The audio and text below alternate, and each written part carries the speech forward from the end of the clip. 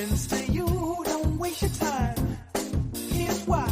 Because I'm happy. Clap along if you feel like a room without a roof. Because I'm happy. Clap along if you feel like happiness is the truth. Because I'm happy. Clap along if you know what happiness is to you. Because I'm happy. Clap along if you feel like that's what you want to do. Hey, go, bring me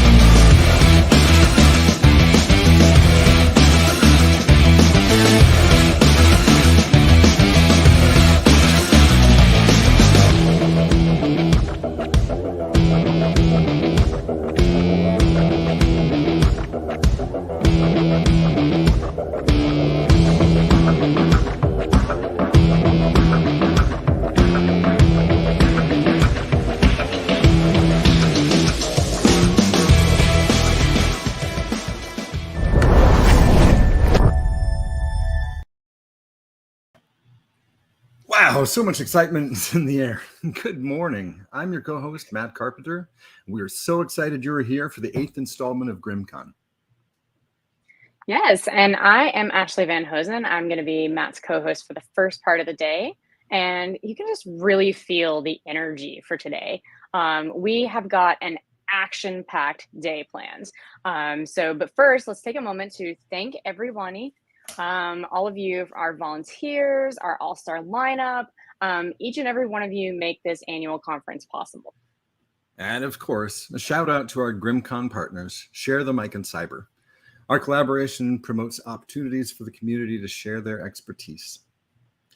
We've always had a theme, and this year our theme is inclusion in tech. At its core, GRIMMCon is about mentoring new presenters, inviting them into the cybersecurity community. We've often, ever since the beginning, we've paired speakers with a mentor to help with the content and the talk and just make it as good as it can get so that they can have great success. GRIMMCon is for you, by you. Thank you to all the volunteers who make this annual con possible. Yes, I said annual. Yes, absolutely. And this year we have a lot of firsts. For the first time ever, all of our speakers are on one inclusive track. We have our first time ever Authentic Allyship in Tech panel, which is going to be coming up very shortly. And we are also streaming live on YouTube, LinkedIn, and Meta. It's also our first time broadcasting on a new platform. That is to say, it's a new platform. There's a lot of moving pieces, a lot of moving elements, and in a live conference. What could possibly go wrong? So we thank you in advance for your patience with any technical glitches. Yes. So let's set the scene. What can you expect throughout today? So we have our all-star lineup of 9 presenters. GRIMMCon is going to run from 11 a.m. all the way until about 7 p.m. Eastern time.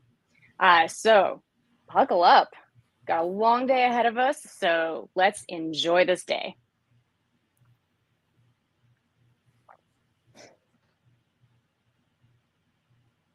So I guess there's a workshop coming up at 2 p.m. Yes, and it's going to be Reducing Threat Landscape by Demonizing Adversaries. That's a title right there.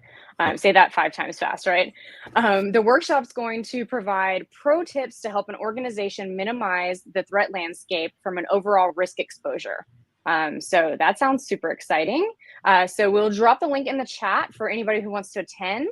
So you guys can check that out at 2 p.m. Eastern time. Also note, you do not want to miss our closing keynote, Building and Enabling Our Cyber Workforce, with Barbara Cosgriff, an amazing keynote speaker. You're going to love it. Also, we know this goes without saying, but please be respectful in the chat. We do have a chat. If you have we have Discord. Thank you in advance to our moderators. Yes, awesome. Also, our collaboration with Share the Mic and Cyber amplifies opportunities for our cybersecurity community to share its expertise. It also underscores this year's theme, which is inclusion in tech. But when it comes to inclusion, where do companies begin? How do you reshape your culture? How can leaders of all levels show up as allies at work and drive positive change within our organizations? We're kicking off the day with our first ever Authentic Allyship in Tech panel, Putting Words into Action. Joining us live is our panel moderator, GRIM CEO, Jennifer Disdale. Hey, Jen. Hey, magically Matt. appear. Here I am. Hi, Matt. Hi, Ashley. Thank you so much for all the energy you brought this morning. Really appreciate it. I'm excited to be here. This is my first time speaking at GRIMMCon, if you can believe that. And I wanted to take a second or two to just echo the sentiment of gratitude to the GRIM team. It really has been a passion project for the entire company and for all of the volunteers of the company to help make this happen. So, my heartfelt gratitude to each of you for helping us do what we believe in, which is build a more inclusive community. So the cybersecurity expertise of GRIM is by far and away the best I've ever seen, but nothing replaces the heart and soul of GRIM. So with that, I'd also like to take a time to thank our panelists who will be joining us. I understand that we have all three ready to go. First, Lauren Zaburek, Senior Policy Advisor for the Cyber and Infrastructure Agency, and also co-founder of Share the Mic and Cyber, one of GRIM's partners for this event. And secondly, Tasha Denos, our Senior Program Manager and Security Engineer at Google and Brand and Social Media Director for Black Girls in Cyber, who also joins us a bit under the weather today. So I am so happy to have you with us. Thank you for being here. And last but not least, the wonderful Gianna Driver, who is the Chief Human Resource Officer at Exabeam. So thank you very much, all of you, for taking time out of your day to be here and to talk about the important topic of inclusion in tech. I'm so happy for us to have this conversation.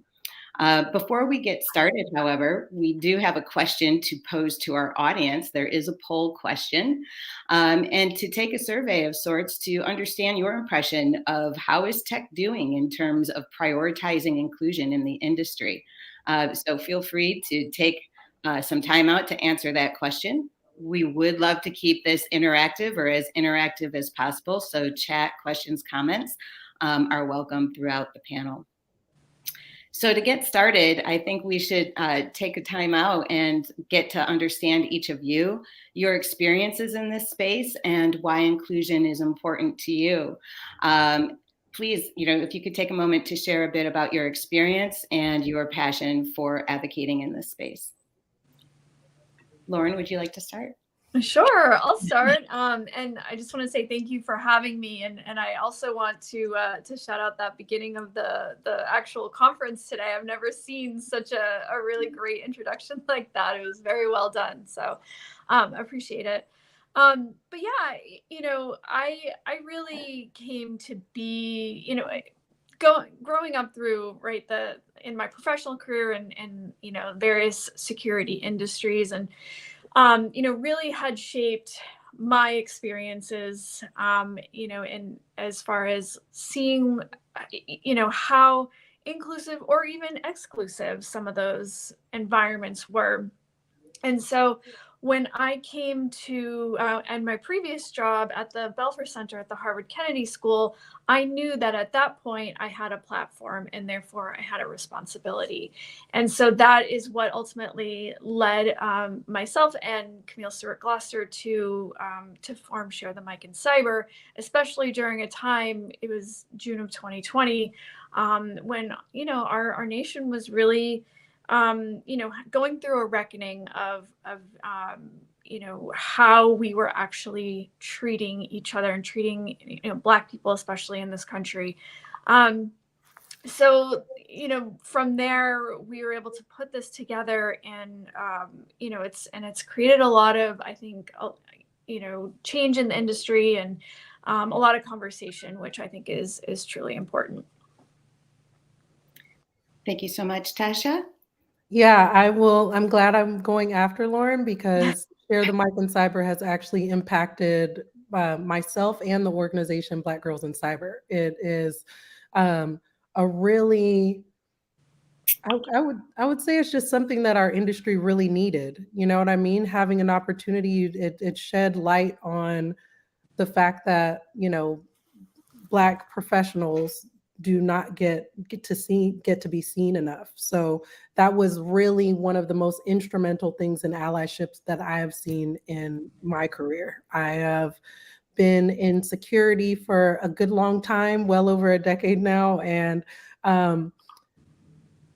it's hard to still not see myself in the room. So that's one of the things that's so important with Black Girls in Cyber. Paving the way for women of color to be able to enter this industry. It's been one of the things that I think about often, especially during COVID. It was kind of crazy. You're in the room when you're in person, you're in the room and you don't see yourself. So you see everyone else. But during COVID, just like what we're looking right now, you see all the faces on the screen. So it was also one of the times where just really stuck out to me, like, you're the only person here. We really need to make a change here. So I'm excited to be on a panel discussion like this, to joining you women, talking about what it means to actually make changes, not just talk about it. It's a very powerful comment. Thank you so much for sharing that, Tasha. Gianna? Yeah. So first of all, thanks for having me. I'm super excited about our conversation today. My experience and passion around this comes from being an other. Being an Asian American single mom in Silicon Valley and in cyber is an other, and frankly, it's a lonely place to be a lot of times. And so, I think my allyship and passion around this stemmed from wanting to create community, wanting to not feel so lonely being an other. I think it's in the recent past that we've seen a number of studies that have shown diverse, inclusive teams are higher performing, and it's good business, this stuff that we're all here and very passionate about. So I can't wait to dive in. I couldn't agree with those sentiments anymore. It has been my experience as of late that every time you walk into a room, all the women will come together and sort of high five each other that we're there together.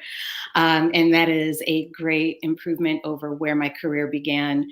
I won't mention how many years ago, where I was often the only woman in the room, and not to mention very few persons of color, very little diversity.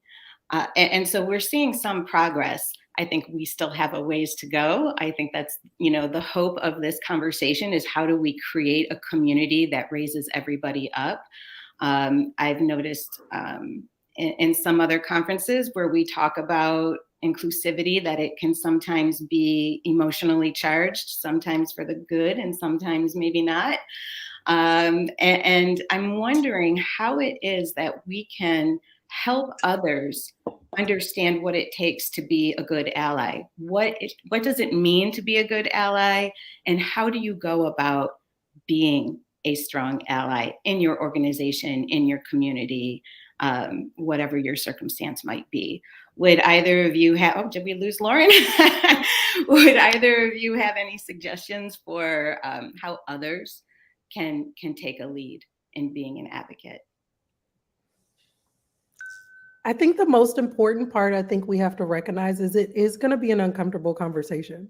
Like one of the conversations I had recently brought to light that we are different, and a lot of times we don't have the same social circles. So normally you're going to work with people that don't look like you. So you're not used to having the same conversations. So be understanding that it's going to be a messy conversation and giving leeway for grace is probably one of the biggest things that I've noticed in my career.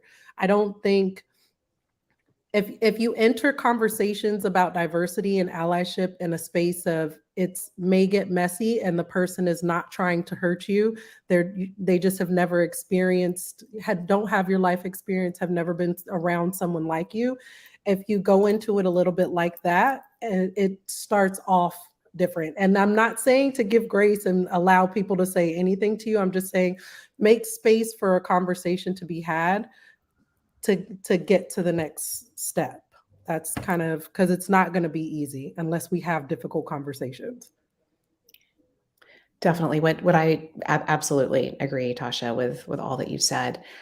Something that I've found to be really helpful is those who are in places of privilege, I think a lot of times can feel threatened by these diversity initiatives, inclusion initiatives. And so what I found is engaging in really kind, compassionate conversation with those individuals and to help them understand that we can do both and they can continue to exercise their voice and be in very powerful positions and also give voice and inclusion to others. And then I think in a similar vein, helping to illuminate that this isn't a shaming exercise for those in privilege. That is not what we're here to do. We're here to create openness, to educate. That way we can be more inclusive. And so I think a lot of times taking away some of that fight or flight, that kind of threatened feeling, really then allows those who might be in privilege to open up and really embrace advocacy and allyship. I think that is such an important message, because we have to focus on the fact that inclusion does not automatically equate to exclusion. And I feel like there's a natural propensity for people to think that you can't have both, that you can't have both those that are traditionally in a position of influence, is the word I'm going to use, that maybe are not also taking time out of their day or out of their career to give back, to bring up, to raise up others. And so, Lauren, I know that we had a little bit of a technical snafu there. And so the question that was posed to the panel was, how do you be an advocate in allyship? How do you give others ideas or concepts for what it takes to be a strong ally? Would you have any recommendations or thoughts on that? Yeah, I think just starting out right with intentionality, I think that's probably the biggest thing, at least getting started on that journey. Having that intentionality and then wanting to be curious and seek out ways, right, to add to your toolkit. Something that I like to say, because I started my career in the military, right? Train how you fight, right? So like have these, maybe it's phrases, or maybe it's, if this happens, then, what will I do, right? So be prepared for a situation.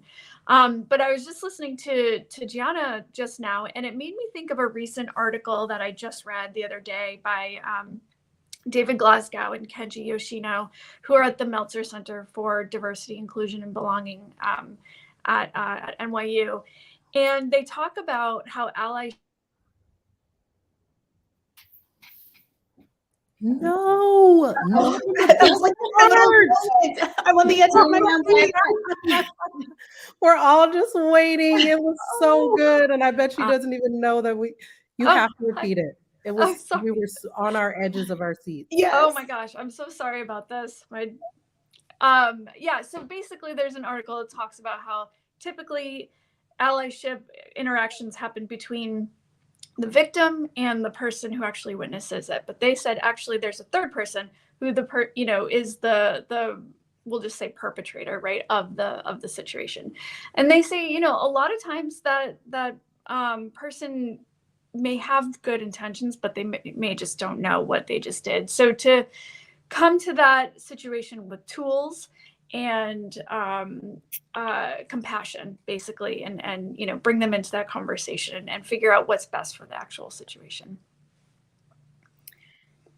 So each of you must have an experience that highlights the need. Would you be willing to share one of your personal stories for an example of where inclusion could have been improved for you?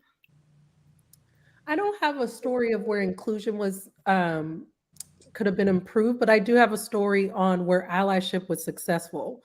I spent a lot of time at the Pentagon when I first started my career, and I looked a lot younger and I had the knowledge, but it was not always received. There would be a lot of time I would be talking to someone a lot older than me and asking for, documents that were very important. Can I get your network diagram? Can I see what's going on with your network? Asking questions that would make anybody uncomfortable first, and then an extra layer of uncomfort coming from someone that looked like me. So there were lots of times where we would have group meetings. We would be in conference rooms. I'm asking for this information. Most of the people think I'm an admin or someone's secretary just there to take notes. And one gentleman stated to me, like, even if I gave you the network diagram, you wouldn't know what was going on it. And that was a normal thing. But what felt good at that time is the other gentlemen that were in the room all came to just discredit that part of the conversation. It was very clear that I had the credentials to be there, There was no confusion. Just because they didn't know me or weren't used to seeing me doesn't mean that they have the right to talk or disrespect me in that way. And I, had the title and had the right to ask for what I needed, and they could have conversations with someone else, particularly like HR with me, if we wanted to go a little deeper and talk about why they felt that way. But it kind of reeled it in very quickly when the other people in the room were not going to stand for that type of behavior. So I think those are the key things. When Lauren was saying that there's there's the bystander, and then there's also the perpetrator. When the bystander is watching and comes to your I don't want to say rescue, because we're adults, we don't need to be rescued, but a partnership, I would say, when they come to the terms where they become a partner with you and show that this kind of behavior is not going to be taken, it doesn't get aggressive, it's in a way that we can all have a good conversation. I think that's probably one of the best things that's happened in my career, as far as what allyship is, seeing it in first hand. In its simplest form, it just boils down to being a good person, not allowing disrespect to happen in front of you, I would imagine. Gianna, Lauren, do you have a story you'd like to share? Yeah, so I've got many, but the story that comes to mind is, and this was, I don't know, 5 or so years ago. I was in a board meeting and was the only woman in the conversation, and the only person of color. It was a bunch of middle-aged white men, frankly, which there's nothing wrong with, but I was very aware of my being in the minority in that room. And I remember we were having an impassioned conversation, and I attempted multiple times to get my voice heard and to say something. And I became aware that whenever I would talk, everyone else would just start talking over.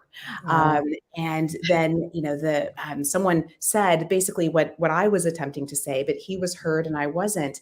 And I frankly was feeling a bit down and demotivated and a bit like, oh my gosh, like this is frustrating. Does anyone see me? Hello. Like I've said that, I'm trying to get a word in.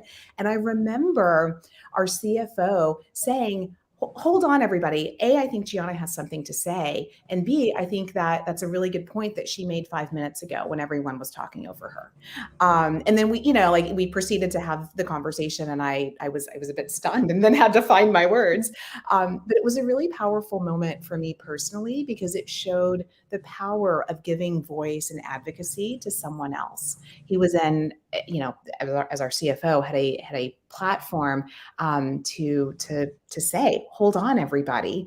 She has something to say. And that moment has stuck with me. And it's something I do reflect on and think about often, because in what I do, I also try to advocate for others and be an ally to others, whether or not I personally identify with those groups or those voices. I do think it's important that everyone feels heard. Yeah, absolutely. And I'll give you a quick story about, when I was coming up through the intelligence community, when I was in government, and this is sort of before I sort of realized, right, there were, that I didn't have the words for what I was feeling, basically. There are times when I just sort of felt like I was banging my head against a wall, right? Like, why were certain things the way they were? Or, was it okay to sort of be in these situations where, you always had to have sort of a scowl on your face, right? And pretend that, like, please don't talk to me, or maybe you're in a meeting and there are, do you go at the table or not? But then I took this class by when I was at Georgetown, when I was down there and down in DC, and it was taught by my now friend Dee Dee Halfhill. She was in the Air Force at the time, and it was on women in leadership and national security. And I always tell people that class changed my life, because it not only showed me that, this is sort of the system that you're in, and it was kind of like this huge moment, like, oh, that's why I feel this way. But it also kind of said, or showed us that, like, we have these skills and abilities that we bring to the table in a national security construct that are actually quite important, and that we should bring them, even though they may be seen as, like typically feminine or something like that, right? But they're very important. And, it just really helped me see that all perspectives and the things that we bring to the table are important, in fact, necessary for our national security. And that's what really, kind of led me down this path of understanding how diversity is so crucial to national security. So we had an audience question pop up. It was, do you ever get comfortable with the uncomfortable conversations? And how do you do so? Gianna, I'm going to target you first on this one since you're the Chief Human Resource Officer. Any tips or tricks on that? Well, so I think it's important to remember that growth occurs outside of the comfort zone, right? So when we're uncomfortable, that's where the magic starts to happen. That said, I think it's also very important that we have boundaries and parameters and ways of engaging with one another that are kind, compassionate, and respectful. Because people should have the freedom to disagree and to say what they truly think. That's wonderful, and that's the power of diverse teams. But to say, does it ever get comfortable to be uncomfortable? For me, no. Maybe for others, but for me, no. It's still uncomfortable.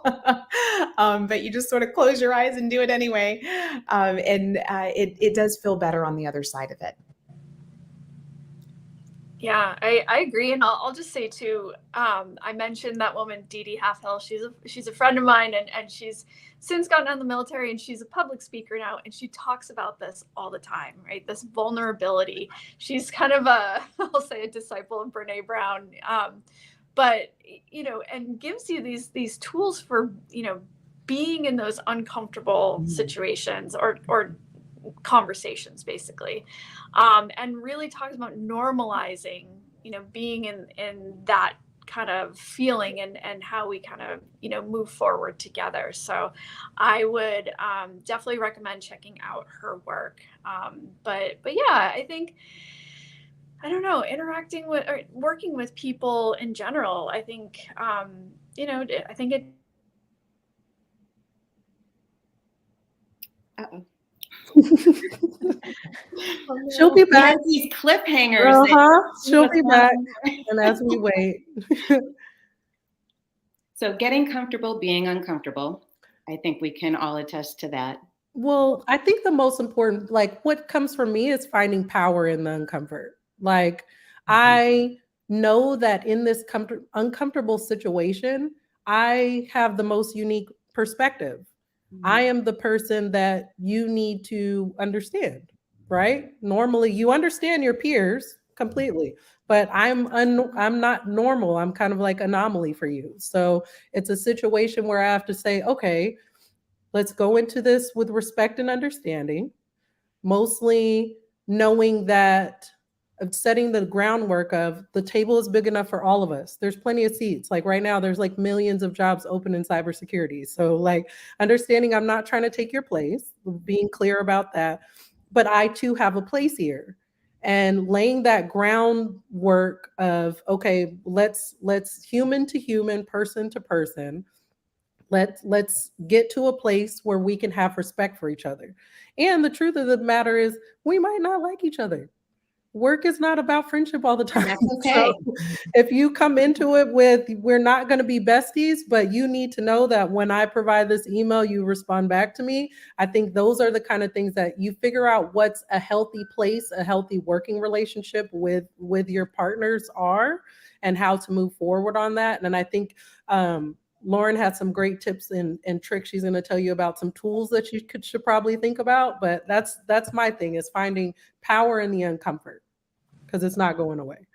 Yeah, I have found that being able to set the stage before you jump into the uncomfortable conversation to be helpful. Sometimes that takes the form of a question, like, may I have your permission to have a difficult conversation? Or something that prefaces the uncomfortable nature of the conversation before you get into it. It helps people gather some right state of mind before they have an emotional reaction. So Lauren, is it true? Do you have some pro tips for us? I think you're right. You know, the curiosity, right, I think is super important from the outset. You know, sort of one thing that you mentioned at the top, right, is getting leadership bought into this, because I really think that if there is that curiosity, that intentionality, that baking it into the culture is so important. You know, I look at CISA, right, where I work now, and Director Jen Easterly has made this a part of her culture, the culture there, and she talks about it, right, and that has.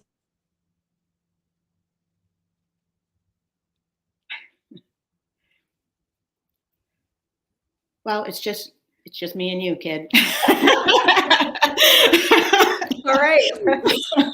Let's see if we can. Tasha's exit was planned. There was a technical difficulty. They're bringing her back on. Lauren, do we have you back? I'm back. So sorry about this. So sorry.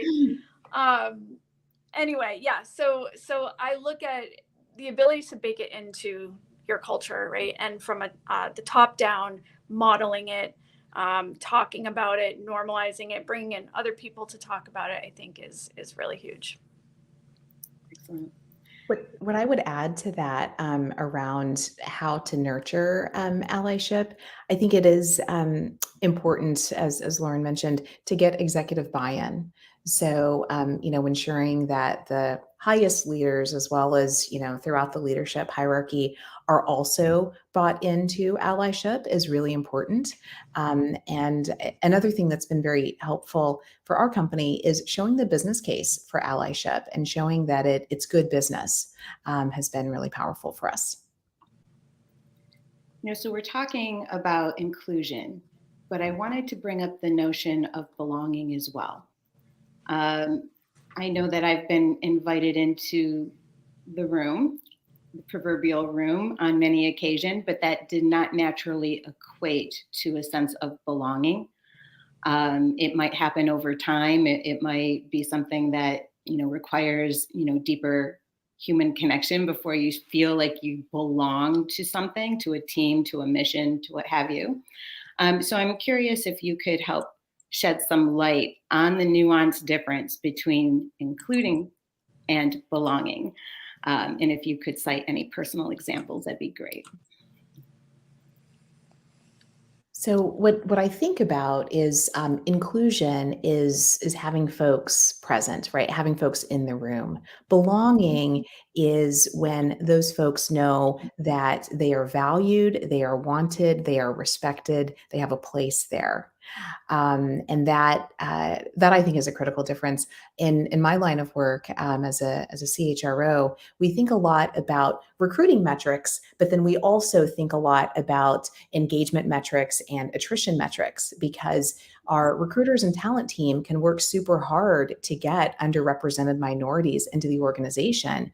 But then if those individuals don't feel that they belong here, if they don't know that they're valued and that they have relevance in the organization, then what happens is a revolving door of diversity, right? Because we get those people and then they leave. So I think it's really important to keep our finger on the pulse for how people who are underrepresented are feeling in the organization, and then be really mindful and intentional about what we can do to help them feel included and to know that they're relevant and important to us. Lauren, I see you coming on and off. Can you hear me? Yes. Okay. Yeah. So I totally agree with you, Jana, on this distinction between inclusion and belonging. Right. Inclusion, I think, is you know, making sure that we have a lot of people at the table, but the belonging part is truly how we feel in that situation, right? And so what are the things that we can do as a culture to increase that sense of belonging? And, you know, I think part of that is this element of psychological safety, whether we can create that as part of the culture. And again, that goes to, I think, this element of vulnerability and being willing to, to have those hard conversations, while also, ensuring that people do feel safe enough to not only speak up, but also, to really bring their full self to the organization. I think that's so important, to really enhance that feeling of belonging. I just want to share that for those listening also, that when I came to GRIM, when I was invited to be at GRIM, I did not naturally feel a sense of belonging.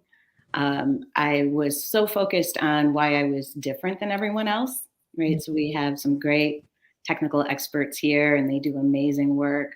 But I have a very different background. I bring a very different skill set to the table. And it took me a good while to appreciate that everything that made me different was actually my power. It was actually the thing that helped round out some of the other skills and perspectives of the company. And so I feel it important to say that I'm not, and that I don't think we're talking about, I think you'll agree, that we're not talking about assimilation, where everybody has to be the same. I would love people to be invited because they are different and to have those differences celebrated. Am I completely naive, ladies? Is that an unreasonable expectation? I think it's such an important observation, because you're right. We all bring really important perspectives to the issue. And I would point to Camille Stewart-Gloucester's article that she wrote, a couple years ago. I think it came out in 2019, on how systemic racism is a cybersecurity threat. It really talks about this and how, it blinds us to the various threats that, maybe one particular subset of the population might not understand, right? It keeps us, mired in these problems of today and saps our energy to really look forward. So to be able to, confidently come together, bring those perspectives, see all the different threats, I think is just, like I said, so important for our collective security. When we're talking national security, it makes it even more powerful, right? The stakes are higher. So I wanted to, we have about 6 or 7 minutes left, and I have a laundry list of questions for each of you. I also want to give the audience another opportunity to submit any questions that they might have, so that we can, be inclusive of your thoughts and perspectives as well. But while we're waiting for those questions to come in, I'm curious if you would have any other suggestions or actions that those that are interested in being a better ally, what they can be mindful about. So we talked a minute ago about making space in a meeting and recognizing that somebody's trying to say something. But for those in the room that maybe are even uncomfortable to try to say something, that are just quiet at the table, or maybe absent from the table altogether, what can they do to invite them in? How can they create a culture that brings them in and gets their voices heard? Any suggestions on that, Gianna? Yeah, so I think the way to go about allyship is multifaceted, and I think it's important to note there's not a one size fits all approach. One of the things I encourage folks to do is to understand what you're passionate about, whether that be advocacy for people who are like you, advocacy for LGBTQ plus, or people of color, or different genders, or whatever it is, and then to seek out folks who are part of that, whether that's one-on-one or through an ERG, an employee resource group, and really start to listen, understand the experience from different perspectives, and then I think from there you'll start to have clarity around what can I do to truly support these individuals. Is it engaging in a mentorship program?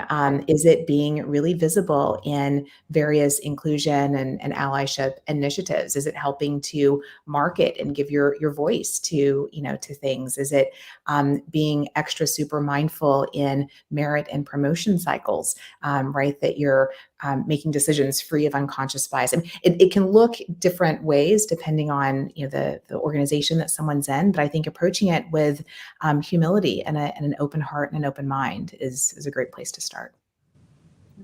Yeah, I would totally agree with that. Seeking those other perspectives, I think is really important. And, I'll point to another book that I recently read called Right Within by Minda Harts, right? And it's on healing from racial trauma in the workplace. And it's just, it allows you to see one person's experience, and maybe that, that person's experience is probably reflective of many other people's experience too. So it sort of broadens your perspective. And then, asking questions of people around you, but also one thing that I like is actually asking people to contribute, right? Like, don't necessarily wait for them to come to you, because maybe they won't. Maybe there's just sort of a, there's fear of whatever, or there's, just this sort of inability to do so. So instead of waiting for people to come to you or come to, that particular discussion, pull them in, ask them their opinion. And then, I agree with Gianna too about, the incentives of the organization. If you make that part of, the way that you, provide incentives or rate people in the organization, like how inclusive were you, then, I think you'll get more results too. I love it. It's such an important topic, and I'll just share a personal story if that's okay, because it just happened yesterday and it sort of shook me a little bit. So I run another conference, and it is for the defense community. And we just had our 8th annual, oddly enough, cyber defense conference this week. And yesterday we had a panel that was for higher ed. So we had academia, universities, colleges. We weren't necessarily talking about, and in fact, we weren't talking about DEI topics at all. What we were talking about is what we could do to get more kids into STEM, how we could cultivate an outreach program that reaches into, less represented communities in tech, where they maybe don't have access to technology or even have any idea that these careers are available to them, right? And somehow that turned into a very emotionally charged conversation from an audience member who politicized it through some questions to the panel, and it became incredibly uncomfortable for the 200 people that were in the room, and nobody was really quite certain what to do. The AV guy thought he should kill the mic. The people sitting at the table with this person started to slowly back up from the table to disassociate themselves. It was really an uncomfortable predicament. And the gentleman who is a dean of a university who fielded the question from the panel handled it so beautifully. And as I was thinking in my head, what am I going to talk about at GRIMMCon? And it just sort of tied in for me that allyship came from that panelist on stage in such a beautiful way, where he didn't attack the person with the question.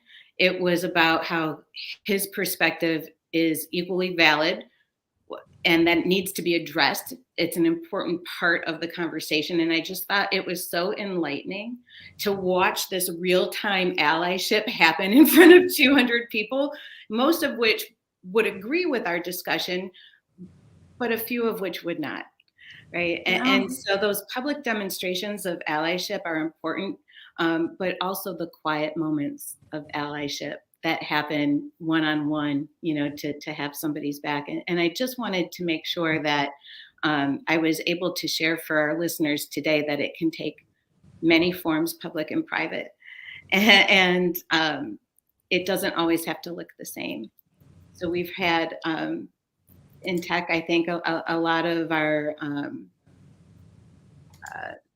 employees, if you will, the workforce in tech might even have a background or a personal issue with being neurodivergent. That's something that I've had to learn because it's not something that I've had exposure to in the past. So of course, things that are centered on gender and race, religion, culture, those are the things that always immediately came to my mind. And the second I had to think about how do I manage people who think differently than me, my mind blew. I'm like, I have to change me.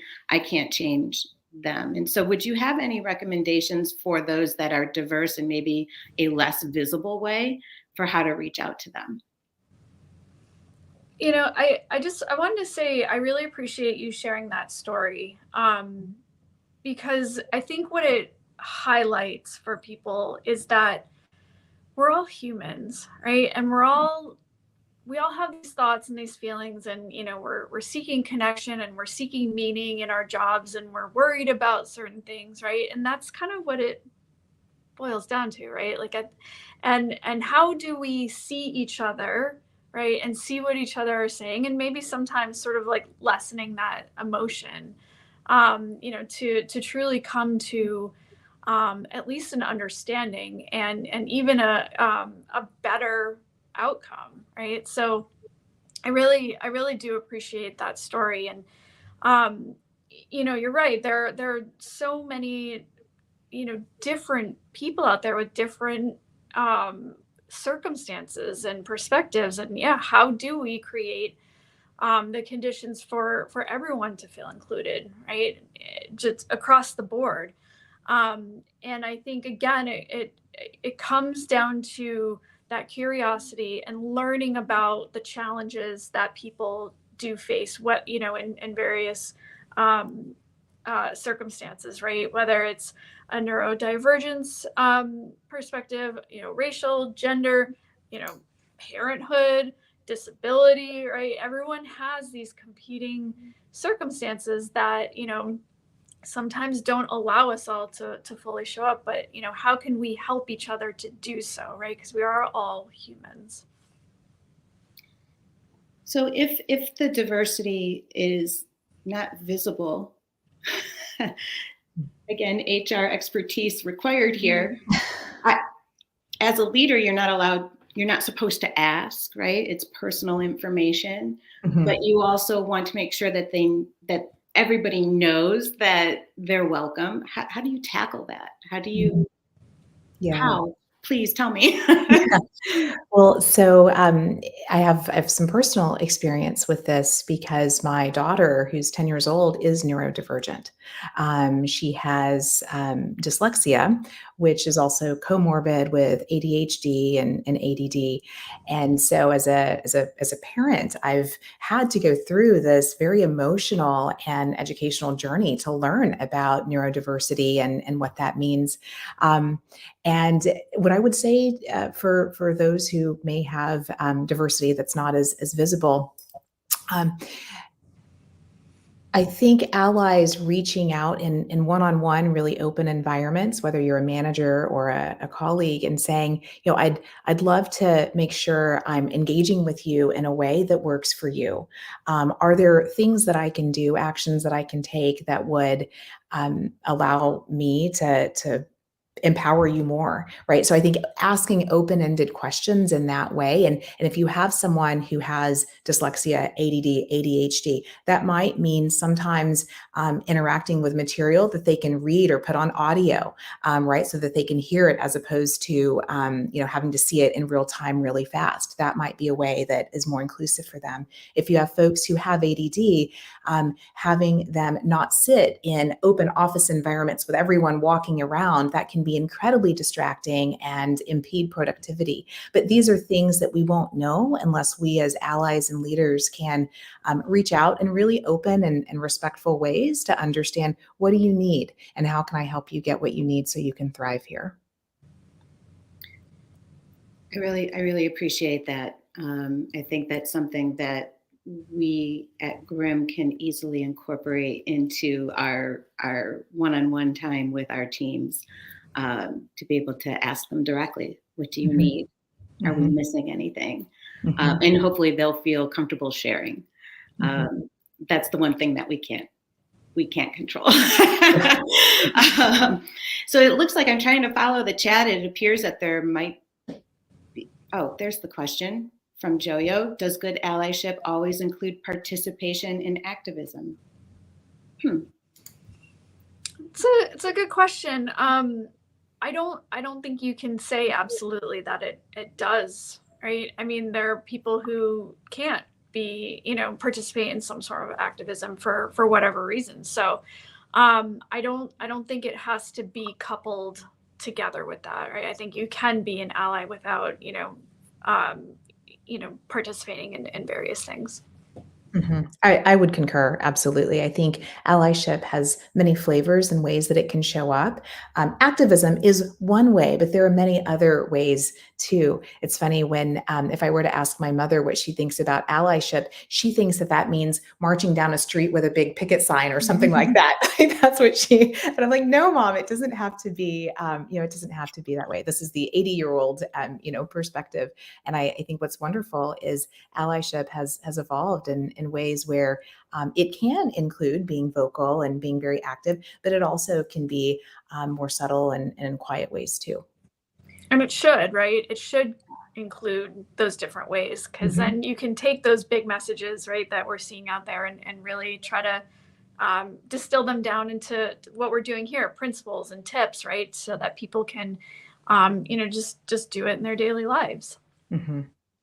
So to boil that down into a statement, allyship does not necessitate activism, but you do need to take action. You do need to act. Oh, I like that. So I loved this conversation. I wish it could be longer. It seems we are out of time. I'm sorry Tasha's not here to conclude the session with us. She was not feeling very good. So we wish her well. We hope she feels better very quickly. But thank you, Gianna and Lauren, for being here and being a part of this conversation and for being the true champions of allyship that you are. And I hope one day we can meet in real life. Thank you so much. Absolutely. Thank you. Apologies for all my tech issues, but thank you. No worries. It happens. Thank you. Right. Thanks.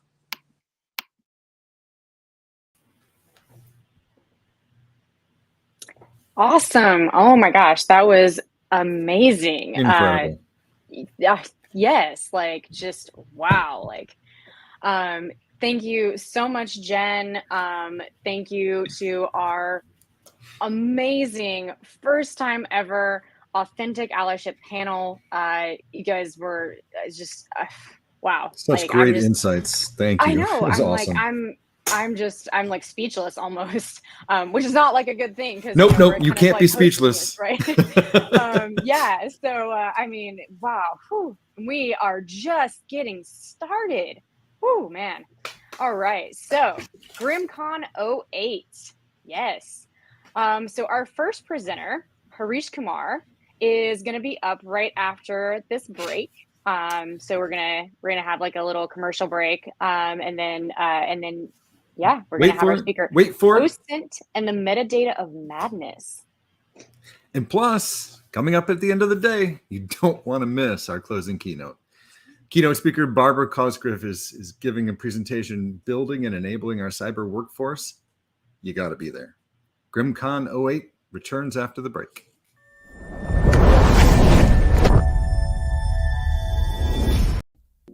We are Black Girls Code. We are a safe space for Black girls to dream, create, and inspire each other. We teach girls the skills to code their own futures and give them the courage to build their own lanes. We see their genius. We support their vision. And we let them write their own scripts and tell their own stories.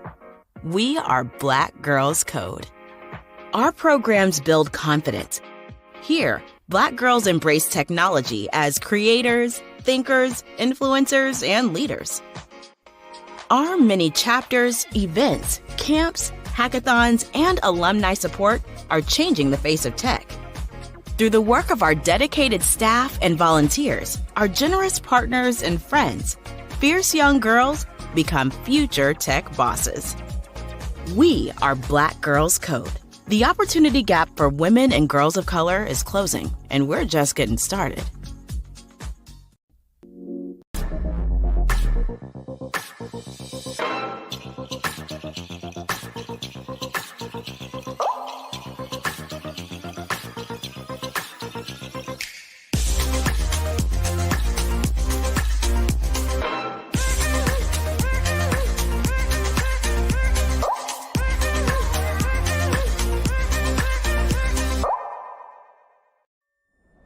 Welcome back to GRIMMCon 08 Live.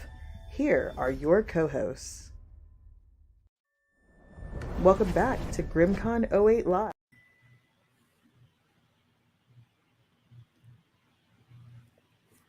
Wait a All second. right. I'm still checking out that swag store stuff is awesome. Gotta get some. I know. I mean, I have my zip up hoodie on. Oh, I love it. My favorite shirt Yes. ever. Yeah. Oh yeah. Like we're all swagged out, and we still like can't get Dude, enough. they keep making it even better. Like I know. I'm I like don't know, every time I look, there's something new, and I'm like, oh my gosh! Like, and I love like the pet stuff too. Like, it's amazing. Like, I have like Grim swag for my dogs and everything, except for Jameson because nothing fits him. I mean, he's a Great Dane. He's huge. Like, I don't even think I could get an adult T-shirt on him. He's just so big. I have But to talk to Naki about the XXXL version for the dogs. yeah. I need just like a giant blanket for him or something.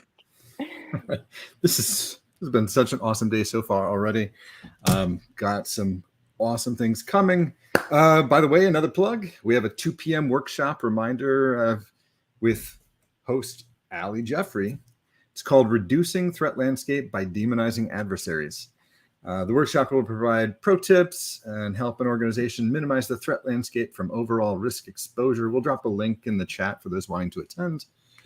But next, take it away, Ashley.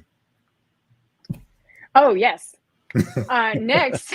You said you wanted to introduce Harish. I'm like, it's funny because the panels they were talking about like ADHD, and I'm like, here I am like zoned out for 2 seconds. There was a squirrel. It's fine. So we have our next presenter coming up, Harish Kumar, and to quote our first presenter, I just started studying metadata and found them cool. Don't you just love when like a learning journey turns into a career passion? Yes. That's amazing. Like, you just take something that you're like, hey, this seems interesting, and then it turns into a career passion. And that's what happened to our first GRIMMCon presenter, Harish Kumar. So during his learning journey, Kumar uncovered that his favorite subject in cyber is OSINT. So he's excited to explore the sensitivities of metadata and how careful we need to be when sending anything to anyone. Yeah.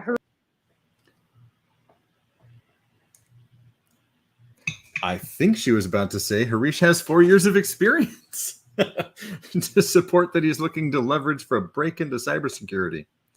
So he's a new speaker. He joins us now to present his talk, OSINT and the Metadata of Madness.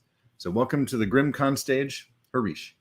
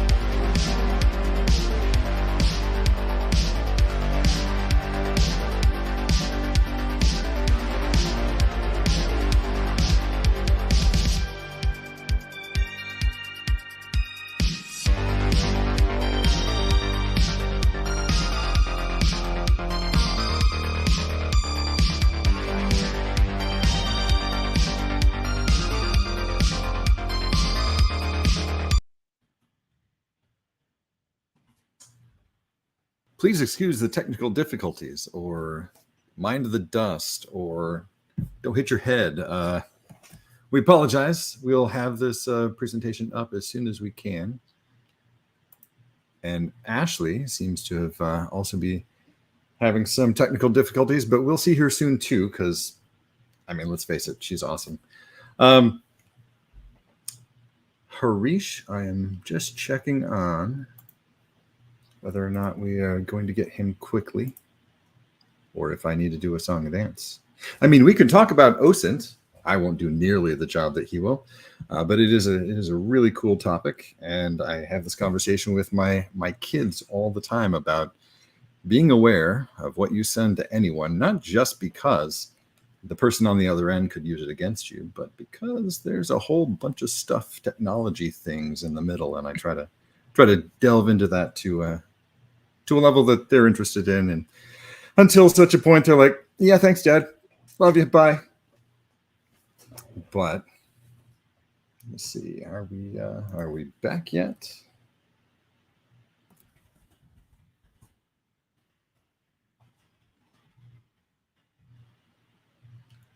Nothing so far.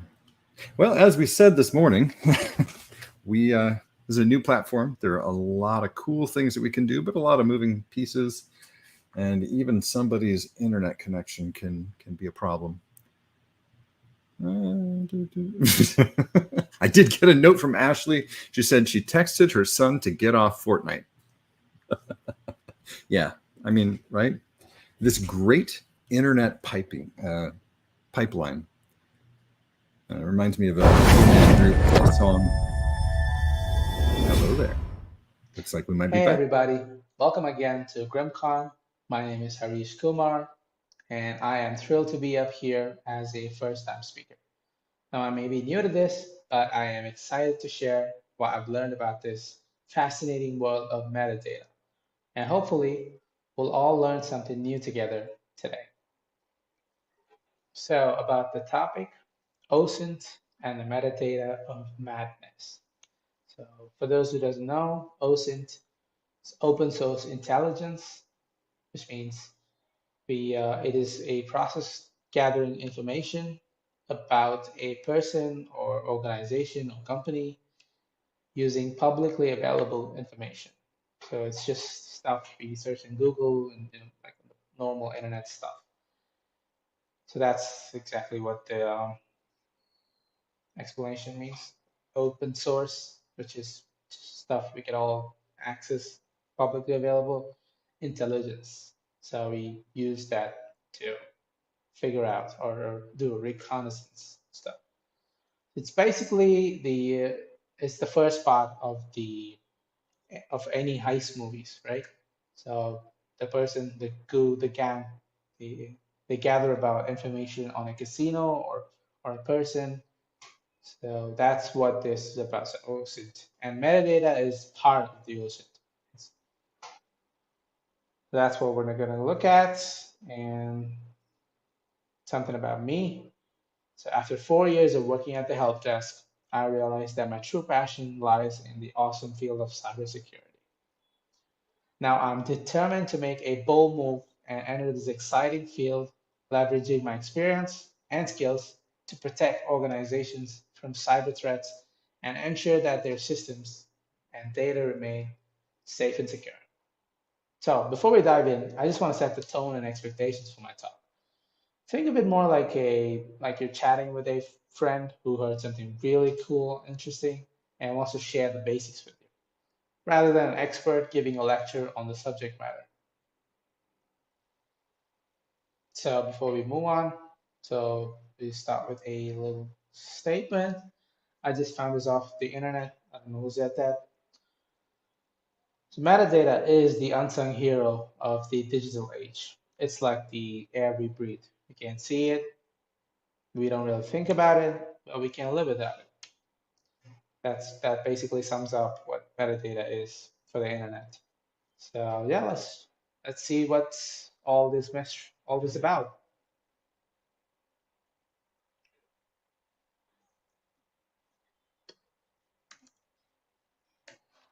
So metadata, what is that? So this is an interesting topic for you guys, so that everyone has to be aware of. I believe that the topic of metadata is underappreciated in the online world. Although data about data is the shorthand description, I think there is more to it than that. In other words, this is information about other data, not the content itself, it's the data surrounding it. For instance, if you were to take any image file, so metadata would deal with, say, date and time of the photos captured, as well as the type of camera and the location where it was shot, all that stuff. So for example, as you can see here, it shows the name, apart from the name and the size of the file, it also shows the time that was taken, the modification time, access creation, and what phone model that I took to take this photo, the model name, and yeah, the original date and time. So yeah, those are pretty cool stuff. And common misconception here is metadata can also be found on different files. It doesn't have to be on photo. So usually metadata is associated with image files or photos, pictures, but can be found on any files. Word documents, PowerPoint presentations, audio files, and video files, in addition to being just associated with photographs. So I've seen from me playing detective in my free time with my friends' documents and stuff. So that information from work profiles, such as email addresses and user IDs, they get stamped into these resumes, and resumes are documents that people have edited from their work computers, right? So let's say if you're editing or creating a resume from Microsoft Word, and you send it to any person, you don't just send the document itself. So the metadata has a lot more stuff. It could have your work email address, your work user IDs, and other stuff too. So this information can then be recovered by whoever they're interested. And what causes this to happen? So once a program is installed, we provide it with our information. For instance, say we log into our Office account, right? So we use Microsoft Word for building up resumes, and we log into the Microsoft account on that application. So every document that has been like generated by that software has this metadata on it. And why does this happen? Well, the software does this on its own. It is actually crucial to include metadata with your documents before publishing them online. The internet really needs metadata in order for it to work efficiently. So it's like, so when someone searches, they can find your documents in the internet thanks to metadata. In actuality, metadata is like the crucial component of the modern internet. To put in simple terms, imagine you're in the library with like millions of books, right? Without metadata, it would be like searching for a needle in a haystack. But with metadata, you can find the book you're looking for in seconds. And the same applies to mobile devices. So any it doesn't have to be like image, any software you use, or any file that generates it, it has metadata on it. So keep that in mind. And then there's EXIF tool. So there are so many tools out there, but my favorite one is this. This was the easiest to use. Also, this tool goes well with Windows systems, and I will show you why that is. So let me give you a walkthrough, right? So I've got a random folder over here, and I got all these pictures, stuff, and here I have the EXIF tool over here. So let me take a picture, let's say this, and how you use this is just drag the picture or any file and drop it on this EXIF tool. And voila, here you have all the information. As you can see, it shows you the directory and shows you lots of stuff. I mean, even with just the directory, you can know the name of the folder, right? Like I can send this picture to anybody and they can just put it on. They can see. I've renamed it as a me here, but people have their own names as their profile names, right? That is dangerous if someone knows that. For OSINT purpose. So I could add more pictures, like say this is a airport, that a picture that I took on an airport, and I can just drag it and drop it here. And yeah, now that gives you all this information. It gives you the time frame. So this is the standard time and the make of the phone that I took the image on, the model. Oof. I use no flash. It has all these different, and also as you can see, it shows you this is the bomb right here, GPS information. It shows you the GPS position. So these are all the stuff that is associated with any image. So this metadata applies to all other files and stuff. So I have this random video over here. Okay, it's just a random video, and I just drag and drop it on the XF tool. Yeah, here everything.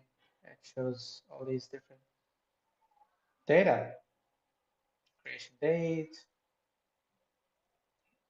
genre, it's a horror. Huh.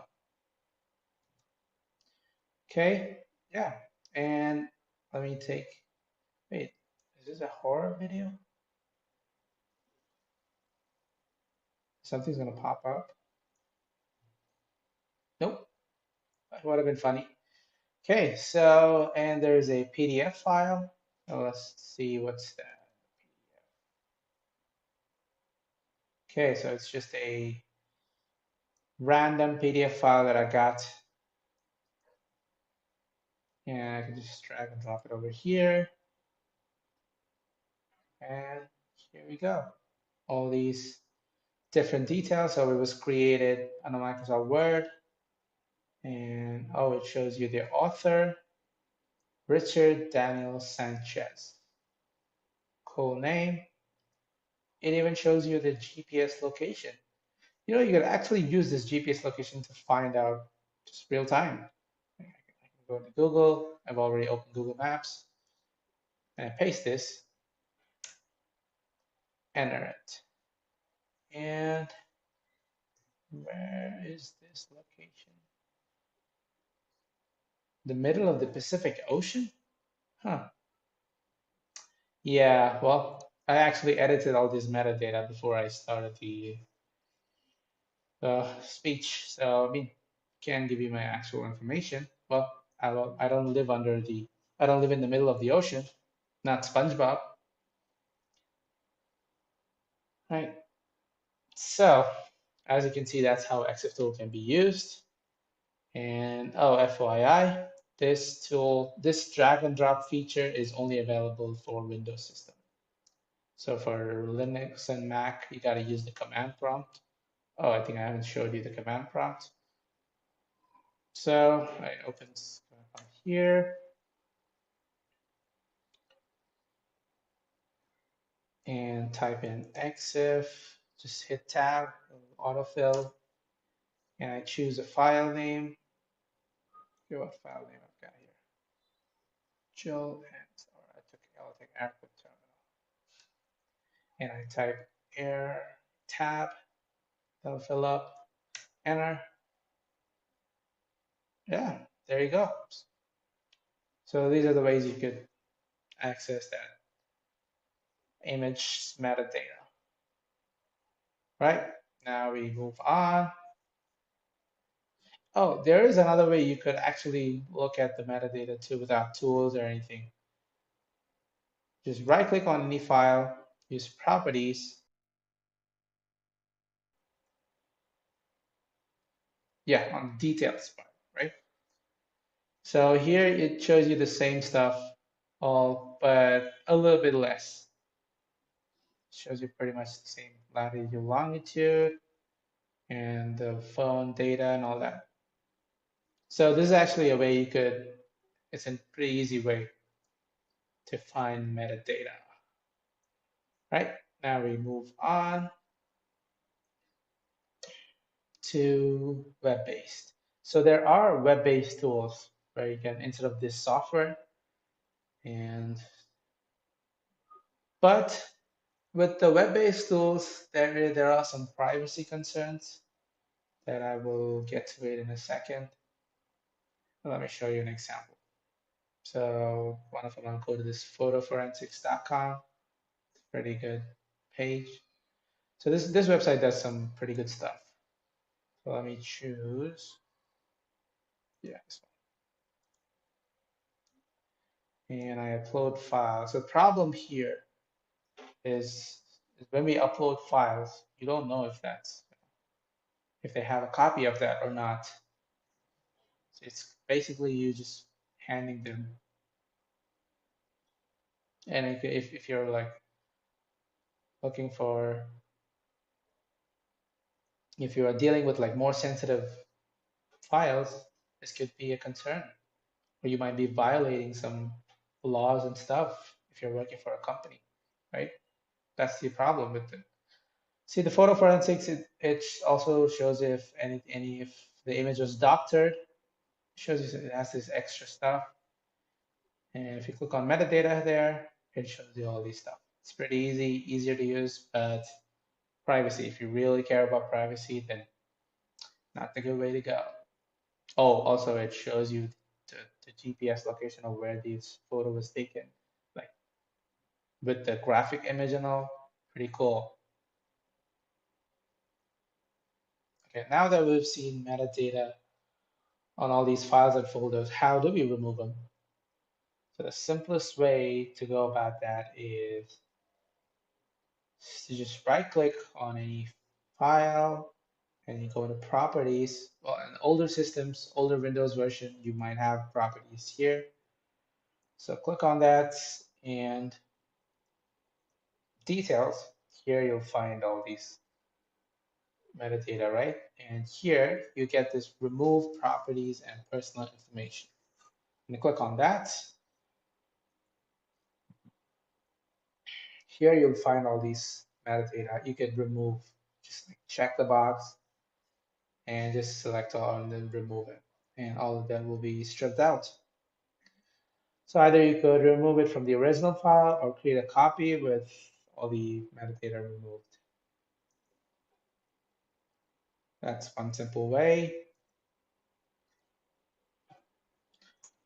And yes, we can also use this EXIF tool to remove and also edit the metadata, even that's taking it, right? So you can, that's actually that comes in handy, and you use your command prompt. Using the commands, you could actually save all these, like, edit all the stuff. That's how I changed GPS to the middle of the ocean, right? So remember when I said metadata is essential for the internet to work? Well, there are companies that collect consumers like us personal information and resell or share that information with others. And there are companies that we have never heard of, but they are big. So I would recommend watching John Oliver's take on Data Brokers, which is available on YouTube. It is a real doozy. So with big companies like this, data gets leaked all the time, either by a breach or requested by law or someone who just want to make quick cash. Even though it is not our responsibility here, there are some small steps we can take, like using privacy-focused browsers, turning off the tracking feature, which is natively available on iPhones, and Android users, we can only enable this on browsers, Chrome, and they all have that.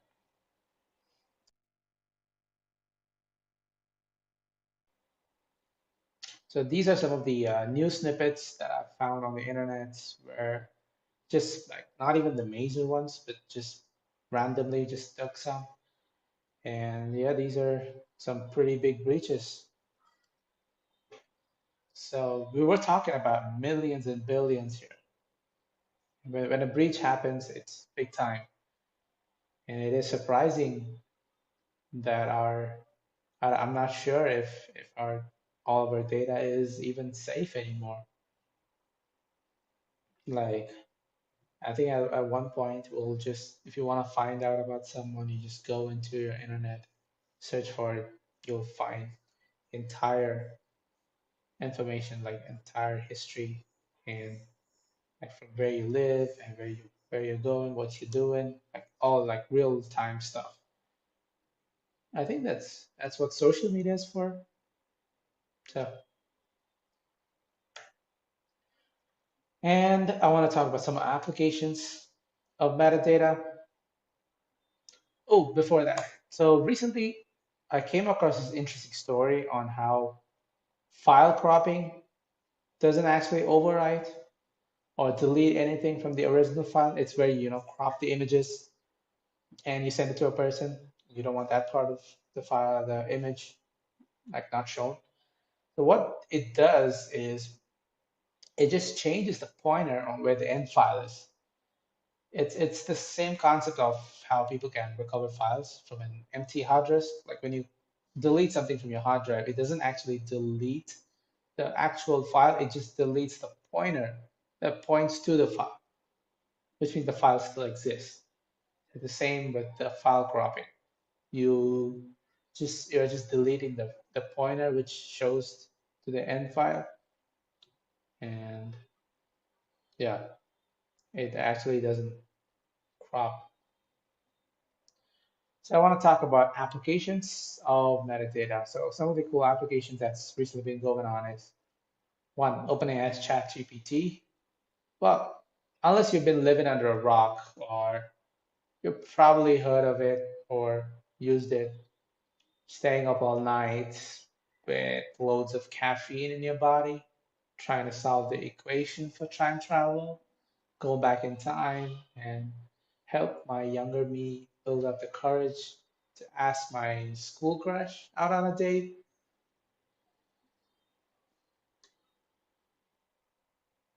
Well, those are some typical examples of what people do out there with ChatGPT, right? So yeah, metadata plays an important role in the training and fine tuning of ChatGPT. So that allowed OpenAI to like create the language model that is capable of understanding and generating like human-like language, like in a variety of contexts and situations. Even though it didn't directly help this ChatGPT, it really helped in fine-tuning the like to give out that human-like experience. And the other one is steganography. That's the practice of hiding information within other information, such as hiding a message inside an image or an audio file. While steganography is not directly related to metadata, but it can be used in conjunction with this to conceal the existence or the content of the image, of the message. So for example, I could just, take out an image, strip all the metadata, change it with like, I could just put in the GPS location of where we were gonna meet. And also in the other metadata stuff, I could just add all that, add nukes like a password or the nuke codes, and I could just send it to a person to activate something like that. And for others, it's just an image. I'm just sending an image, but behind that, there's a whole lot of stuff going on, right? Just one of the examples. And well, which raises questions: can metadata be encrypted? Well, with the technology growing and encryption like being added everywhere, is there one for metadata? Unfortunately, no. Since it is essential for an application or website to function, it is still a developing technology. So there isn't much. But VPNs do help with blocking certain metadata like IP addresses, but that's as far as we can go. Which so raises the most important question: how do we protect ourselves with these stuff? So we saw different technologies from the beginning. Unfortunately, there is no single solution. This is where defense in depth comes into the picture. Well, for people who are hearing for the first time, in cybersecurity, we have this term defense in depth. This is where we layer different technologies on top of each other to strengthen the defense instead of relying on one. So if hands if one fails, we got other layers to protect. So that reduces the probability of the failure.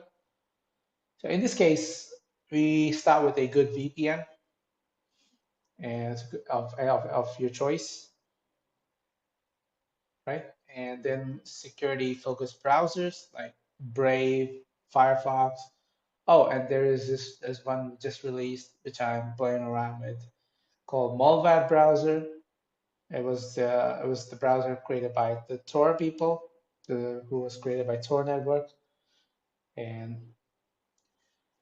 yeah.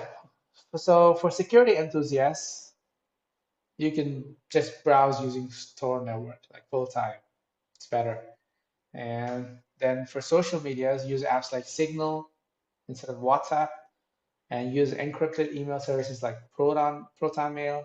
And well, if you already have a Gmail account, as like 99% of the people in the world do, the other 1% Yahoo, well, sign up for secondary email for sensitive use cases.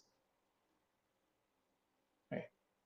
And I have added links to some articles and videos mentioned in this talk, and I have references I use for my research. As I conclude my speech on metadata, I want to leave you with a thought-provoking note. So the vast amount of data generated every day is a double-edged sword. But while it can be used for good purposes, like improving search results, enhancing user experiences, it can also be used for some nefarious purposes, right? Such as tracking our every move or invading our privacy. In the wrong hands, metadata can be used to track our every move, analyze our behavior, even manipulate our thoughts and beliefs. Well, there's, as a wise person once said, with great power comes great responsibility. So let us be mindful of the power of metadata and ensure that it's used ethically and responsibly. The future of our digital world may depend on it. Well, I hope everybody took this as an awareness, and hopefully, if you're gonna send anything to anyone, think twice, probably even 10 times about it. Thank you.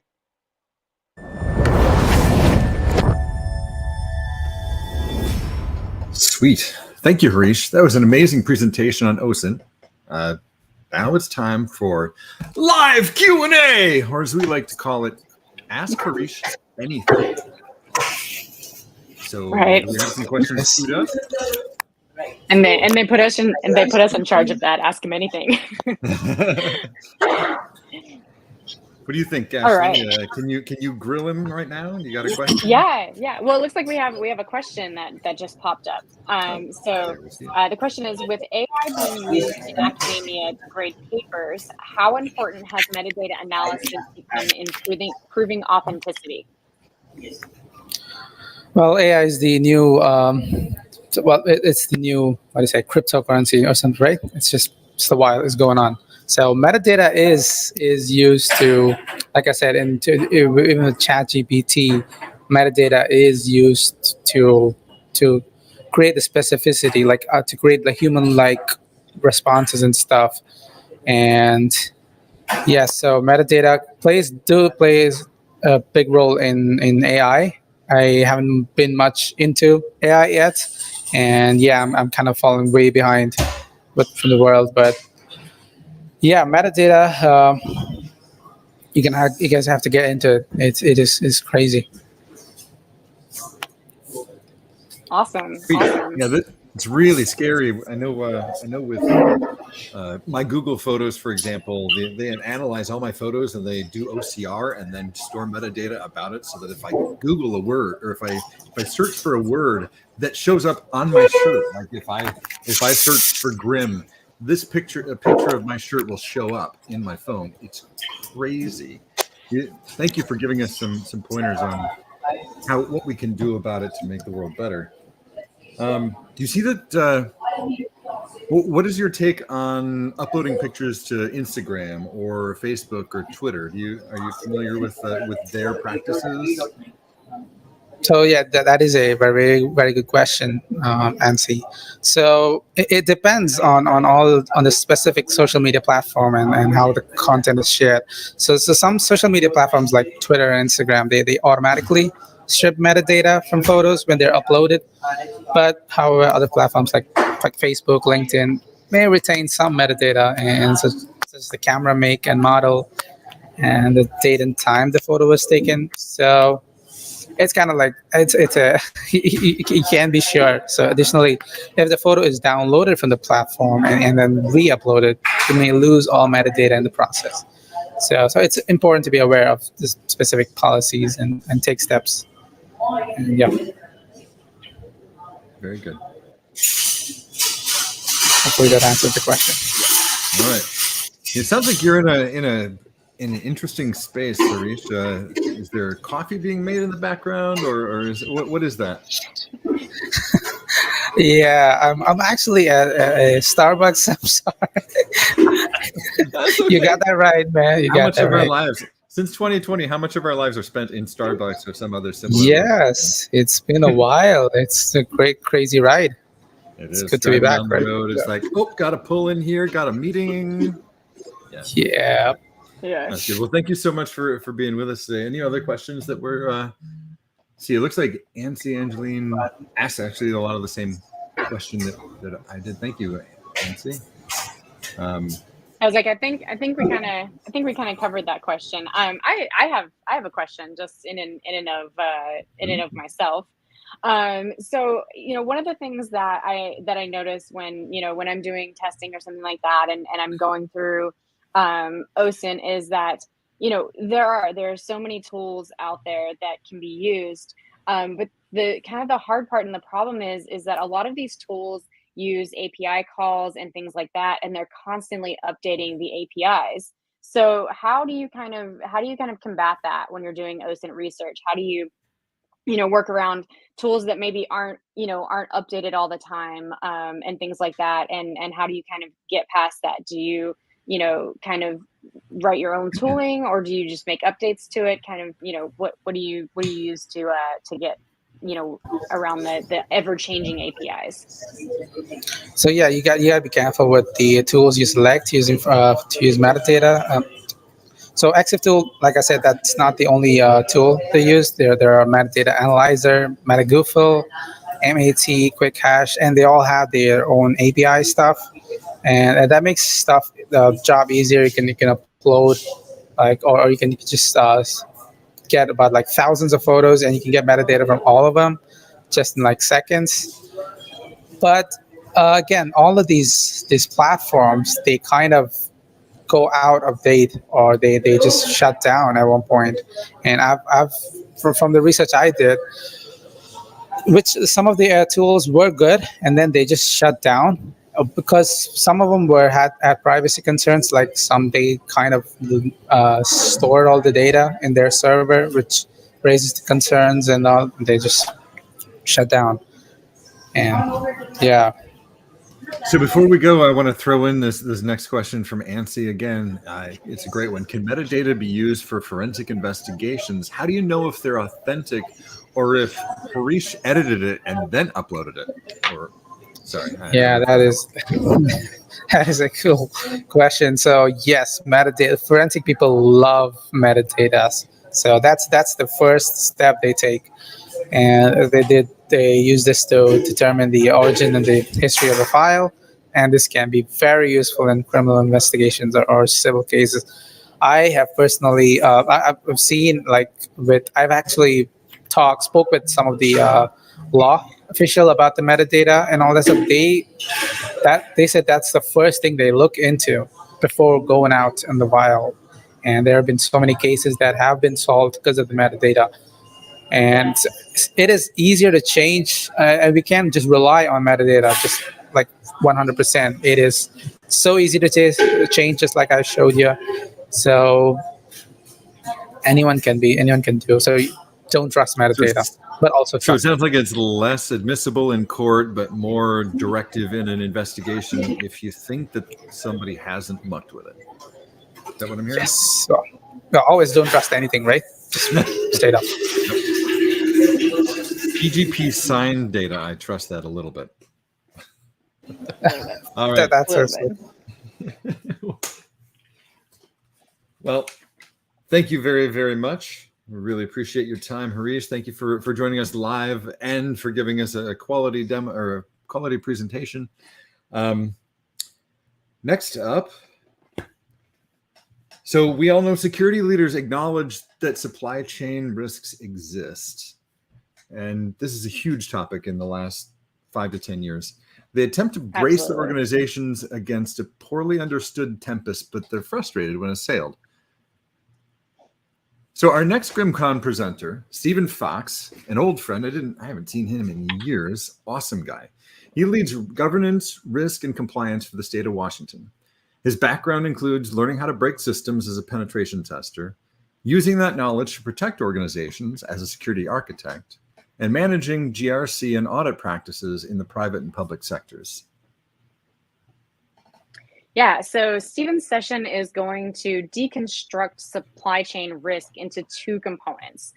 So you have the infrastructure component, and this is like the IT and service environment, which the supply chain factors can act on. And then you have the value chain. This is the flow of interactions between users and data, and the infrastructure component that generates value for both the consumer and third parties. So Stephen joins us live to present his talk, Deconstructing Supply Chain Risk. Thank you for joining us, Stephen. Take it away. Oh, you're muted, Stephen. Don't want to miss a word. Yep. Thank you so much for having me, and welcome to GRIMMCon. I hope you guys are having a wonderful time. I'm really happy to be here. So we're going to deconstruct the whole idea of supply chain, as was already introduced. Let's go ahead and move on. So, of course, the requisite disclaimer, seeing as I do work for the state of Washington, this presentation reflects my opinions only and does not communicate the position of Washington Technology Services or the state of Washington. So that out of the way, let's move on. So ISACA did a survey last year of 1,300 IT leaders and found some major IT concerns. Ransomware was one of the top issues. A lot of these stats are very familiar to you. What's interesting, though, is there's way more to supply chain than software. So some non-IT incidents that happened in 2021. So during the winter of 2021, there were some power outages in Texas that impacted the ability of food distributors to control their logistics. That actually led to food shortages across the state of Texas. Again, totally unrelated to software. Coronavirus, as we're hopefully getting out of the major part of it this year, impacted manufacturers in India, and that actually impacted iPhone and oxygen tank production during the whole year. And lastly, frequent wildfires throughout the Pacific Northwest impacted California's logistic network due to clogged and cut off freight lines. So there's way more to this stuff than whether you have a vulnerability to certain software events. So today we're going to be talking about how to use information outside of software to manage your supply chain risk, and applying the idea of value chain analysis, which is a tool that comes from ITIL. I'm sure ITIL is familiar to some of you, and I'm going to end it with some calls to action.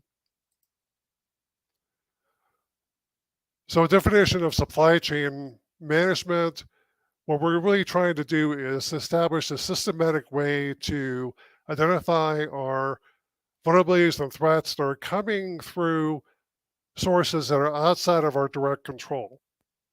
And that's what's really key here, is we need to understand how the people that we rely on to give us something that we can't do ourselves, to mitigate the risk of giving up that level of control, and how deep down the rabbit hole that goes. That's one of the major challenges, especially in software supply chain, is how deep do you have to go to all these vendors to figure out what is my risk and how, at what point do I stop tracking the vendors of vendors of vendors. So the overall risk management process, of course, establish the proper governance, figure out who your critical suppliers are, which is a lot easier said than done, assess the risk of those critical suppliers, and mitigate risk.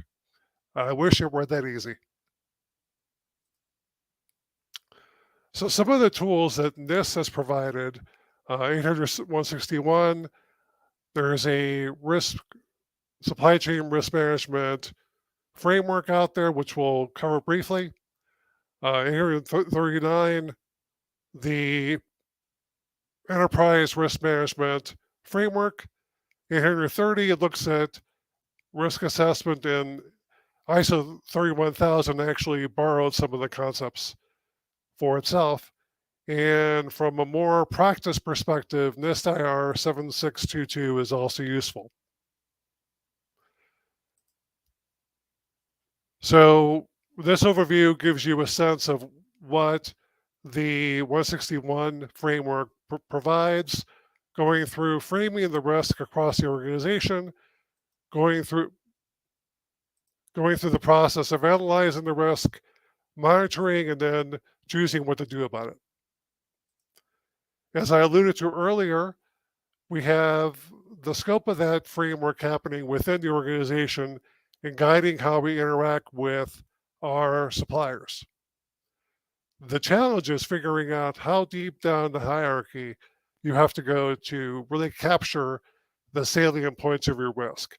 And that's where the value chain analysis is a tool to figure out how deep you have to go. And that's a very powerful thing to do.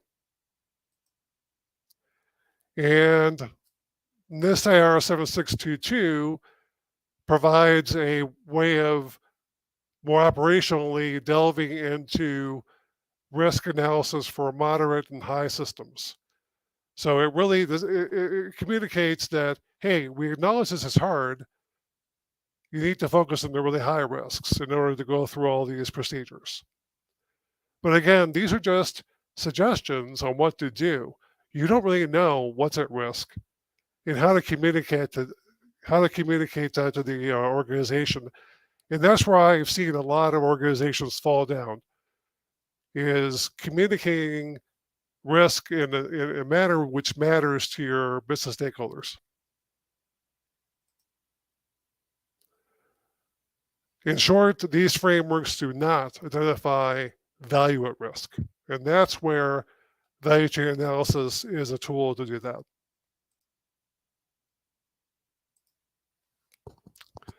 So here we have a high-level perspective of the value of the service value system framework that ITIL has. So you've got your demand, the opportunity that your customers have, the thing that actually makes you money. And there's guiding principles, which I will not cover here because it's a whole other presentation, which you can research, of course, governance. And we're going to dive into the service value chain here. And that value chain generates value for your internal customer, but also for the customers that give you revenue. And lastly, there's continual improvement. So diving into the actual value chain, again, we're familiar with demand and value. The engaged component is your interactions with your stakeholders, both within the organization and outside, to define actually what the nature of the demand is, what the need is, and the value you're delivering within the organization and to your customers. The plan is what is it you're going to do as an organization to deliver on that value? How are you going to improve upon that over time? And acknowledging the resources it takes to do that. The design and transition, these are all the steps and technologies to ensure that what you're producing is a product or a service meets expectations for quality and cost. The obtain and build, this is where you decide whether you're going to develop that within the organization or partner with a solutions provider. And delivering and support, ensure that you're actually producing this service or product in a manner which will satisfy your customers. Now, that's a very complicated picture, and McKinsey & Company collapsed this into an easier thing to use for the identification and management of risk. Give me.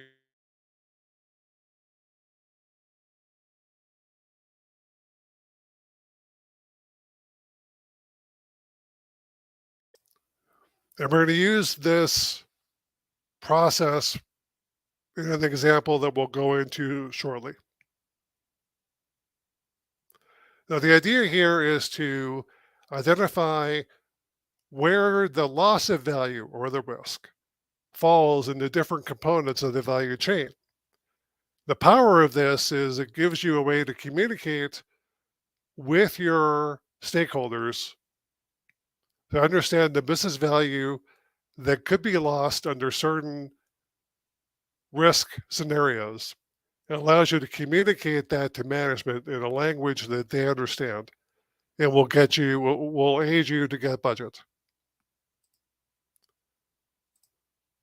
So we're going to look at a SaaS offering here. We're going to use the value chain that McKinsey produced to look at the actual touch points, and we're going to look at where we might want to monitor things and have controls in place to mitigate the risk. So first, we're going to set the context of what we're dealing with. What is it? What value are we providing to the customer? We're going to identify the critical business functions we're trying to address in terms of risk management. So we have a SaaS offering. I'm not going to go into details, but just picture a generic SaaS offering. The planning, of course, the governance team and the development teams are going to get together and say, we have this value proposition for our customers. We need to work with you, development team, to produce this. Then we're going to source this to internal development teams, but also we want to provide this as a cloud offering, so we need to have co-location data centers engaged to make that available to our customers. To make the internal portion of it, we need to work with internal development, cloud operations, and security operations. So all these teams are now gathering together to provide this service or value to the customer. We're going to work with external partners, developers, and data centers to customize this to our customers. So you can picture this SaaS offering as a blank slate, which is then customized for a particular customer. And then we're going to use APIs and data centers to make this available to the customer. Now you can, if you're already thinking ahead here, you can already find areas where we could disrupt the delivery of that information to the customer.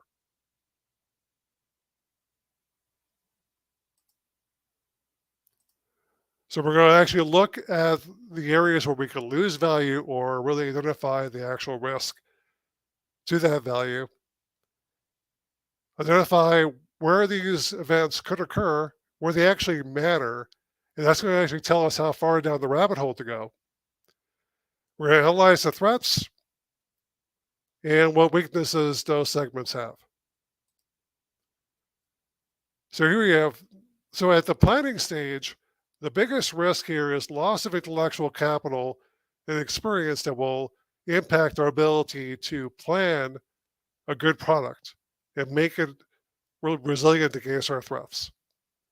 At the source area, we have data center risks to make this available. So are the data centers ready to be to respond to attacks? And how do we minimize the odds of a service outage that originates at the data center? For the internal make portion, are we managing our software dependency risks, which many of us are familiar with from other talks in this space? But one thing a lot of customizable solutions don't think of is that partner component, or partners being trained to mitigate that risk.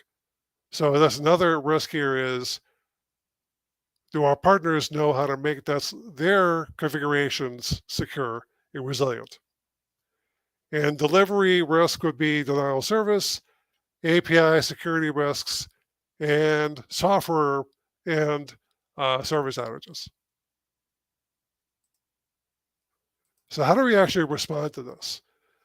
So security awareness, being aware of the fact these things occur, but how to mitigate, transfer, or avoid those risks, and how to respond when the value chain is attacked.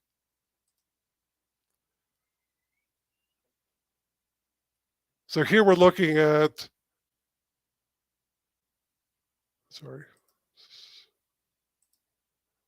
looking at things to mitigate the actual risk that we've already identified. On the loss of intellectual capital side, we will look at monitoring people leaving or people not keeping up with their trainings. For the sourcing side, we will look at things such as tracking SOC 2 reports or doing on-site audits to be sure that the data center is operating as expected. On the software dependency side, we would look at tracking software licenses and making sure that the software dependencies are tested. And we also provide automated testing through our CI/CD pipeline. For the configuration risk, you would have to require partner training and recertification to ensure that the partners are doing what they have to do to provide for the service, but also having the appropriate security controls on the delivery end to mitigate the risk.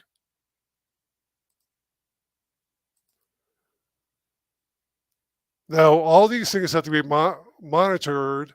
So we delve further with the use of this pipeline. So we have key risk indicators. It's really hard to do continuous risk assessments. So we would use key risk indicators at key portions in the value chain to monitor the risk.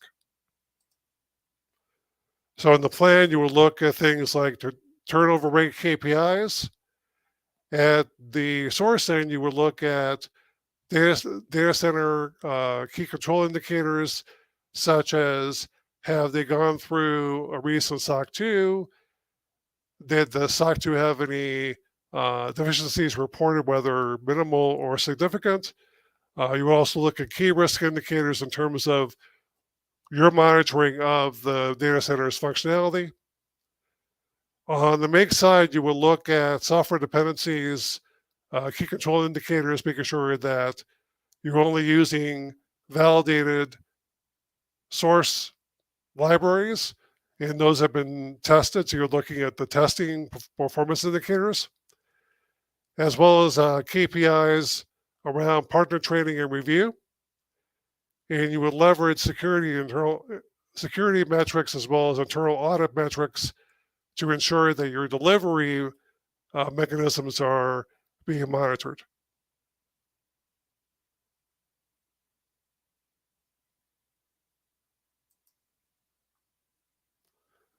So some best practices here.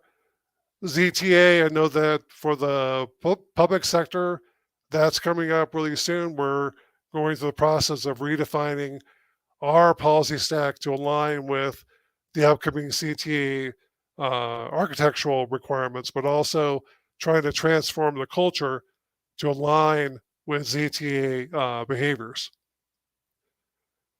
Doing third-party governance to communicate the use of these value chains to negotiate contracts with your vendors, which would be a departure from what I've seen done commonly out there. Identifying your attack surface and monitoring it, using a data encryption. And I know that in the public sector, that could be very challenging, but depending on the actual private sector applications, it can also be something that meets with some heated debate. And of course, incident response planning targeted to the key value chain areas. So it's easy to manage risks that you know about. It's harder to handle the ones you don't know about.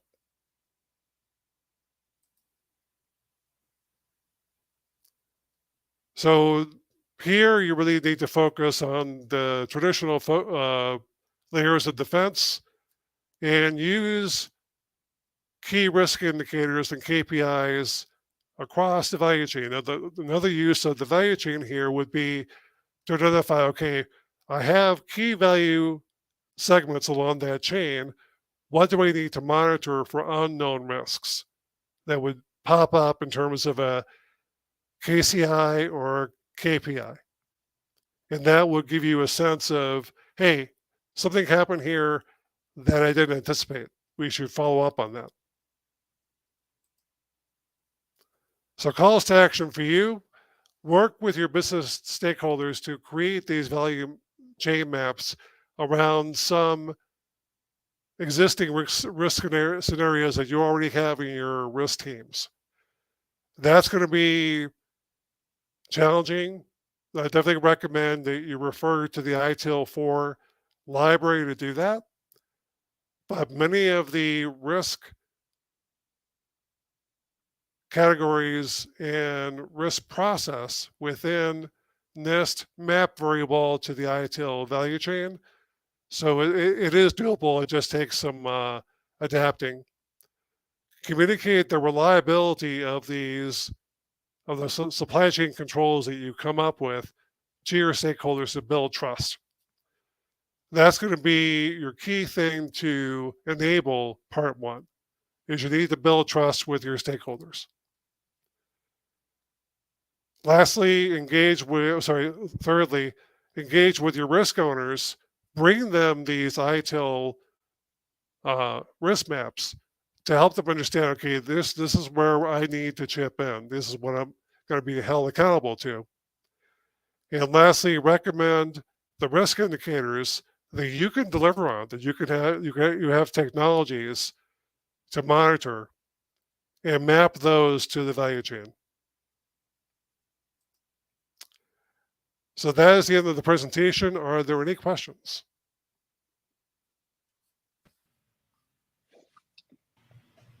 Great. Thank you, Stephen. You missed my announcement. Wait a minute. I hear it. It's live Q&A. Or ask Stephen anything. Actually, I was thinking about a riff on that and call it Grill Stephen, but yeah. Ashley, I know you had a question. Yeah, at least I was saying, what does the fox say, you know? Absolutely. So it's really it's kind of funny, interesting that that this is this is your topic, because I was actually having a conversation the other day with some people about supply chain. And one of the biggest things that we were discussing is, how do you go about validating cybersecurity for supply chain vendors? And we kind of brought up, an idea. Well, maybe, you could request like a letter of attestation from their most recent pen test or things like that. But, you can't tell them necessarily like, hey, go have a pen test done, or do that. So how do you validate those things? How do you make sure that, you could be doing everything right for cybersecurity, and then something happens because you have a third party vendor? So how do you go about doing that? Well, a lot of it is you need to do a lot of that work during your due diligence phase. You need to talk with previous customers that are within your, use them as a proxy for your company, if you will, and try to get from them how successful this vendor has been at delivering on their requirements. But a lot of this really is on you to communicate what you expect from them, and then figure out, okay, what do I need to see from them to give me a warm fuzzy around, okay, they can deliver on that, and how do I monitor that? And the hard part will be putting this into the contract. In my previous roles, negotiating the contract with the vendor has been where you really put those requirements of monitoring in there, and they always push back, especially the cloud vendors don't want to reveal what's in their black box. So you have to figure out, okay, what's coming out of that box that I have to monitor, and what can I extrapolate as something that I can push back on, saying, hey, I'm seeing this performance indicator that doesn't really match up with what you committed to in terms of an SLA or behavior or control that they covered in their security offering. They need to have the courage to say, you are not living up to your contract. Awesome. So that's a recommendation I have. Okay, perfect. How do is there like a set of like good guidelines or something like that, especially when you're talking specifically in like the realm of like industrial control systems, how do you look at doing vetting of your third parties, vetting of your supply chain, right? I know that in the past, like I've been able to participate in like, factory acceptance testing and site acceptance testing and things like that. Can you request those, those reports from the vendor? Can you look at that kind of stuff? Like what particularly, should people be looking at when they're looking at supply chain? Well, in terms of ICT, I know CISA just came out with a template to do supply chain risk management. And depending on whether the supplier is operating within a critical service area for the state, I mean, this is more on the public side, but many of the critical infrastructure providers are also private sector. So you can bring the force of critical infrastructure requirements to compel the vendor to be more transparent. Okay. So that would be very particular to ICT environments and just in critical infrastructure in general. But if it's outside of that could be harder. You really have to understand what value you're trying to extract from the vendor and trying to compel them, okay, if you want our business, you have to give us this. And if you don't, be ready to move on to someone else. Yeah, absolutely. And then is there, is there a general kind of guidance for, looking at how many vendors for one particular service or offering, how many should you compare before making a decision? What's that kind of sample set look like?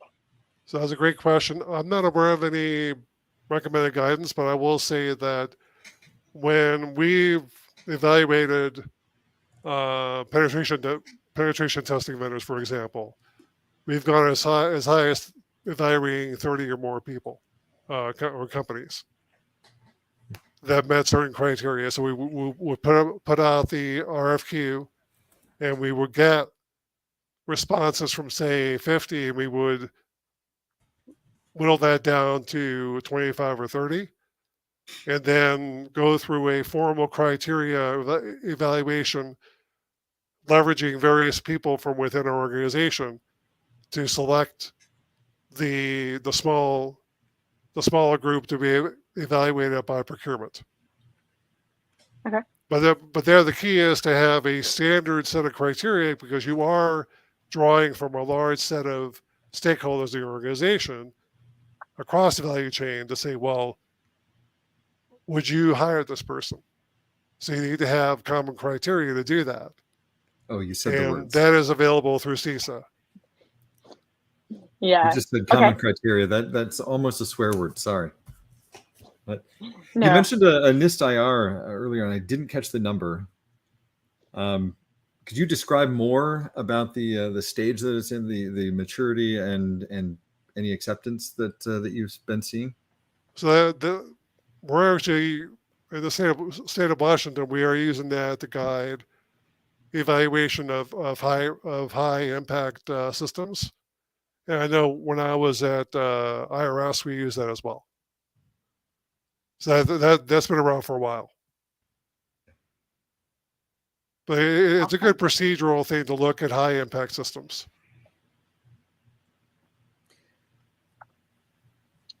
Fantastic. That's any questions online? Please get them in now so we can include them here. Oh, hey, what do you know? Oh yeah, here we go. So Joyo has a question. How has work from home or zero trust changed how identities or credentials are managed? Wow, great question. Wish I could answer that. I'm not. This wasn't really a talk specific around IAM. Sorry, really not in a position to answer that question. Who has ChatGPT open? Can we... Right. I'm sure we could get an excellently formed answer with about 60% accuracy. Yeah.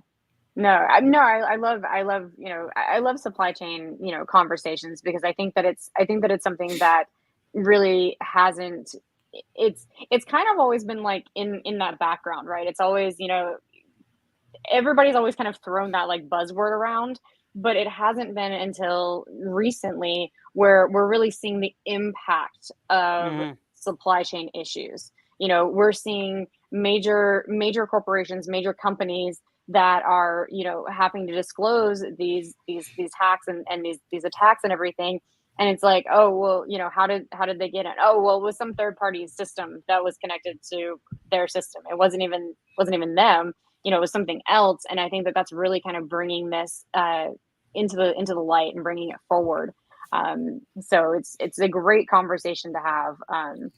Well, the conversation plays into both sides of the world. One, intentional adversarial attacks on supply chain, but also just the impacts of breaking supply chain, but the inability of, through whatever means, maybe it's a cyber attack, maybe it's COVID, a viral attack, causing us to not be able to get things, or to have to change up what we're including in our products along the way. We've seen it here at Grimm in a number of different cases over the last couple of years, and I've seen some hacking tools having to actually change how they're built to get chips that they're able to actually source, or that they trust, and that's another big question.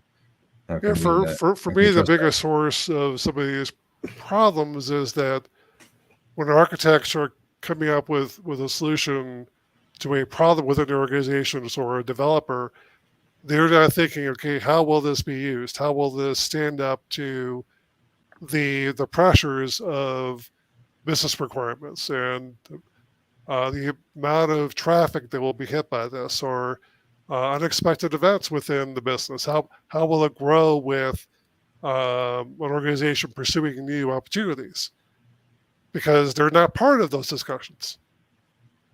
So I was thinking of a way to insert that team into those conversations by saying, okay, well, if I'm not being invited to the boardroom, I'm going to show up for the boardroom and sit in the back seat and listen. And start to create those maps and work with my management to say, hey, here's how the current design is going to impact your business. What do you guys think? Before you actually implement anything, using that supply chain, the value chain tool to create those maps that you can have those conversations in an effective, productive way before you go through the trouble of coding or building the architecture. And I have seen that successful in the private sector, and I'm working to implement that in the public sector right now.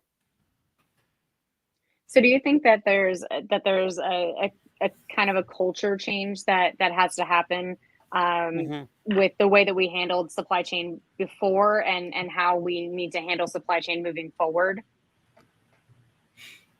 I would say yes, because I was at the iCycle conference last week, and there was a lot of talk about the problem, but very few people were talking about solutions.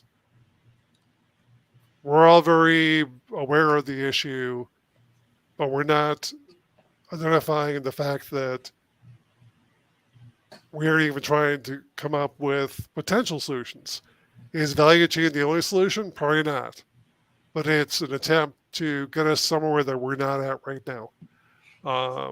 So it is a cultural change from the perspective of us being ready to expand our area of influence and not waiting for permission to do so.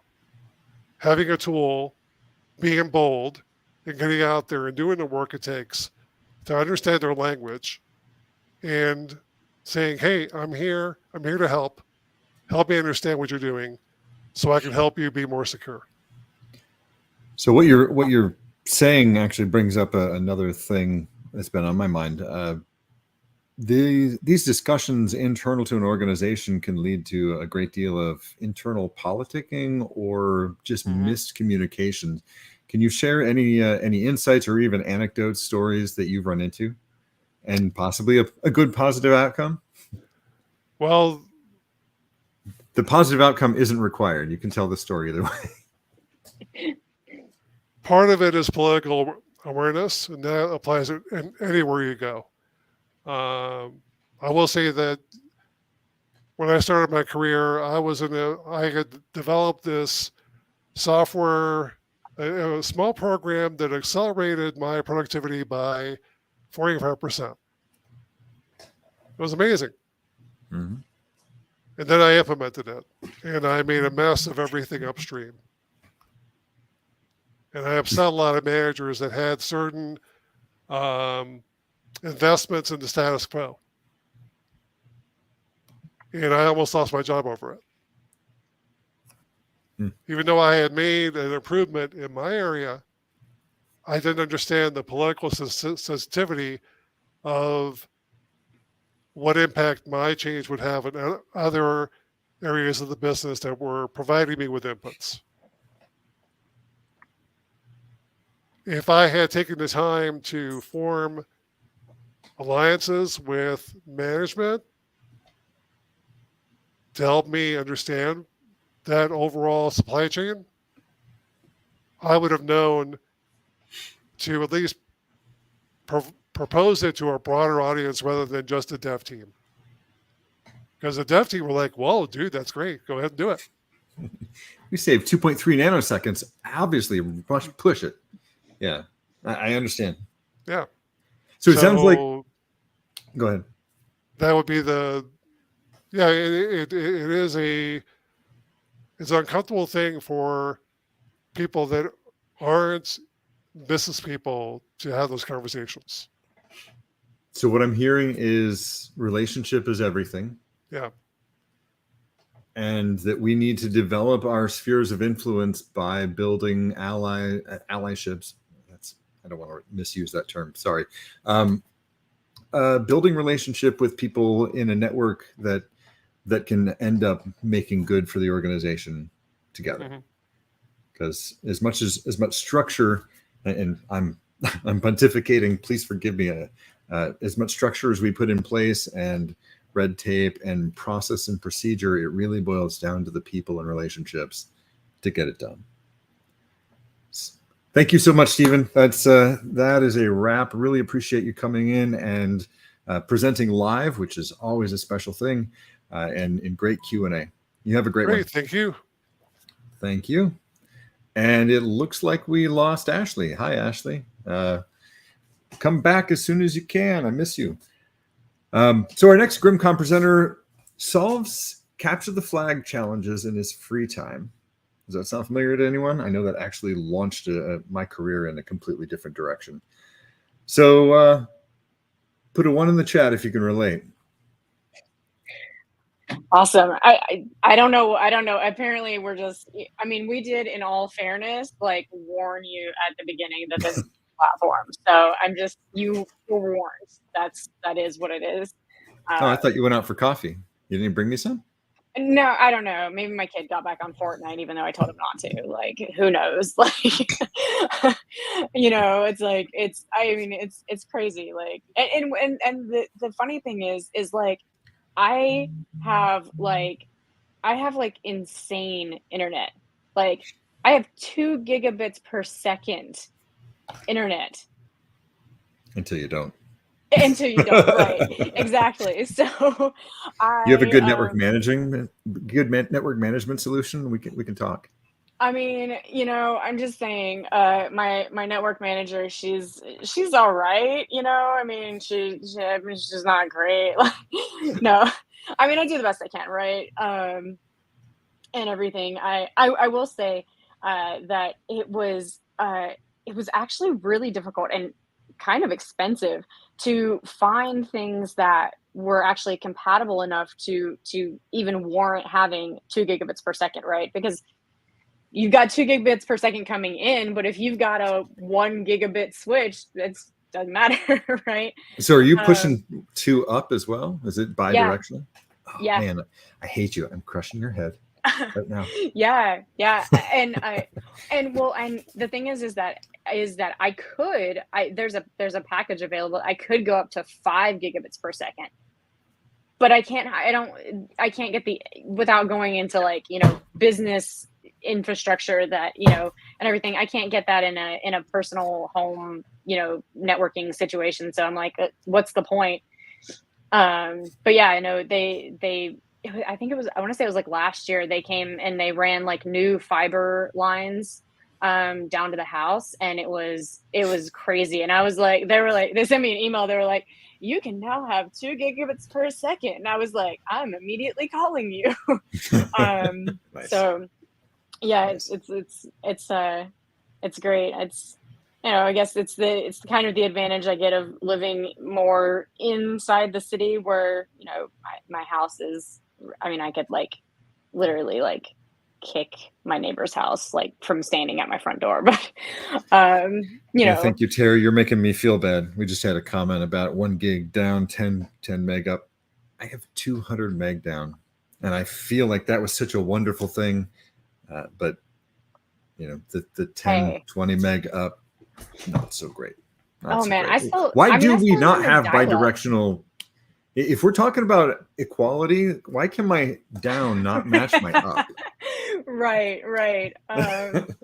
Yeah. Well, and the thing is that it can. It's just, I mean, it's all, realistically, it's all filtering from the ISP, right? You know, it's, you know, and then I think that's, you know, it's more of like for quality of service, right? I mean, they could just let us have unlimited speeds, but then you know, the internet would be so congested that nothing would ever happen. So I think it's because they want to charge us more if we're serving something myself, but that's because I think about business things.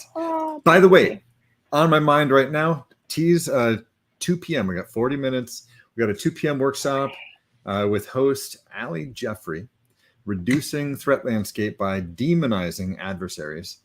The workshop will provide pro tips to help an organization minimize the threat landscape from overall risk exposure, and we will drop a link in the chat for those wanting to attend.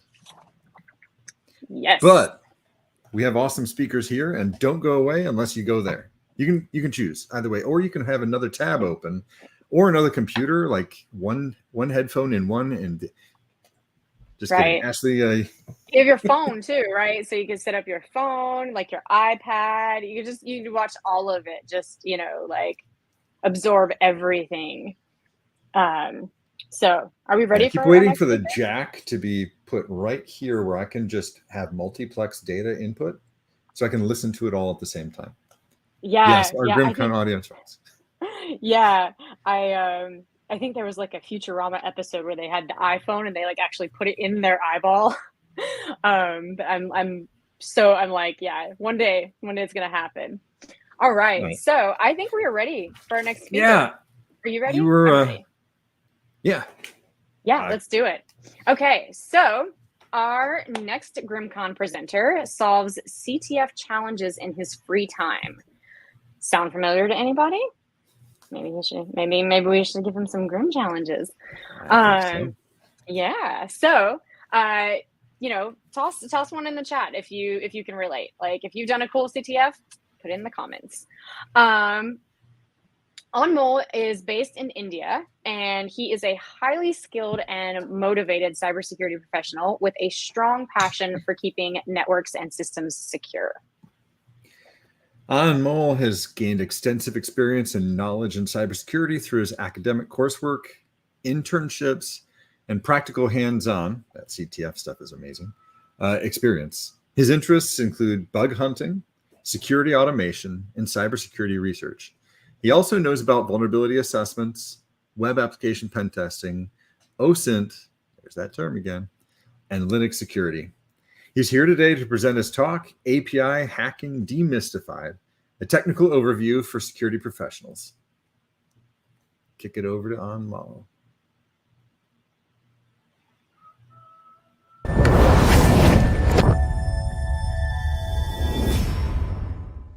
Hello guys, thanks for joining me today. I am Anmol Singh Yadav, and today we will be talking about API Hacking Demystified, a technical overview for security professionals. Let me give you a brief idea about the topics we will be discussing. We will be discussing the introduction about API security. Then we will discuss the top 10 vulnerabilities of OWASP listed by OWASP in 2023. Then I will introduce you to some tools and techniques required for API penetration testing. We will conclude by discussing some case studies related to API hacking.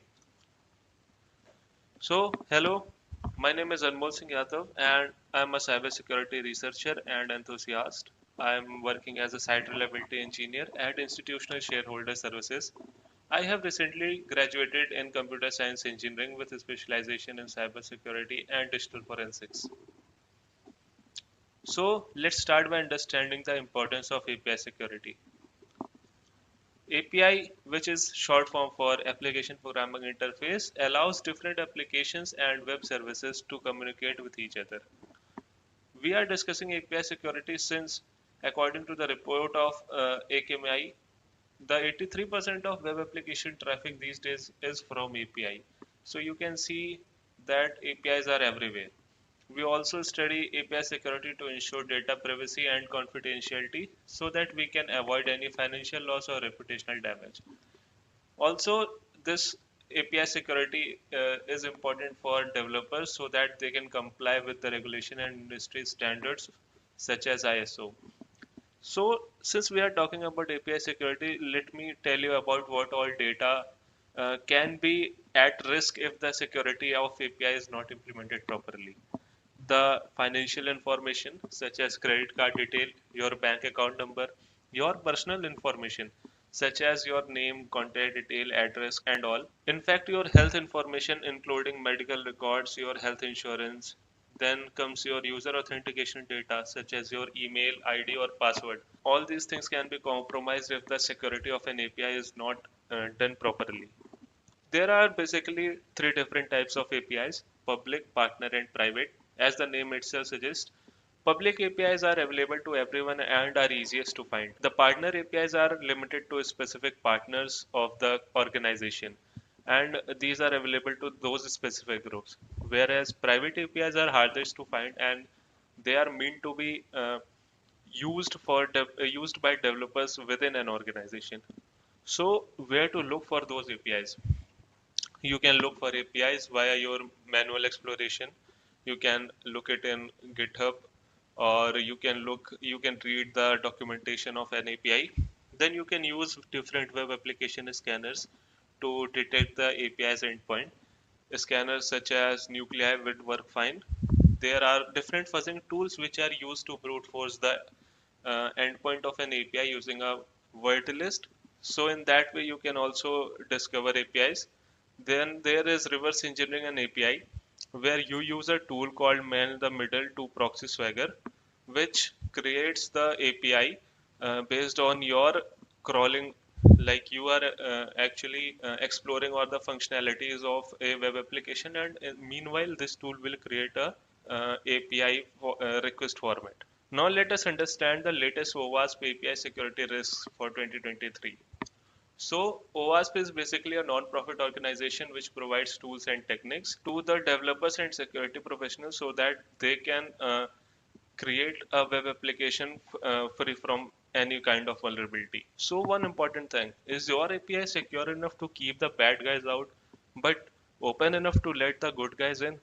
So this is something which the developer should keep in mind while implementing the security, that since you have to block the bad actors accessing the data from your API, on the same hand you will have to manage the legitimate users availability of the data.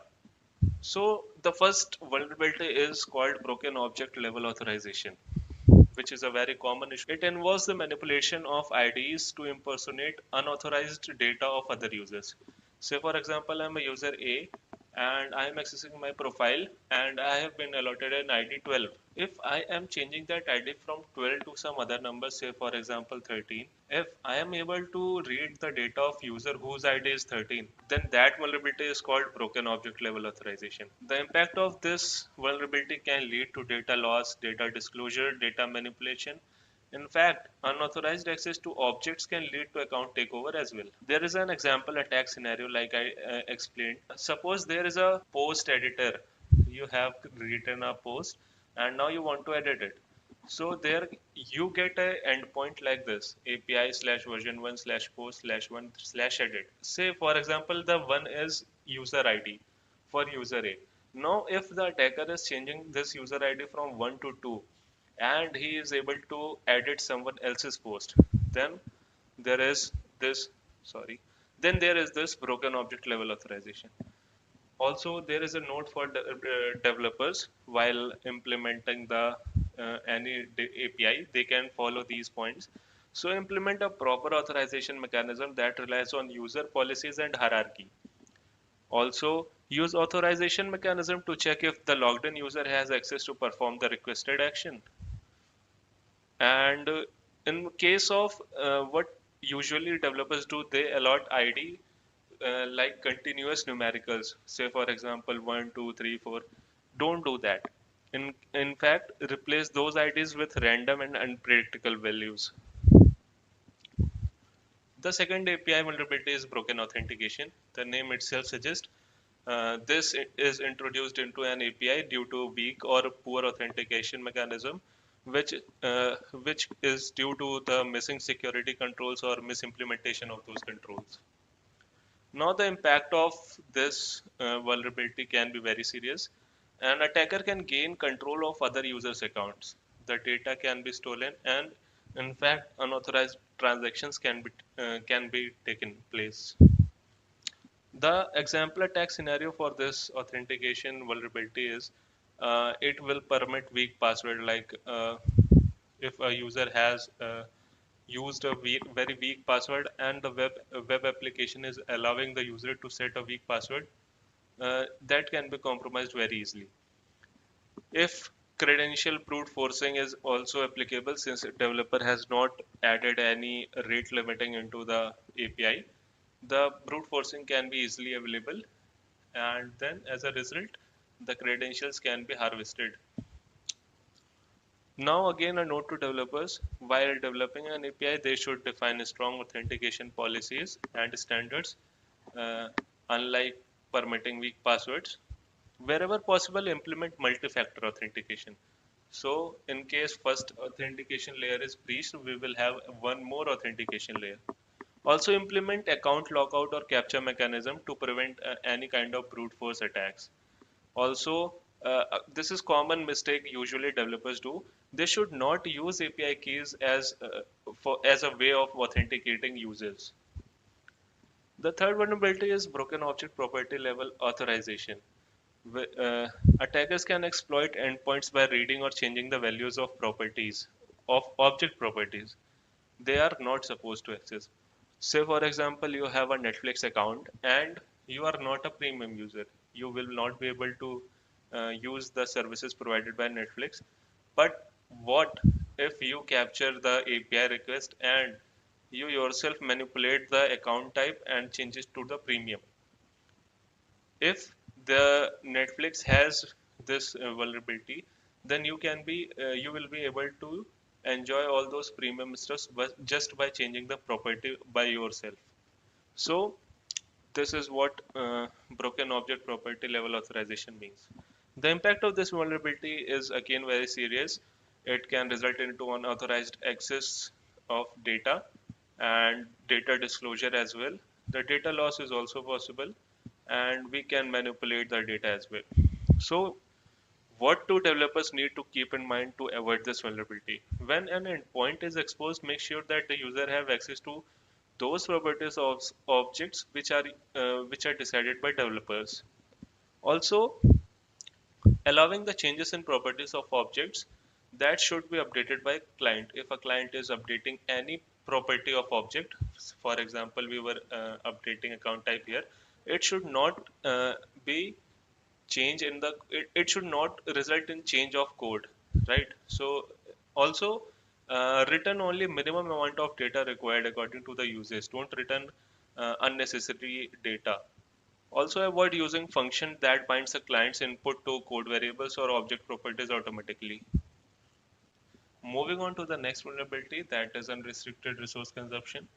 This vulnerability is due to inadequate traffic controls. For example, if multiple concurrent requests can be performed from a single local computer or using cloud computer resources to the API server, it can lead to unavailability of data to the legitimate users.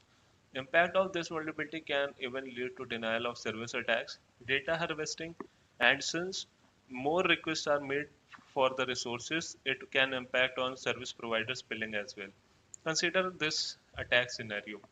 An attacker uploads large image by issuing a post request to API version 1 image, which is the endpoint of the API. But after the upload is complete, API creates multiple thumbnails with different sizes, which make API unresponsive. If you are uploading an image of say 1 GB, since this is a payload, not a legitimate image, the API in the backend will create multiple thumbnails with different sizes. So in that rendering process, it can definitely attack. It is definitely an attack on the server, which can lead to denial of service again. So a note to developers: use container-based solution that make it easy to limit the CPU, memory, and number of restart and all. Also define a maximum size on all incoming parameters and payloads. Configure spending limits for all service providers, and most importantly, rate limiting should be fine-tuned based on your requirements. The next vulnerability is broken function level authorization, which is basically when an attacker abuses API functionality to perform CRUD operations. CRUD operations mean create, read, update, and delete operations on the database. It often involves replacing passive methods such as get with the active ones such as post, put, or delete. The impact of this vulnerability can lead to escalate the privileges. Any non-admin user can perform actions that are uh, only the privilege to admin. Administrative functions are key targets for this attack, which can be exploited to modify the account details. Consider this attack scenario. You can replace get with put, or you can modify the parameters. For example, you can add or modify role equal to admin, or there can be binary values such as admin equal to true or false. You can change that to true. You can delete the invoice. You can add a new user as admin. You can in fact set account balance to whatever you want. A note to developers: the enforcement mechanism should deny all access by default. Also, you should review the API endpoints against these function level flaws. Identify functions exposing high sensitivity capability and develop controls to limit access. Make sure that all the administrative controllers inherit from an administrative abstract controller that implements the authorization checks based on the specific user's group or role. Next vulnerability is server-side request forgery, which is same into the web applications. So server-side request forgery occurs whenever an API is fetching a remote resource without validating the user supplied URL. In most of the cases, for example, you must have seen a web application allows you to import an image by a third-party application. In that case, if the server is not validating that third-party access, the attacker can add their uh, malicious URLs and then request for resources from their own URL. So it allows sending crafted requests to unexpected destinations. The impact of this vulnerability can create a channel for malicious request, data access, or other fraudulent activities. It has the potential for data leaks and can lead to DOS. So consider this attack scenario again. Suppose a web page gets images from another website, say Unsplash. The attacker changes the URL for Unsplash to its own malicious URL, that can be something, and prompts the web app to download malware or a reverse shell, you can say, to get downloaded from that malicious site. In that case, the application can be compromised. So here again, the prevention methods can be the developers can disable the HTTP redirections, and most importantly, which can solve most problems of the vulnerabilities, is to validate and sanitize all client supplied input data. This is most important step. Also, developers can isolate the resource fetching mechanisms in your network, and you can use allow list for URL schemes and ports, accepted media types and all. Seventh vulnerability is security misconfiguration, which is appropriate security hardening is missing in this case across any part of API stack. Also, this can be introduced due to the missing of latest security updates. Course misconfigured is also an example of security misconfiguration. Course, which is basically cross origin resource sharing, and this can also be introduced if TLS is missing. So impact of this security misconfiguration can lead to exposure of sensitive user data or in fact full server compromise. Consider this example attack scenario. Suppose a social media page offers you a direct message feature allowing the private conversations. So you can even send direct messages, or you can keep private conversations. So to retrieve the new message, this web application uses logic of this API request: get /dm /user update, and then customer ID equal to whatever 12345. Since API response does not include cache control, HTTP response header, the private conversation will end up by caching up by your web browser.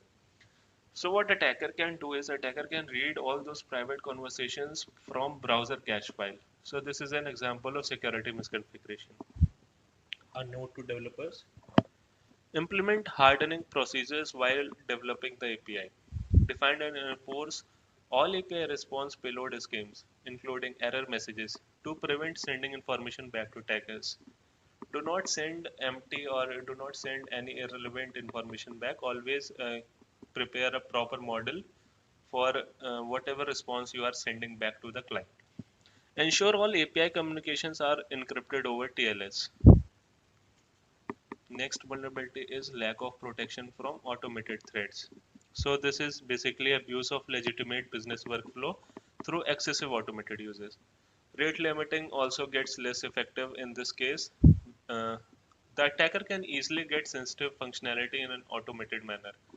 The impact of this vulnerability can be it can prevent legit users from accessing the services. The data becomes unavailable to the legitimate users. It also allows attackers to send excessive amounts of messages and comments, and easily it could lead to a spreading of fake news. So an attacker can write a script that will keep on continuously posting and spamming the comments of a post on YouTube or on Instagram if this vulnerability exists. This can also lead to loss of critical business activity. Consider this attack scenario.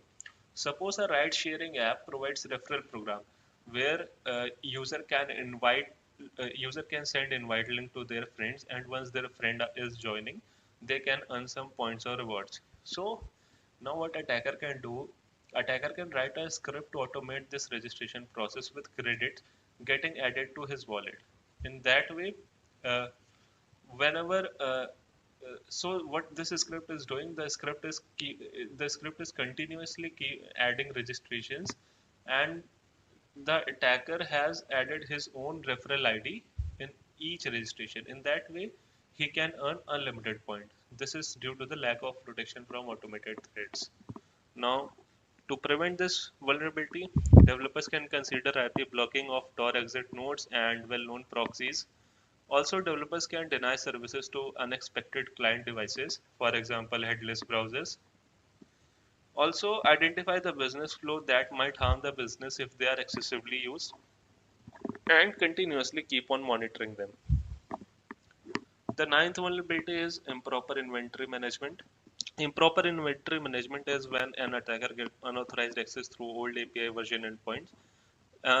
What basically happens is developers do not retire the old versions of the API and keeps on introducing the new one, since old one has vulnerability. But attackers can easily look for these retired endpoints and can exploit them. The impact of this vulnerability can lead to sensitive data or takeover of the server from an old or unpatched API version connected to the same database. Exposures can be possible via the third-party access as well. So, uh, consider this example. Suppose a social network implemented rate limiting to prevent credential brute force in his page.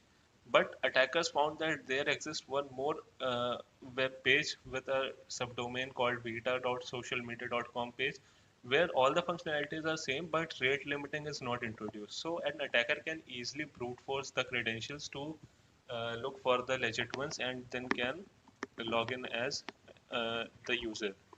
So a note to developers: deploy and manage all the APIs in Gateway, and don't forget to define rules for versioning and retirement. Periodically, they should also audit the third-party access of APIs. Now, the last one is unsafe consumption of APIs, where the developers tend to trust data from the third-party APIs more than the user input. Thus, they adopt weaker security standards in input validation and sanitization. That leads to unsafe consumption of APIs. The impact of this vulnerability can lead to exposure of sensitive data, data theft, or account takeover as well. Now consider this attack scenario. Suppose an attacker inserts malicious address data to validation site used by client. What if client fails to validate data and gets exploited? An attacker can prepare a GitHub repo named this, which is basically an SQL injection command. Not an SQL injection, it's just a SQL query to drop the database, which is basically deleting the database. Now, after integration from attacked app is done on the malicious repo, it will build an SQL query to delete the database will run. A note to developers: when evaluating service providers, assess their security posture. Also ensure that all the API interactions happening over a secure communication channel. Don't blindly follow the redirects. It is better always to use an allow list. Also, most importantly, once again, always validate and sanitize user input data. Now moving on to our next topic, that is API penetration testing. Let's discuss an overview of tools and techniques required for API pen testing. So starting with the reconnaissance. In the reconnaissance stage, we try to hunt for information related to our target, so that we can use it to further exploit the vulnerabilities. There are two methods of reconnaissance. First is passive, second one is active. In the passive reconnaissance, we do not directly engage with the server. We, in fact, try to look for the publicly available information.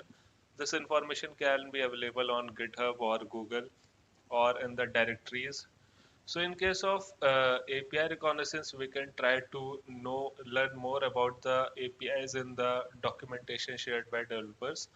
We can also look for the subdomains or APIs endpoints using Google Docking and Git Docking. So as you can see here, using this doc, we can search for APIs of our target. Here we can replace target with our own target. For example, we can look for APIs of Tesla.com. Same goes with the Git Docking, where we can use this dork of extension type, where we are filtering our search results to the JSON objects, to the JSON files. Also, we can look for Wayback Machine, which is actually an internet archive. So, suppose a developer has deleted an API, but the Wayback Machine has captured it.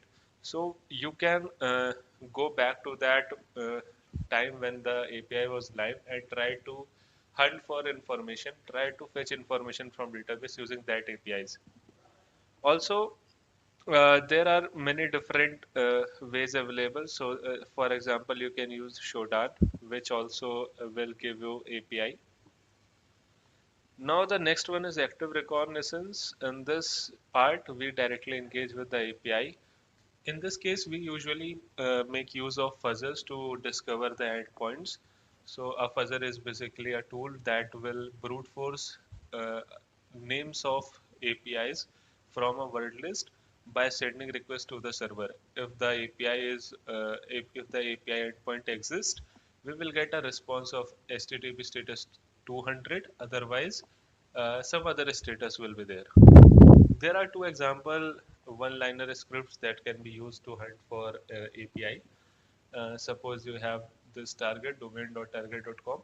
You can write an nmap script. Also, you can make use of MS to hunt for all the subdomains and then grep the results containing API, because we know sometimes API are in the format of api.subdomain.domain.com. So in that case, you can hunt it from there. Now let's see what if there is a broken object level authorization. How can you test it? So this is very easy. What you have to do is you have to create two accounts. Say we will be address these accounts using user A and user B. So now since you have logged in as user A, you can create some resources on the site. For example, you can try writing some post or comment. And now if you can you are able to access those resources as user B. This means the web application has broken object level authorization error. Also, you can try changing the endpoints or IDs to access other users resources, and if you are able to access it, this means there are object level authorization error. For example, you can see in this image when this is a legitimate user request where a user is requesting all the financial information for a user with ID1. But what if the ID1 is replaced with ID2, which is actually the user ID of user 2? If the server is returning back the financial information of user 2, this means this is case of broken object level authorization. These are some tips or some things you can try to check for this vulnerability. Object IDs in URLs tends to be less vulnerable, so you should now try to put more efforts on the IDs that are in HTTP headers or bodies. You can also use session label swapping, which is basically swapping the tokens or session IDs of users and see if you can access the resource of other users. Also try numeric IDs. If an endpoint receives a non-numeric object ID, for example, if there comes a parameter with email, that is a non-numeric basically, but try to replace it with a number and see what happens. Some authorization mechanisms work partially. So in that case, you might end up getting 401 or 403 error code. So in that case, you can keep trying with different IDs. Most probably you can get access to the resources. Also, there are some techniques of bypassing this. For example, instead of ID as numericals, try to enclose it in square bracket and make it as array object and try to send the request and see what happens. You can also make it like a JSON object and forward the request authorization. You can basically change the IDs, or you can basically add another parameter which was not there. Now the next vulnerability is broken authentication. Let's see how we can exploit it. So I hope you all are aware how to use Burp Suite. So in the Burp Suite, you will have to intercept the traffic and send that request to the intruder. So here I have sent the login request from a intentionally vulnerable API. That is creepy. So as you can see here, this endpoint is basically checking for login, and here are the parameters. We have email and password. So select these two parameters and add this for testing. Now, after you have added all these, let's set payload. So in the payload one, add all the payloads that can be easily found on GitHub. So in the same way, add password and you can then start the attack. So you can see this payload one is for email and payload two is for password, and it will keep on trying. Every time it will keep on trying the login process, and you will have to observe this status code. If you are getting a 200 status code, which means the request was successful and you have successfully logged in. Now let's see how you can test for broken function level authorization. Basically understand how the create, read, update and delete operations on resources of user A is working. Then swap out user A token for user B's, which is basically using user B's token in case of user A, and then using get, put, post or delete methods, send the request from user A to request user B's resources. Check if user A's resources to validate changes have been made using user B's token or not. If done, which means you have discovered the broken function level authorization vulnerability. Now let's discuss about first case study, that is of Instagram.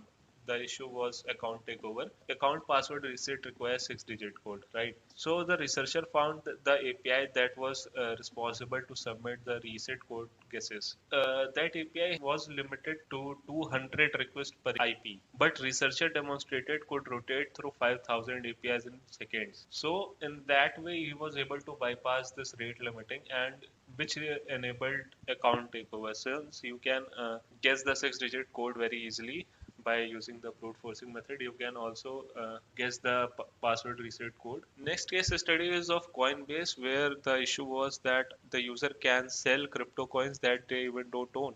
User scraped API calls from web user interface and then identified all 4 parameters that were required for any Coinbase transaction. Attacker then manipulated these parameters via API class, and he was able to sold the crypto coins that he did not even own. So the reason was missing logic validation check in a retail brokerage API endpoint. Do you know, in 2020, there was a loss of $2.2 trillion because of this API security only. So let me summarize all the studies we did in this presentation by explaining one more point, which is the 3 pillars of API security, that are governance, testing, and monitoring.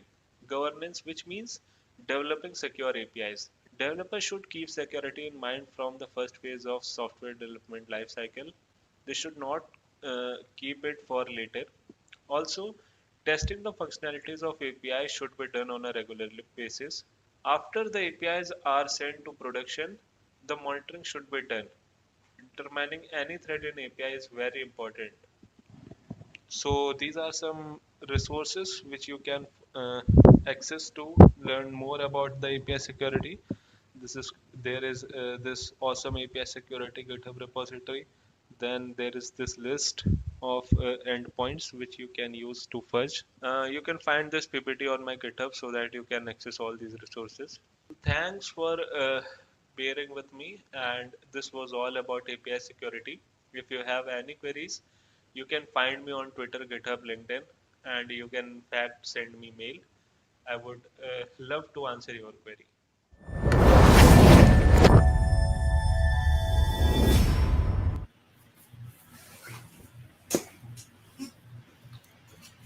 Got a mute problem there, Ashley. Want to hear your voice.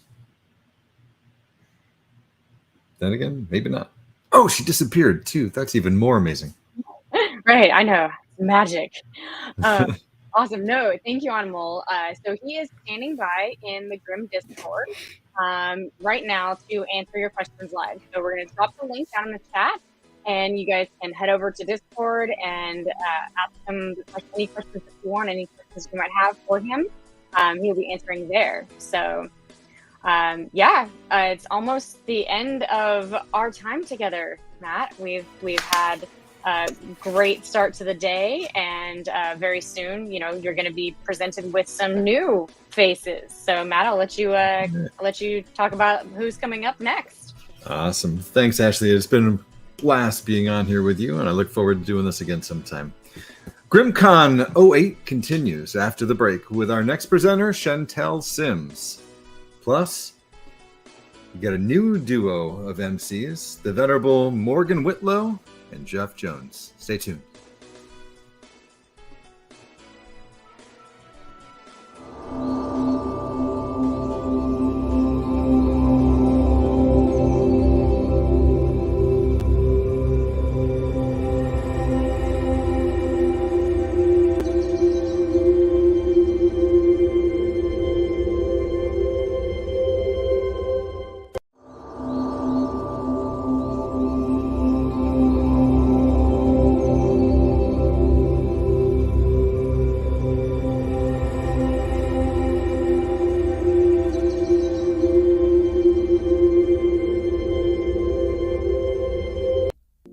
We are Black Girls Code. We are a safe space for Black girls to dream, create, and inspire each other. We teach girls the skills to code their own futures and give them the courage to build their own lanes. We see their genius. We support their vision. And we let them write their own scripts and tell their own stories. We are Black Girls Code. Our programs build confidence. Here, Black girls embrace technology as creators, thinkers, influencers, and leaders.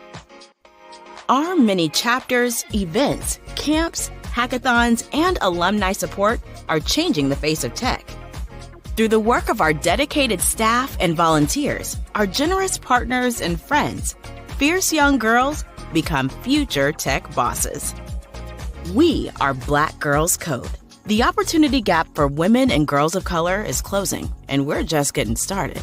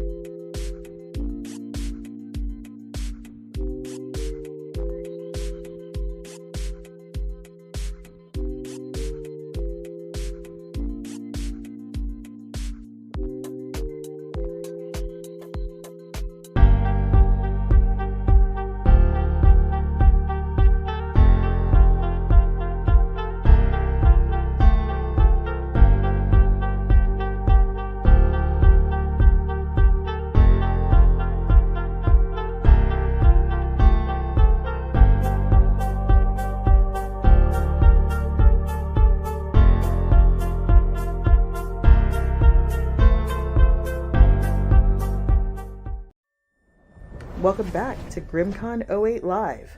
Here are your co-hosts. Hello Surprise! there. I'm Jeff. Wait. And I'm Morgan. Currently, temporarily, we This is are an authentication bypass here, right? right, absolutely, yeah. So you get to be stuck with us, or I don't know, graced by our presence for a little bit I like longer. that latter one better. Yeah, you know, I gave options, right? But yeah, so we are super excited about this next speaker. But first, before we get into the speaker, we have a poll question very quickly. We're curious, how did you hear about GRIMMCon? So post your answer in the comments, let us know, or in the Discord chat, or wherever you want to let us know. How did you hear about GRIMMCon? Did you see it on LinkedIn? Did you hear about it on Instagram? Just let us know where you heard about it. Awesome. Now, our next speaker. Due to an unexpected but pleasant surprise, our next speaker is unable to join us live. It turns out that Chantel Sims and her wife just found out that they were nominated for Foster Parents of the Year. Yeah, awesome, right? So best wishes from all of us and congratulations. All right, looking at Jeff's notes, it says that Chantel says a growth mindset drives her passion for hacking. In her talk, Refining Your Offensive Pen Test Methodology, Chantel will address elevating our methodology as pen testers and barriers that can get in the way of learning new tools and techniques. Please welcome Chantel Sims to GRIMMCon 08. Yes, I'm super excited. Hello, everyone. Welcome to Refining Your Offensive Pen Test Methodology. I really appreciate you coming to hear what I have to say today. And it is my hope that when you walk away from this talk today, you're able to take something tangible to add to your own methodology. So here's an outline of what this talk is going to look like today. We are going to go through different levels of methodologies based off of a pen tester's or security consultant's experience or time in the field. We're also going to look at some of the challenges that come up when you're trying to refine your methodology and how to overcome some of those challenges. So who am I? I am Chantel Sims. I am a mid-level career security consultant. I have a background in psychology and education. And I like to say that my background in psychology has had a heavy influence over my perspective as a pen tester or consultant. So before we dive into the different methodologies, I did want to point out some of where my experience lies, just so that you have a better understanding of where my perspective is coming from. So methodology. Let's first agree on what a methodology is. It's a set of procedures or a set of rules, right? From a pen testing methodology perspective, we're talking about that checklist we might use when we're conducting an assessment, right? So if we look in the top right-hand corner here, the P-test methodology, this is just one pen testing methodology. There are multiple ones out there. You got pre-engagement, intelligence gathering, threat modeling, and so forth. This isn't necessarily a methodology that all pen testers or consultants abide by during an assessment, but it is an option. So from my experience as a security consultant, if you look here on this scale, I do think that these are 4 key areas that have weighed heavily in an assessment. So these are going to be the 4 key areas that we point on through each level. So beginner's methodology. When you are a beginning pen tester, you are not necessarily given all the information that is out there possible. It's not possible though anyway, right? We know that we learn over time and we learn as new exploits and vulnerabilities come out over time. So when we're looking at a beginner's methodology, we're looking at it from the perspective that they're not necessarily seeing the full landscape, right? I do want to say, just as an aside, we are going to use this house visual throughout the different methodologies for those visual learners. And we're also going to talk about tool usage and how you use that tool at those different levels of methodology. So when you're a beginner, you typically only see sort of like what's right there in your face. You're not necessarily seeing what's under the hood. So let's say that I say to a beginning pen tester, hey, you see this house here? That house is an application. I need you to go and break it or find your way in, right? And that beginner is probably only going to notice they're probably going to notice like the front and back doors or the windows and so forth. When it comes to their perspective of an attack surface, it's the same thing. They're only seeing what's common or right there in their face. So when it comes to their exploitation scalability, it's typically point and click like Metasploit, not to say that Metasploit isn't used by advanced consultants, because it still comes in handy, right? But they're not necessarily taught right off the bat how to write an exploit or to take advantage of a vulnerability.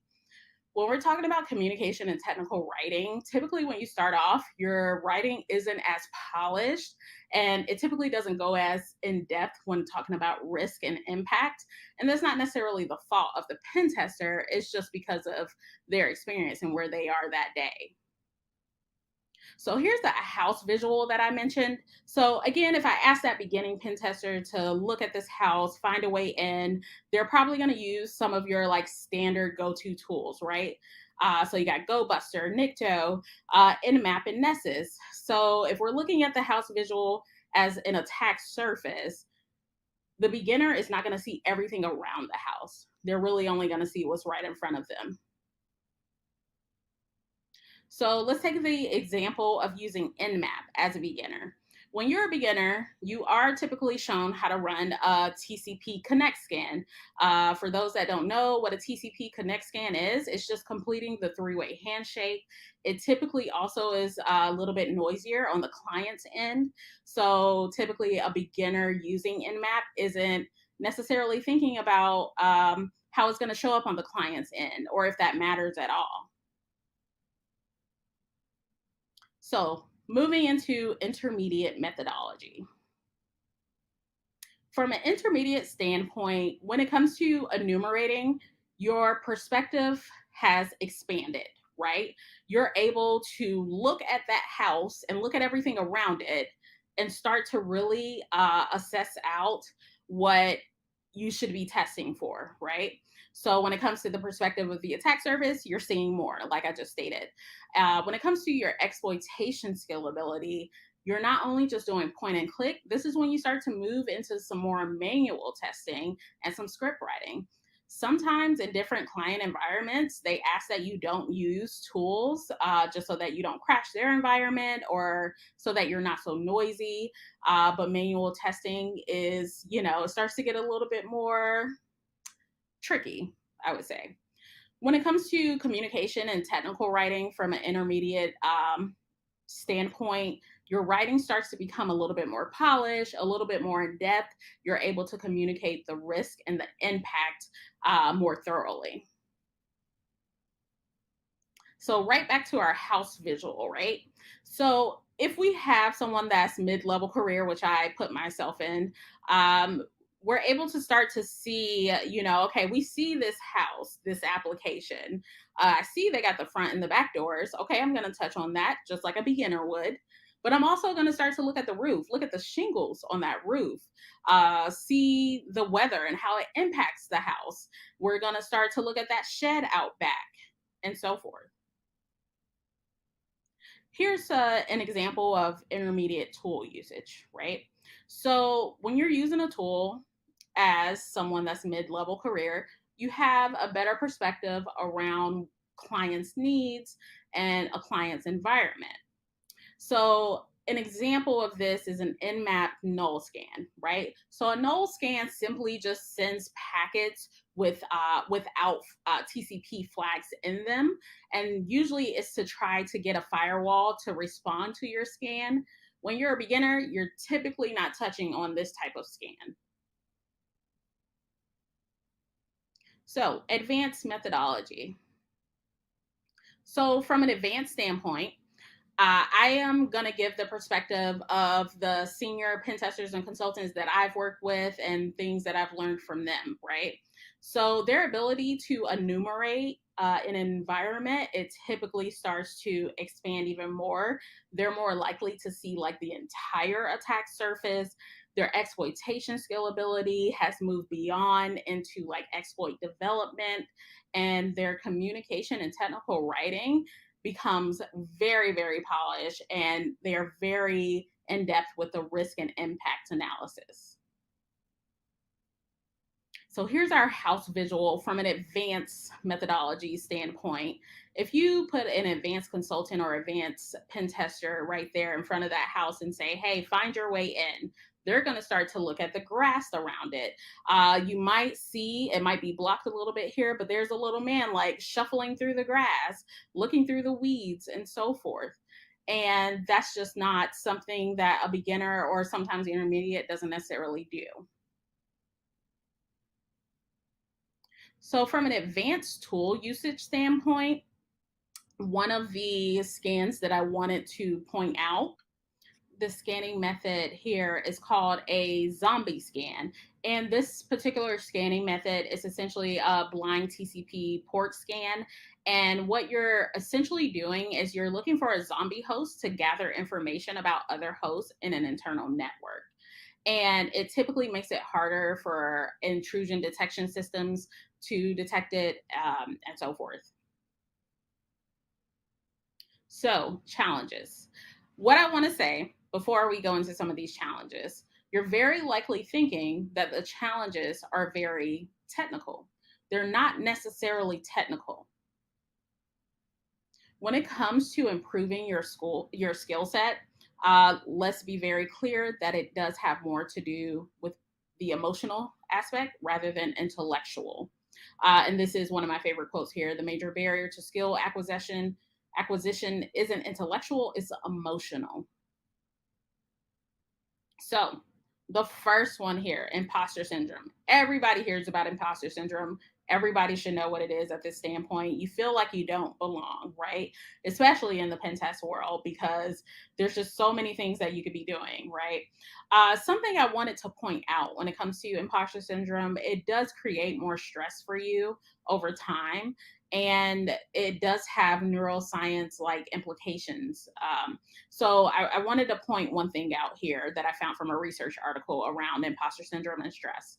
So the constant fear of being found out as a fraud, it typically results in everyday anxiety, and it often results in higher levels of the cortisol in the individual's brain and body, which impacts your work performance, your productivity, and your health. So I think that says a lot about how imposter syndrome can really become a barrier that like overtakes you physically. When it comes to the fear of failure, I'm pretty sure everyone is in this category. I have not met a pen tester or consultant yet that doesn't have a fear of failure in some regard. It may weigh heavily for one person or whatever, but it's typically there. I can say personally, with this particular barrier, I have always had issues like from a Black woman's standpoint. Like a lot of people in the field don't necessarily look like me. So sometimes when I'm in the room or I'm in a meeting going over things with a client or so, I know that I stand out in some regards. So a lot of times for me, I think to myself, okay, I need to make sure I am absolutely right. No slip ups come out throughout my mouth and so forth. So I put a lot of pressure on myself, right? But again, that like creates more stress in my body physically.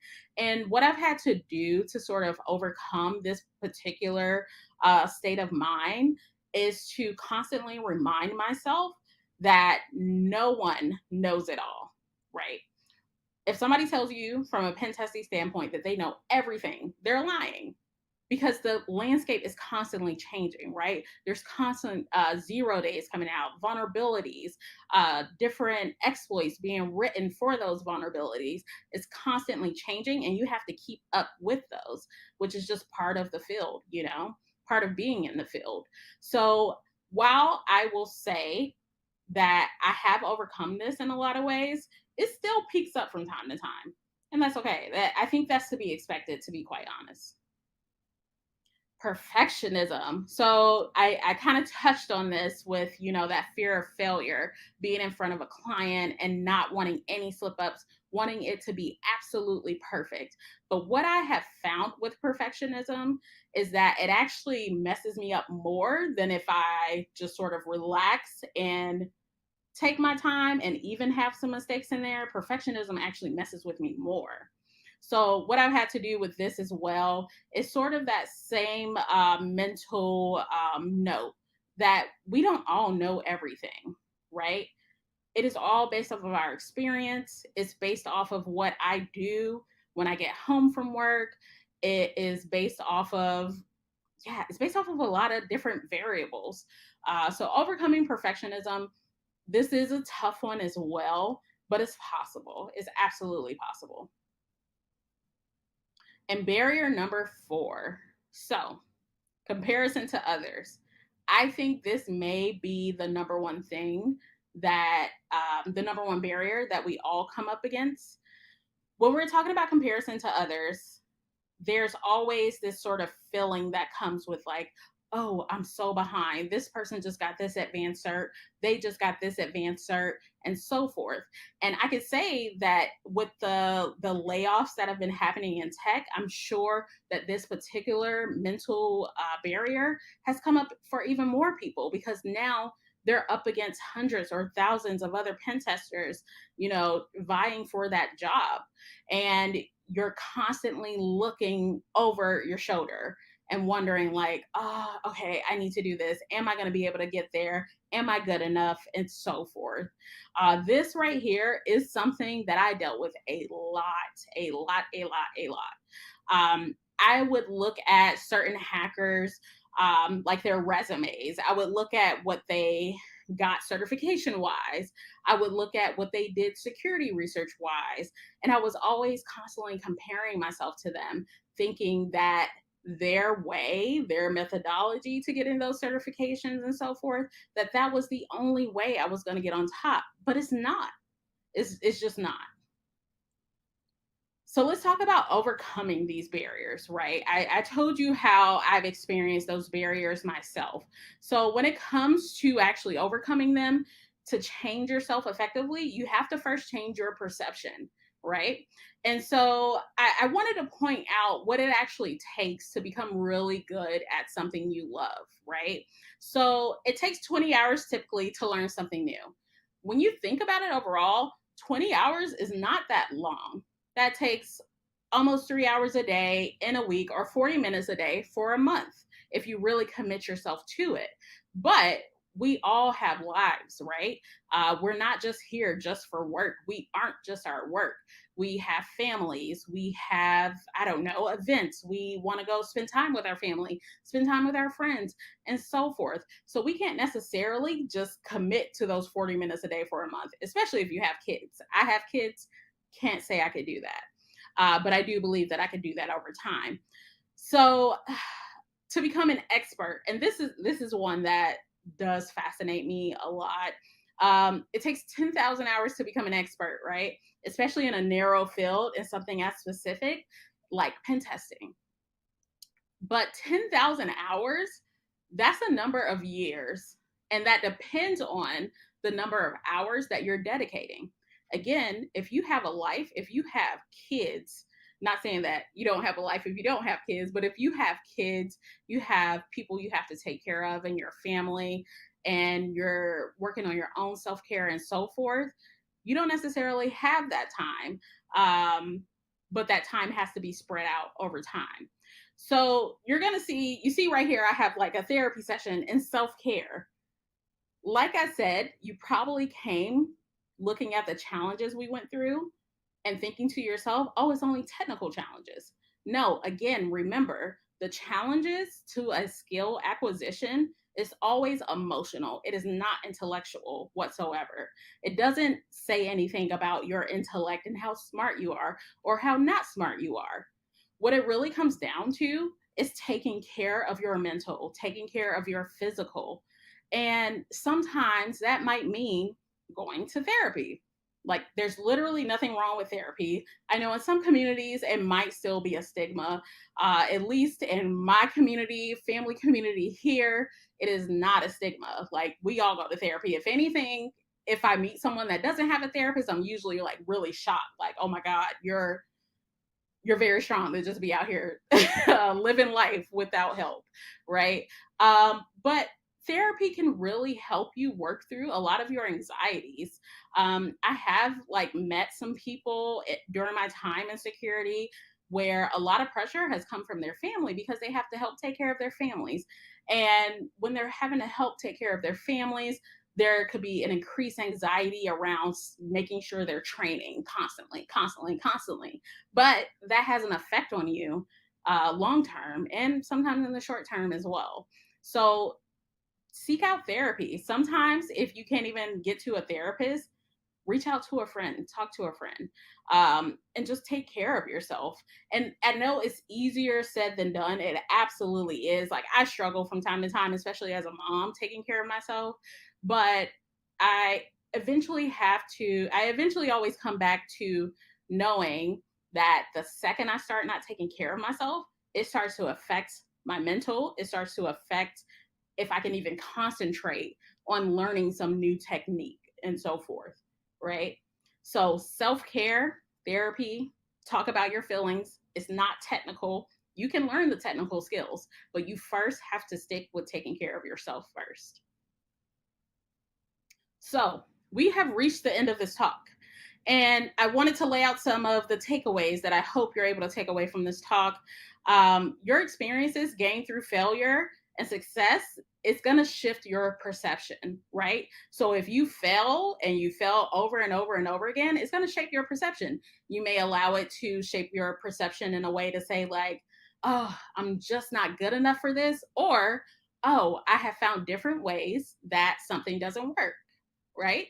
And it really does have an impact on your perception of a client's attack surface, believe it or not. Your self-perception, it does determine a lot, not all of them though. It doesn't determine all of your behaviors, but it does determine a lot. So if you see yourself having a growth mindset, knowing like, hey, I don't know everything, but I'm definitely gonna try, and I know I can get better at exploit writing, script writing, and so forth. I know I can do it. That's going to influence you to think more clearly or be able to even concentrate better when you are just learning something, right? When you're overcoming the emotional barriers to learning new skills, you have to realize that it takes like actual, practical, consistent work. And what I mean by that is that you have to actually like put it into action. You can't just say to yourself, oh, I have a growth mindset, and move on from there, right?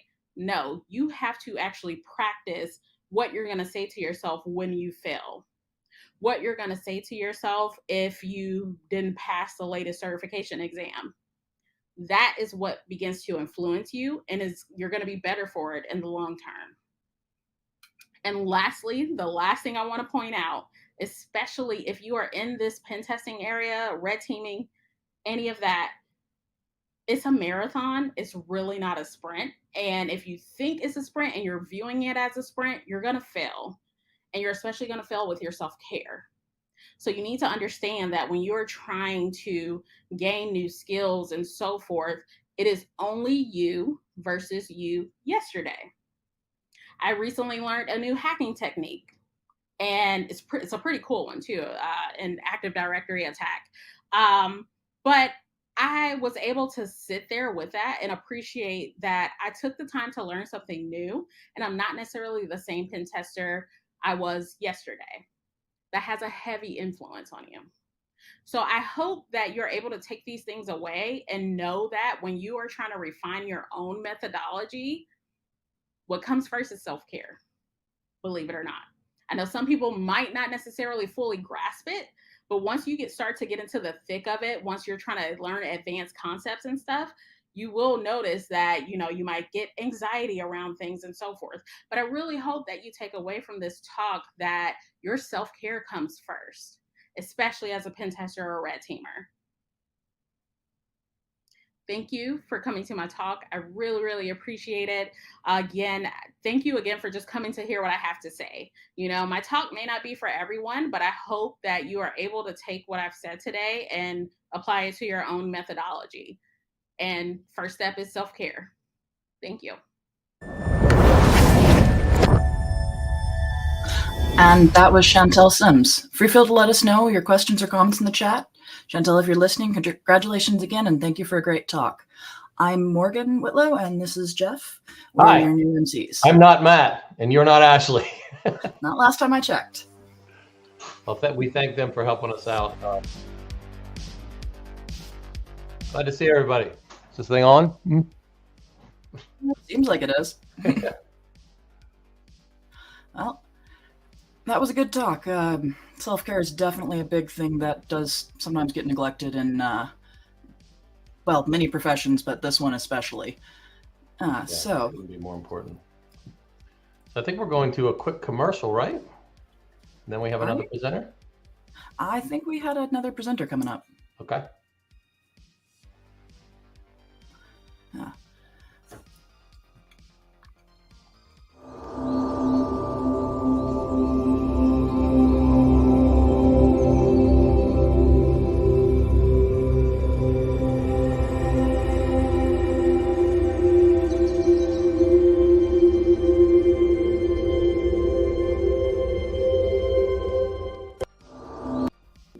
We are Black Girls Code. We are a safe space for Black girls to dream, create, and inspire each other. We teach girls the skills to code their own futures and give them the courage to build their own lanes. We see their genius, we support their vision, and we let them write their own scripts and tell their own stories. We are Black Girls Code. Our programs build confidence. Here, Black girls embrace technology as creators, thinkers, influencers, and leaders. Our many chapters, events, camps, hackathons, and alumni support are changing the face of tech. Through the work of our dedicated staff and volunteers, our generous partners and friends, fierce young girls become future tech bosses. We are Black Girls Code. The opportunity gap for women and girls of color is closing, and we're just getting started. We are...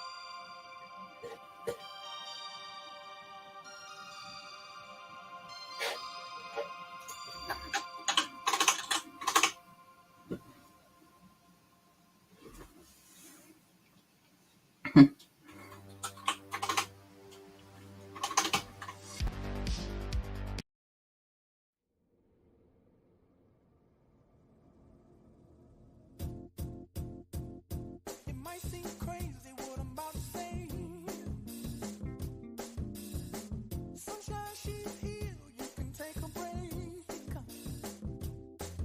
I'm a hot air balloon that could go to space. With the air, like I don't care, baby, by the way.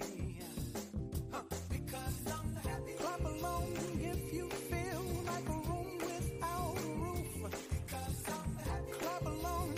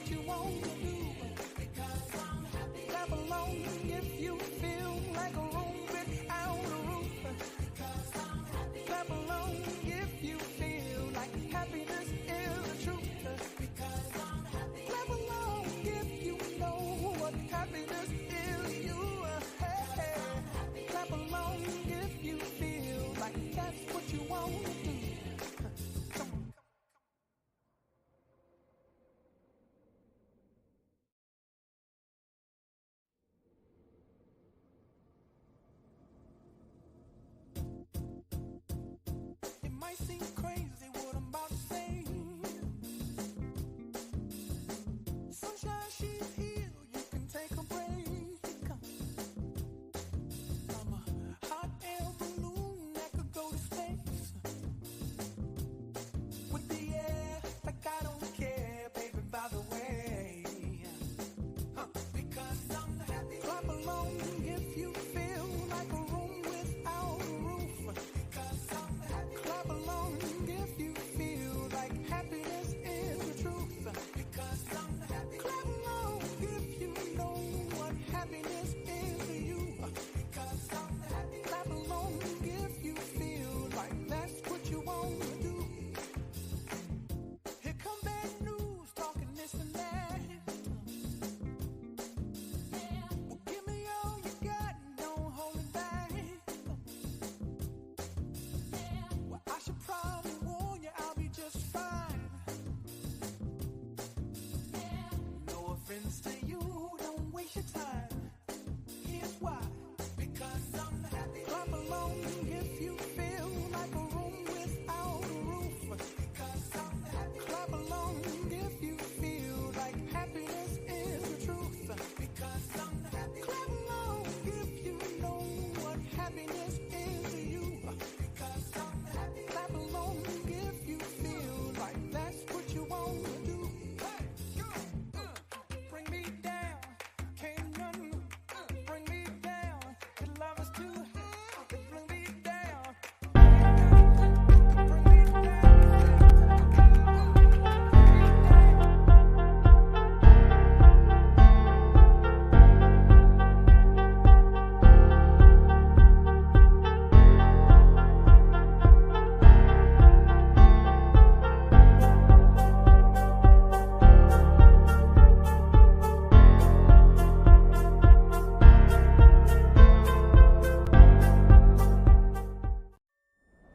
Welcome back to GRIMMCon 08 Live. Here are your co-hosts. Hi, and welcome back. Had a little bit of a break there, but we're back and we're getting ready for our next talk. Yeah, Jeff, how you doing? I'm Oh, great, sorry. and I'm in, no problem. I am great. Thank you for asking. I'm really excited about this next talk, certainly because there is absolutely no shortage of change in the world, and certainly in the cybersecurity community. And really, we know when you're talking about change from a leadership perspective or a mentor or a coach perspective, there is, I think this is going to really shed some light on something we all need to think about. Yeah, it's been no shortage of change for the last couple of years. Not that cybersecurity has ever been a particularly stagnant field to begin with. Right. I mean, it's so young as it is. Yeah.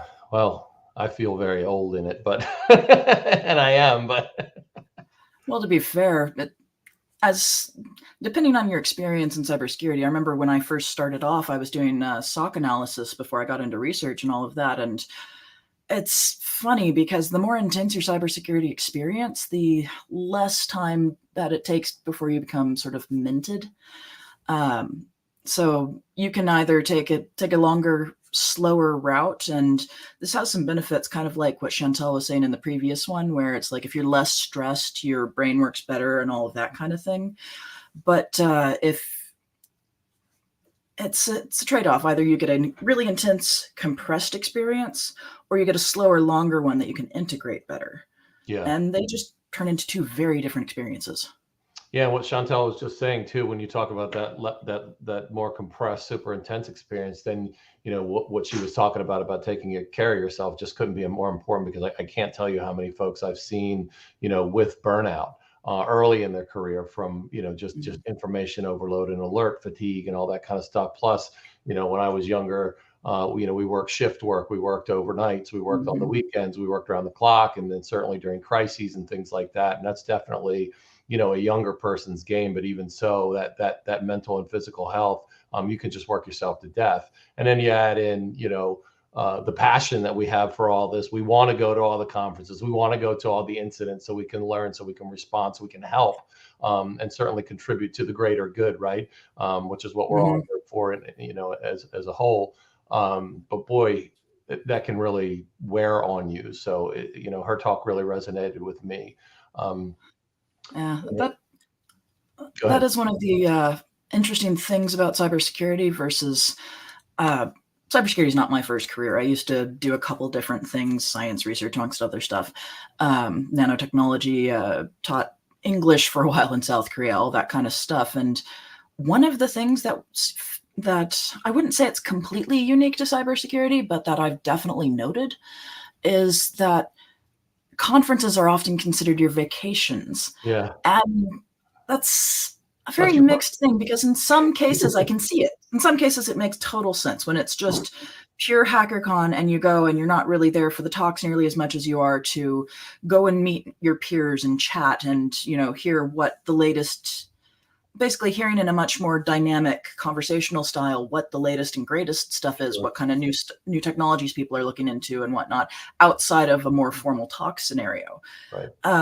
Those, it sort of makes sense, but at the same time, I feel like it doesn't leave a lot of room for balance for other non-technical or non-cybersecurity type aspects. And it's just a very interesting shift compared with some of the other industries I've seen.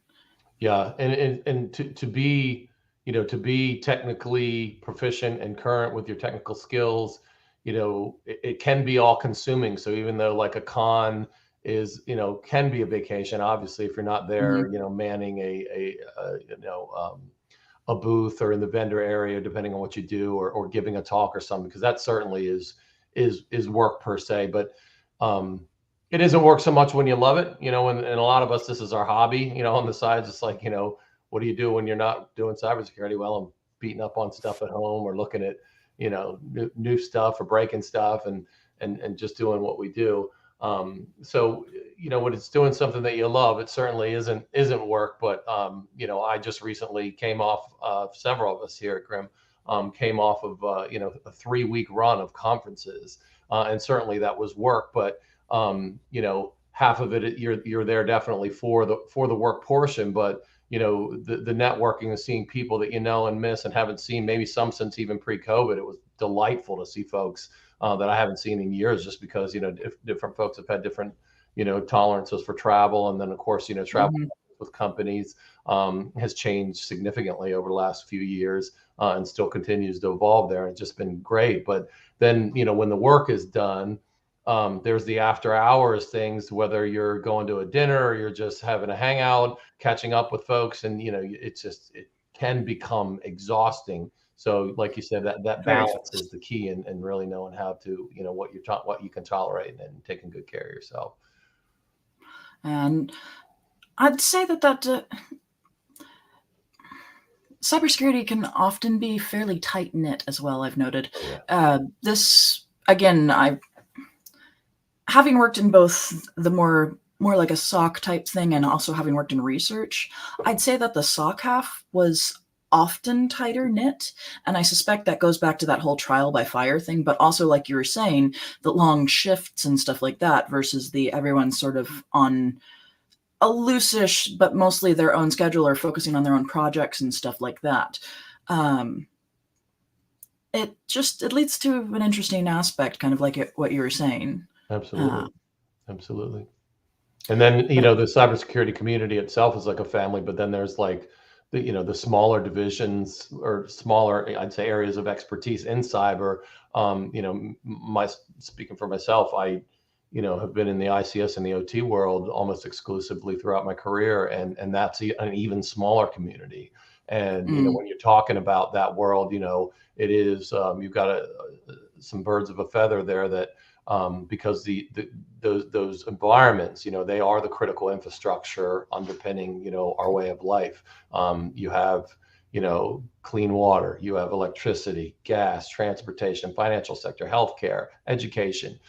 These critical sectors really, you know, there's a different, there are different things at stake when you're talking about safety and the security of those types of systems versus traditional IT systems. And they certainly both have, you know, equal concerns on safety and uptime and availability and things like that. But in that smaller community there, and I would say the same for any of the, you know, the different communities within cybersec, you know, everybody there, you know that smaller set of people and have different, really shared experiences on what you're dealing with day to day.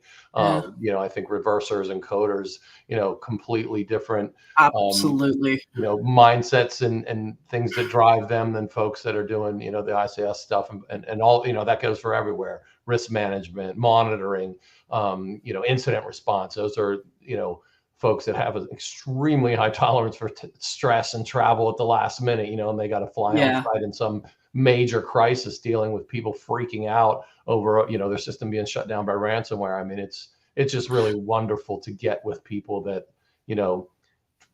feel the same pains and also share the same exhilarations and successes that fits in very well with the comment that we had from one of our keynote speakers, actually, or our keynote speaker rather, Barbara Cosgrove. A moment ago, we had a thing up saying that sometimes security conferences can feel like family reunions. Yeah, I really like that. They absolutely can, and especially after a long period of time, like you were saying, post-COVID world, it's like I've finally started to go to a few conferences in person.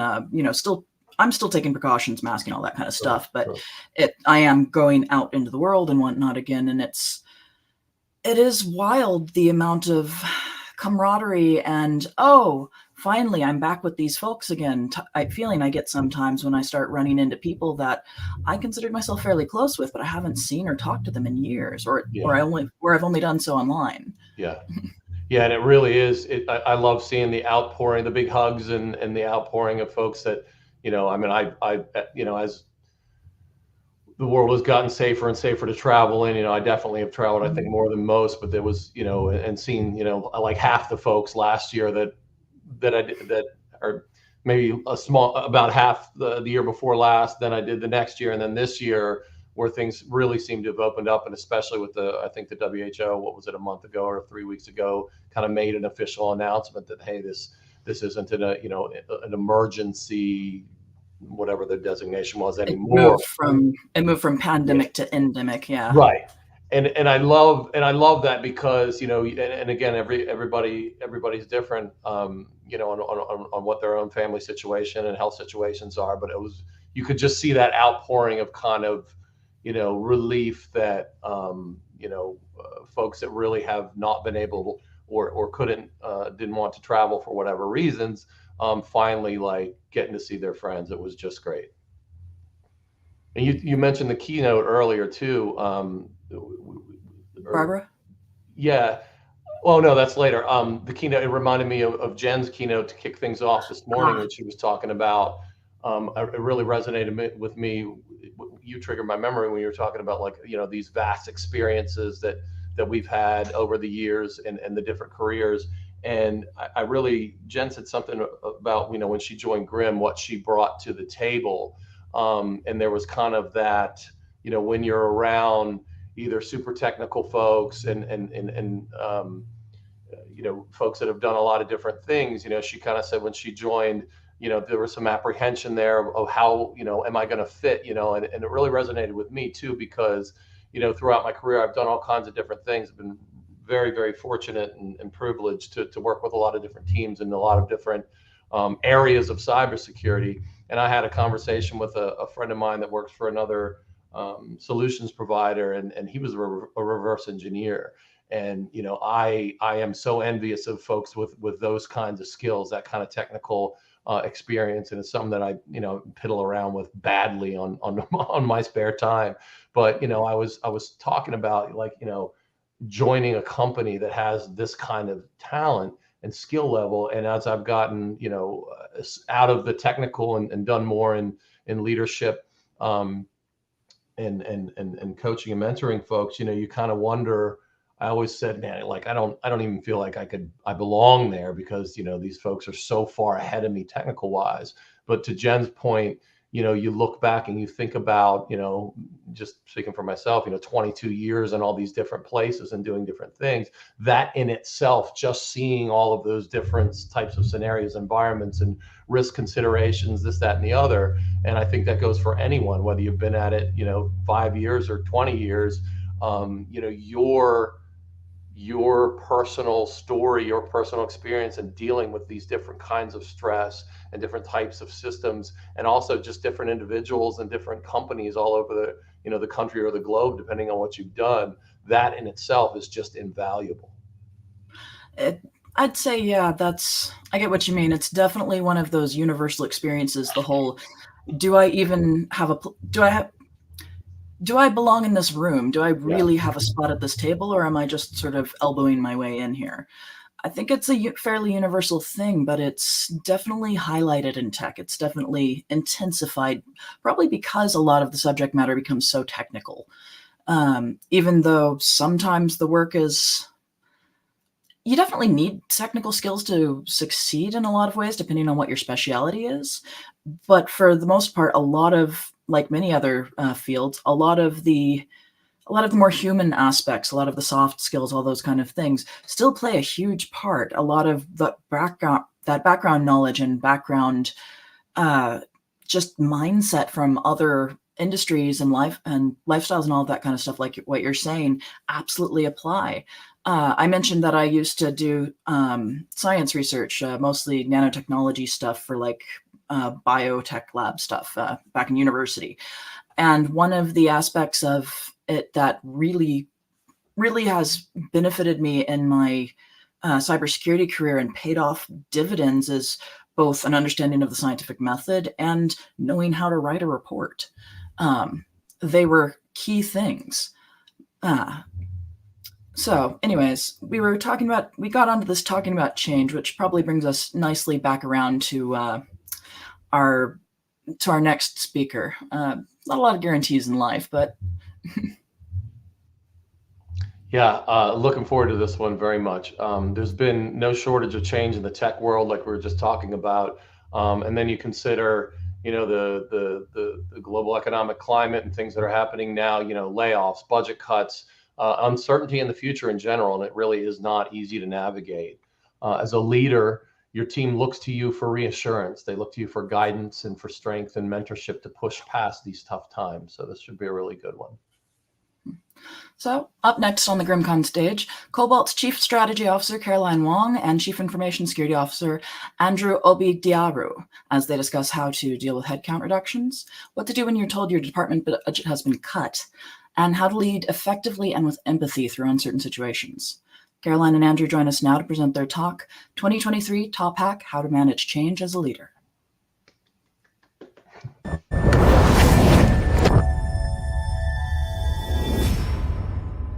My name is Caroline Wong, and I'm here with my colleague, Andrew Obidiaru.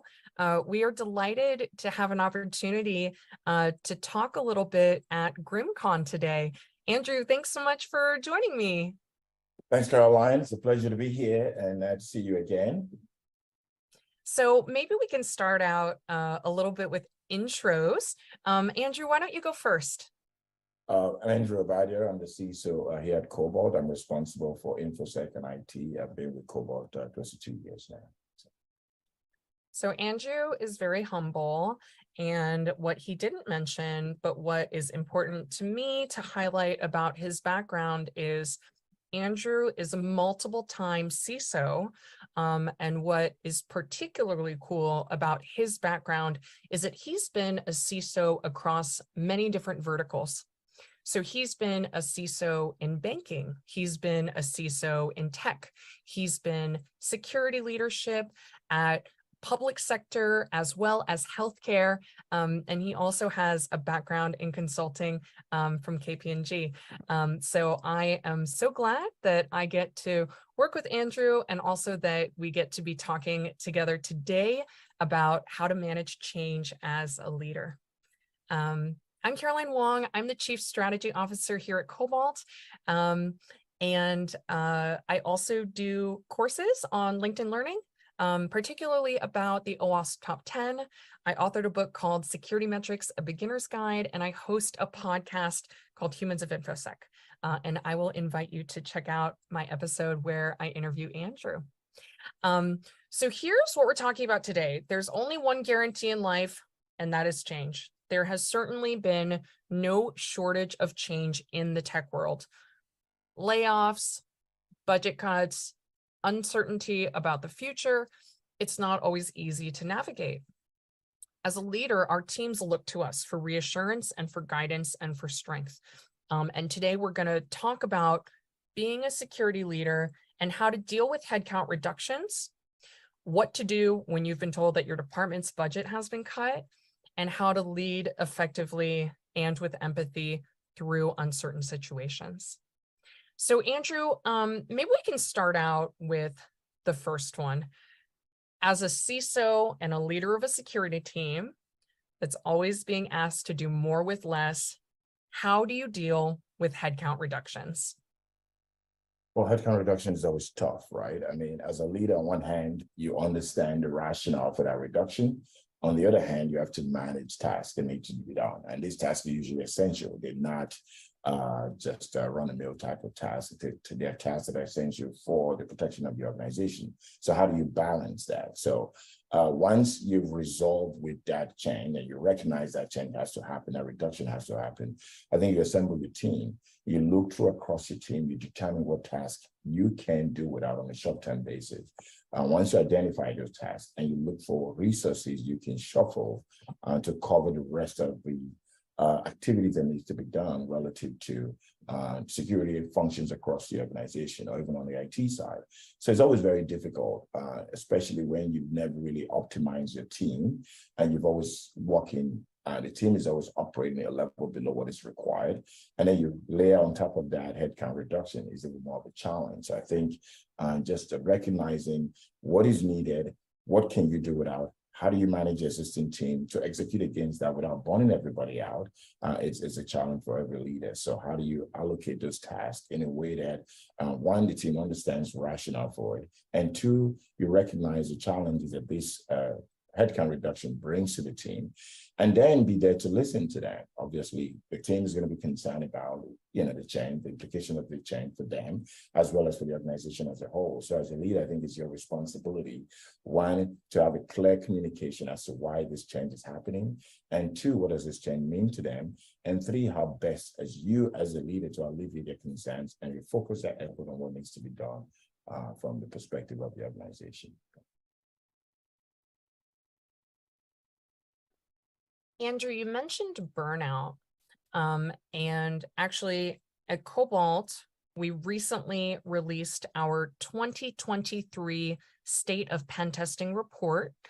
This report includes data from more than 3,000 pen tests, which were conducted in 2022 across web, API, mobile, internal, external network, cloud configuration, and that actually resulted in more than 16,000 security vulnerability findings.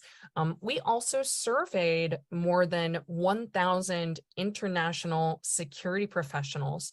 And when we talk to those folks, it seems like burnout, unfortunately, is just getting worse.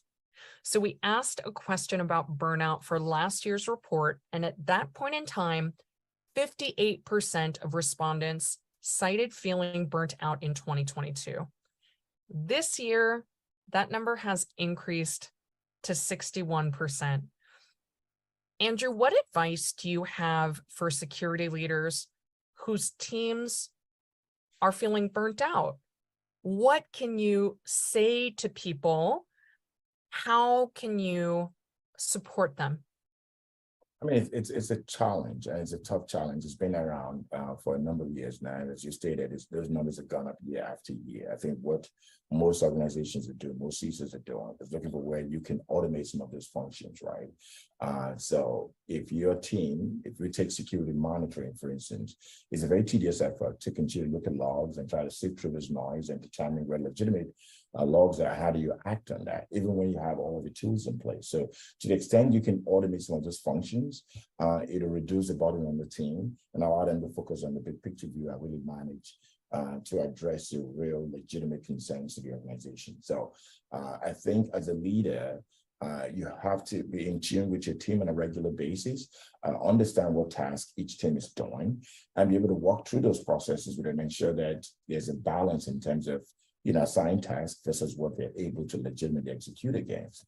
I think it's easy to just allow folks to take on additional tasks, but I think it's incumbent on you as a leader to be at a very detailed level, understand each member of your team, at least at the leadership level, what they're doing, how they're executing against the time, what's on their plate, and are they taking enough time off to recharge and refocus their efforts. I think, it's a tough balance.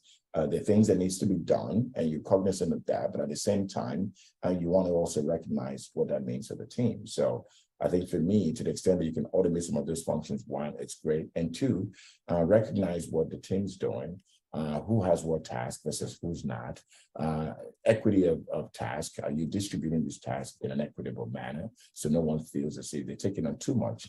I think recognizing all of that certainly help to manage the workload. It's not going to completely eliminate the issue, but it will bring a sense of balance and fairness to how each member of the team is approaching their task.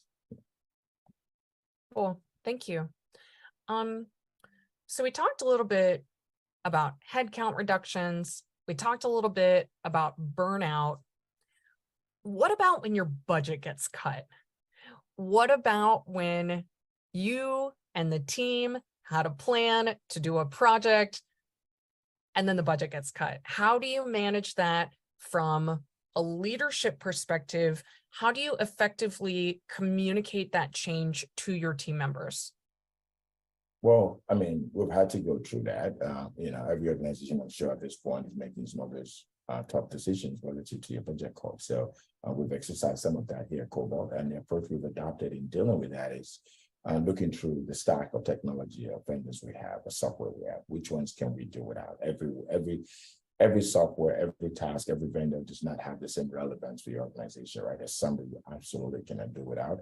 There's some you can push out for a little bit. There's some you can pace out a little bit. So I think what we've done is to look through those tasks. Where can we consolidate? Where is there an opportunity for synergy between two processes or two software or two vendors? And so we're taking a step to go through that process. And we've also gotten into situations where we've had to renegotiate saying budgets with some vendors to say, hey, we just can't do this, right? It's an opportunity for you to work closely with us. Let's reduce some cost here. And the vendors don't really want to lose that opportunity. I think it's, in some cases, they're willing to take a slight cut and to completely lose that account altogether. So we've been able to gain some success through that process. But the other instances where we just had to eliminate certain services that just weren't that important to us, or we look for ways to compensate for some of those shortfalls. I think it's a tough decision for every CISO or every functional leader to figure out how to manage through those cuts, right? Those cuts are inevitable and they're going to happen. I think as a leader, you have to be in a position to manage through the situation. You can't take the position of complaining about it or get into a position where you're entertaining this kind of complaints from your team. I think the idea is to recognize that this is done in the best interest of the organization. How do we deal with the situation rather than dwelling on the rate basis of those changes, but to look for solutions and how best to move forward rather than focused on, oh, is this an appropriate change? Why are we doing this or not? The time for that is over. And that conversation cannot be had with the team. The conversation is how do we move forward, right? Recognize where we are today. What can we do to ensure that we continue to function and survive as an organization? Andrew, you touched on something that I think is very important, and which throughout my career, I've observed different behaviors from leaders at different, I think, stages of their own maturity when it comes to managing people. You talked about complaints, because on one hand, you want to hear people out. You want to give them an opportunity to share what they're thinking, to ask their questions. Sometimes I do think that leaders make the mistake of almost going too far in that direction and almost like kind of like validating some of the complaints like a little too much. Like, it's one thing to acknowledge like, hey, I know that we've been experiencing a lot of change, and I know that it's resulted in A and B and C, and your experience is different. It's different to say that than to say something like, yeah, you know, I disagree with the decisions that are being made, and whoever it is that is making these decisions, like, I don't agree with them. Like, that, those are really different approaches, you know. And what I hear you saying is actually, instead of kind of taking an us versus them, like me and my team and like the big bad executives, I really see you bridging that communication gap. And firstly, saying to folks, what are you thinking? What is this like for you? Tell me about it. What questions do you have? And at the same time, bridging that communication to say, this is my perspective on why the decisions are being made, as well as being firm with folks on, frankly, where decisions have been made and where there's no wiggle room to change those decisions. Because I do think that's actually a super important part of leadership, particularly with regards to change, because our teams, anyone's teams, look to them to understand what could possibly be done. And the reality is, there are some things that are possible and there are some things that are not possible. And it's actually not helpful for us or for our team members if we lead them down any sort of path that's just not possible. So I think that's really cool. You know, to me, there's another piece of that, Andrew, that makes me think that I think that sometimes security teams feel like they don't get exposure to the big picture. Sometimes they feel like they don't have a seat at the table. And I think that CISOs and security leaders who take your approach, you're really bridging that gap. You're really saying to them, here's the bigger picture. Here's the context. Here are the trade-offs that are being made. Like, hey, you know, person on my team, I can acknowledge that maybe you're disappointed because of, you know, salary increase amount or something. But like, let me help you understand the bigger picture from the business perspective and some of the different requirements and constraints that we're working with. I do think that as leaders, we have an opportunity to help our team members to see things that they may not be exposed to just because of having different roles. So I really appreciate that, and I wanted to call that out. I agree. Thank you, Caroline. You're absolutely right. I mean, it's one thing to hear them out. It's another thing to feed into their viewpoint, right? So they're very distinct approaches to leadership. So I think it's incumbent on you, or it's your role as a leader, to hear them out and alleviate their concerns, right? But you don't want to be like ally in that complaint, right? Against, because you're also on the other side somewhat, right? You're a leader, you're one of the decision makers, and you can have it both ways, right? So it's one thing to hear them out, and it's another thing to say, hey, I hear you, but this is, to the extent you can share the rationale or the basis for that change, you share, but you don't want to get bogged down in, oh, well, I try to change it, I try to do this, I try to do that. I mean, that's not helpful. It's really not going to help anything. I think organizations make tough decisions all the time, and it's your role as a leader to take that decision and execute against it. Sometimes it's tough, but you have to be able to do that. It's a key component of leadership as well, to navigate through tough decisions. Yeah. You know, Andrew, there's another data point that we reported in our 2023 State of Pen Test report that personally I was a little surprised by. And so what we did was we talked to 1,000 global cybersecurity practitioners, and we asked them about burnout. And we also asked them if it makes them want to quit. And I was a little surprised and a little bummed to see that the data says that 50% of respondents in the United States want to quit their jobs because of feeling overwhelmed and burnout. We also talked to folks in the United Kingdom and in Germany, and in those regions, the number is a little bit different. It's 20%. But I just wonder, like, if you have any reflections on that. Does that surprise you? It does surprise me a little bit, because I think as a CISO, when you get to that level, it's more of a passion for your job than anything else. Now, I also recognize that in that part of the world, the way they approach vacation is different from how we approach vacation in the US. That's a In good Europe, point. I mean, when they go on vacation, they shut out completely and they really recharge. But here, even at a manager, director, VP, CISO level, they never shut out. They still on their phone, they still logging at some point, and they never really completely off the loop. I don't know why that's the case, but it's been that way forever. So I think that may be something to do with that survey. But I think as far as wanting to quit your job, I mean, any job is tough when you've gotten to a level.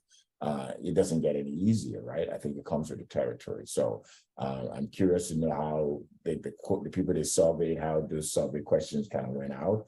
But I'm not at a position where I feel frustrated or I want to quit my job. I recognize that it's challenging, and every day is not challenging. There are days that are challenging, and it is also, but also on the flip side of that is also a sense of accomplishment, getting to where you've gotten to. There's a feeling of fulfillment, there's a feeling of satisfaction. So I think it's a balanced approach for me. I don't expect one side to weigh too heavily. There's always a balance, right? So there's a benefit to being a CISO. There's also the drawback of that, which is the challenges of having to navigate tough times, tough decisions. So I think you can never have it all, where everything is just mellow through it. If that's the case, then it would be in leadership, right? It's not meant for everyone. I don't think it's I don't know. It's interesting to get that feedback. Yeah. I think that when I read that statistic, I was surprised and I was kind of bummed out. And I actually think that it demonstrates to me the importance of you and I having this conversation here in this way. Because I do think that there's an opportunity for security leaders across the board to change their approach to change management and leading through change.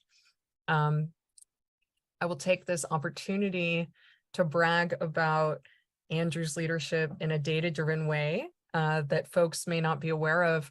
But one of the things that we do at Cobalt is we do a thing called Employee NPS score, Employer Net Promoter Score. And Andrew, your team's scores are consistently high. Right now, your team's score is right now, your team score is several points above the company average, and it's also several points against the true benchmark for technology. So clearly you're doing something right. I do think that for folks in security, we have interesting problems to solve. We do work that contributes a positive impact to the world. And sometimes it's a lot of work and sometimes we get burnt out. It can be both things at once. We can both be in the midst of layoffs and uncertainty and budget cuts, and we can still feel appreciated by our team members. We can still feel like the work is being allocated in a fair manner. We can still feel like our leaders are transparent in their communication with us. We can still feel like the work that we're doing matters and is important. And so in any given moment, I do think we have an opportunity to lead.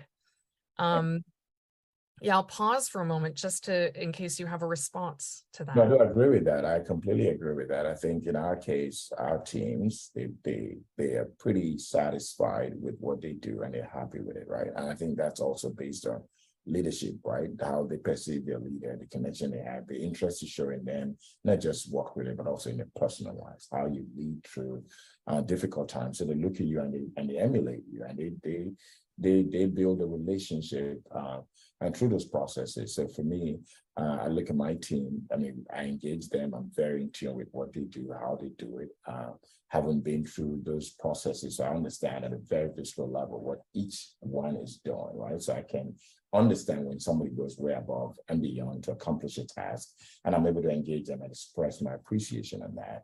And give them the encouragement they need to go through difficult tasks, right? So having that level of understanding and engaging them in a manner where they know that I am there for them, I have their interests, and managing really helping them go through whatever phase and they're going through, and they know have their back in every true sense of that word. I think that's important for your team. So most managers struggle with that. It's a fine line. You don't want to be too much of you're not their friend, you're still their manager, but at the same time you want to be able to show support and recognize when they need that leadership, and you're there for them to guide them through it. And that's not just as far as work is related, but also personalized as well. So in my one-on-one with the team, we spend a segment of that to discuss their personal issues, what's going on in their personal life, how is that going, what can I do to help some of that. And they show appreciation in that. So it's not just all about work, but it's also the individuals doing the work, how they operate on the person, because most of the issues are not always work related. Sometimes it's personal, and sometimes that gets carried over to work. So if you're not in tune with your personal life, then you are not able to manage through this process, or you engage differently.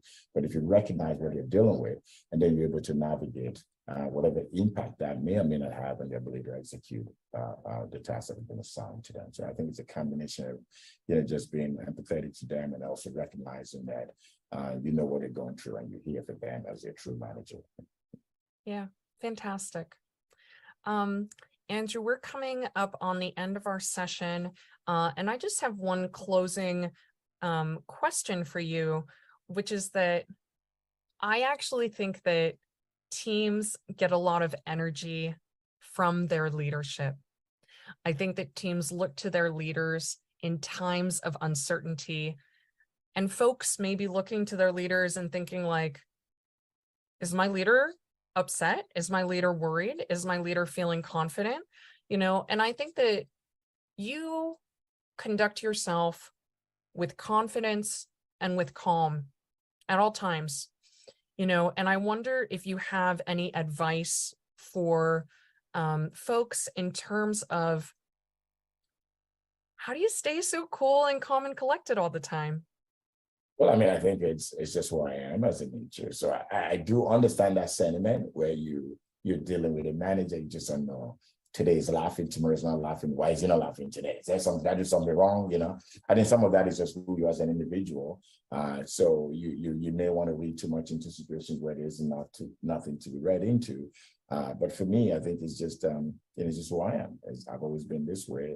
I try to maintain consistency because I know that people look at me and they can perceive or react from that. So if I'm not happy, they let me know. I'm not going to sugarcoat that. If I'm happy, and I will, certainly convey that. But I think, it takes a lot to upset me. So when I'm at work, I understand it's ups and downs, whether it's coming from the team, or it's coming from a colleague, or it's coming from a higher ups. It doesn't really faze me. So I just see it for what it is, and I try to walk through it. Yeah, very cool. Very cool. I myself tend to be a little bit more emotional, and I think that just is me again as a person. That's just like inherently my personality. Some of the things that I do in terms of leadership and managing my energy and managing how my energy can affect the energy of my teams. I try to make sure that I'm getting what I need. I need to be getting the rest that I need. I need to be getting the movement and the proper nutrition that I need. I need to have time off once in a while. If I am pushing myself too hard all the time, then I know that I'm going to get tired and I'm going to get grumpy and my brain's not going to work as well. And then, I'm going to put off some more of those distracted, grumpy vibes.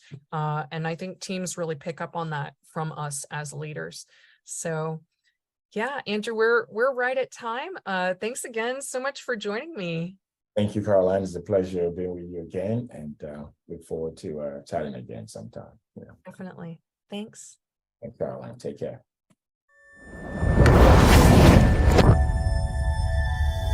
Thank you, Caroline and Andrew. Got questions? Caroline's standing by live in the GRIM Discord right now to answer them. If you're not up there already, we've dropped a link to our Discord in the comments. So GRIMMCon 08 has been great today. We're on fire with wonderful presentations. Our next presenter is Vermillion. Coming up at the end of the day, you do not want to miss our closing keynote.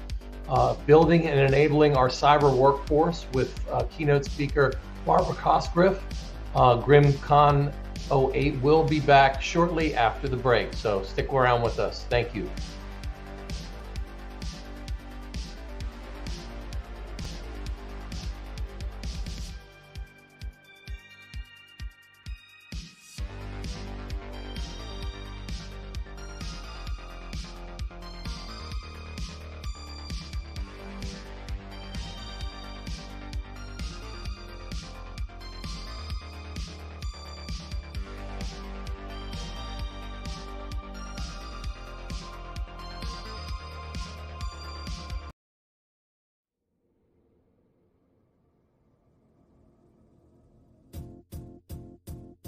It might seem crazy what I'm about to say.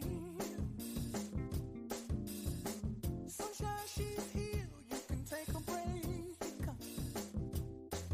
I'm a hot air balloon that could go to space. With the air, like I don't care, baby, by the way.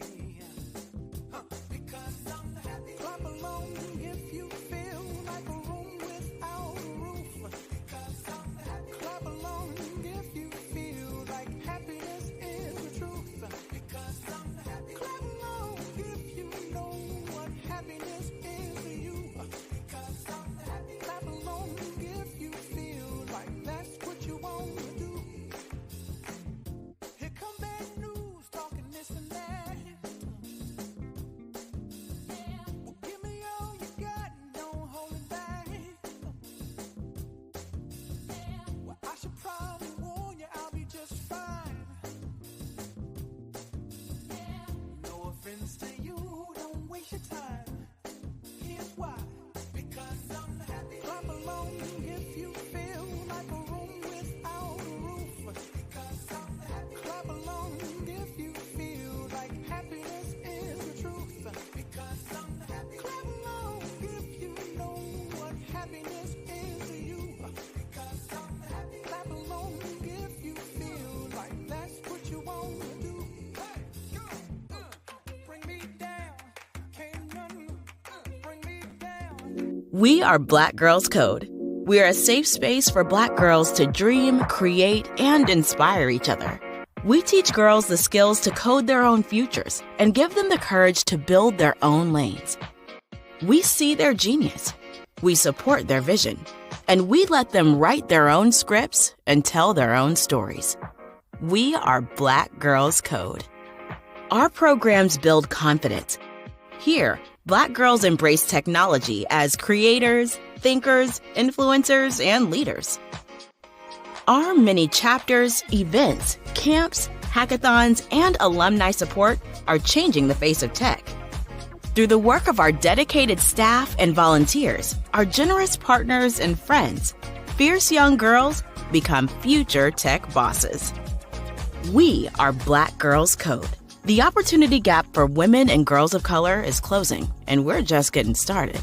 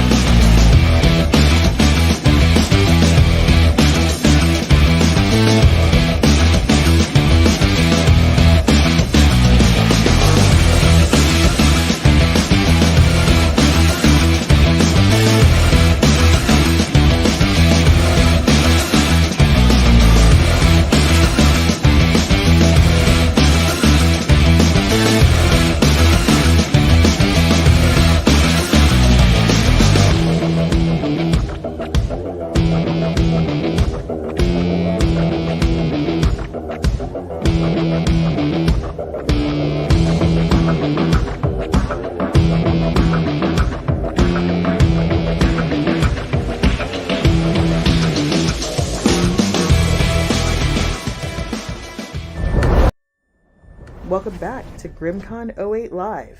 Here are your co-hosts.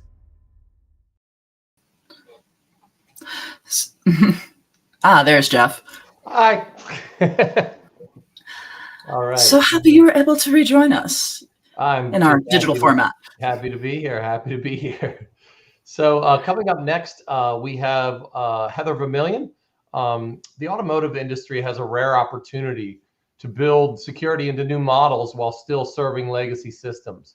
Our new GRIMMCon presenter, Heather Vermillion, says that it's important that the industry takes advantage of this chance before the industry is highlighted by a large-scale public security incident.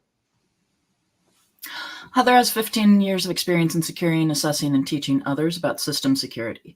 She's worked in defense, intelligence, e-commerce, insurance, and most recently embedded systems. She'll be joining us live in a few minutes to present her automotive security standards are special, just like every other industry. But they need a moment to prepare. So, how are you doing? I'm good. I'm good. So, go ahead. Go ahead.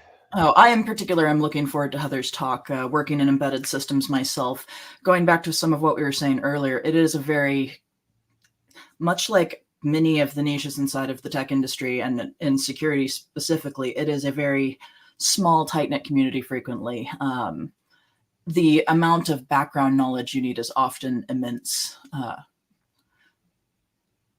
Something I'm sure that you can relate to with some of the ICS stuff you've looked at, I think.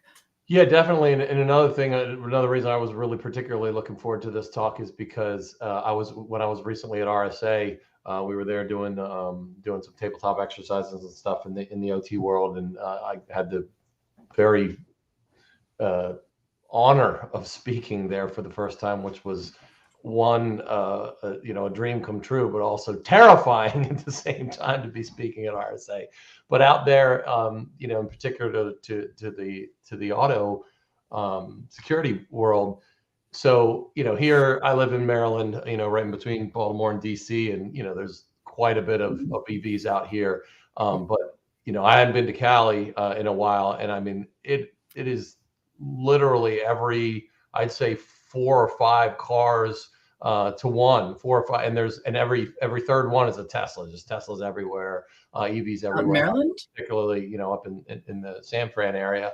Okay, here in California, there are a lot of Teslas around here. Way more than, and there's a lot here, but there's way more out there. And then of course we had at the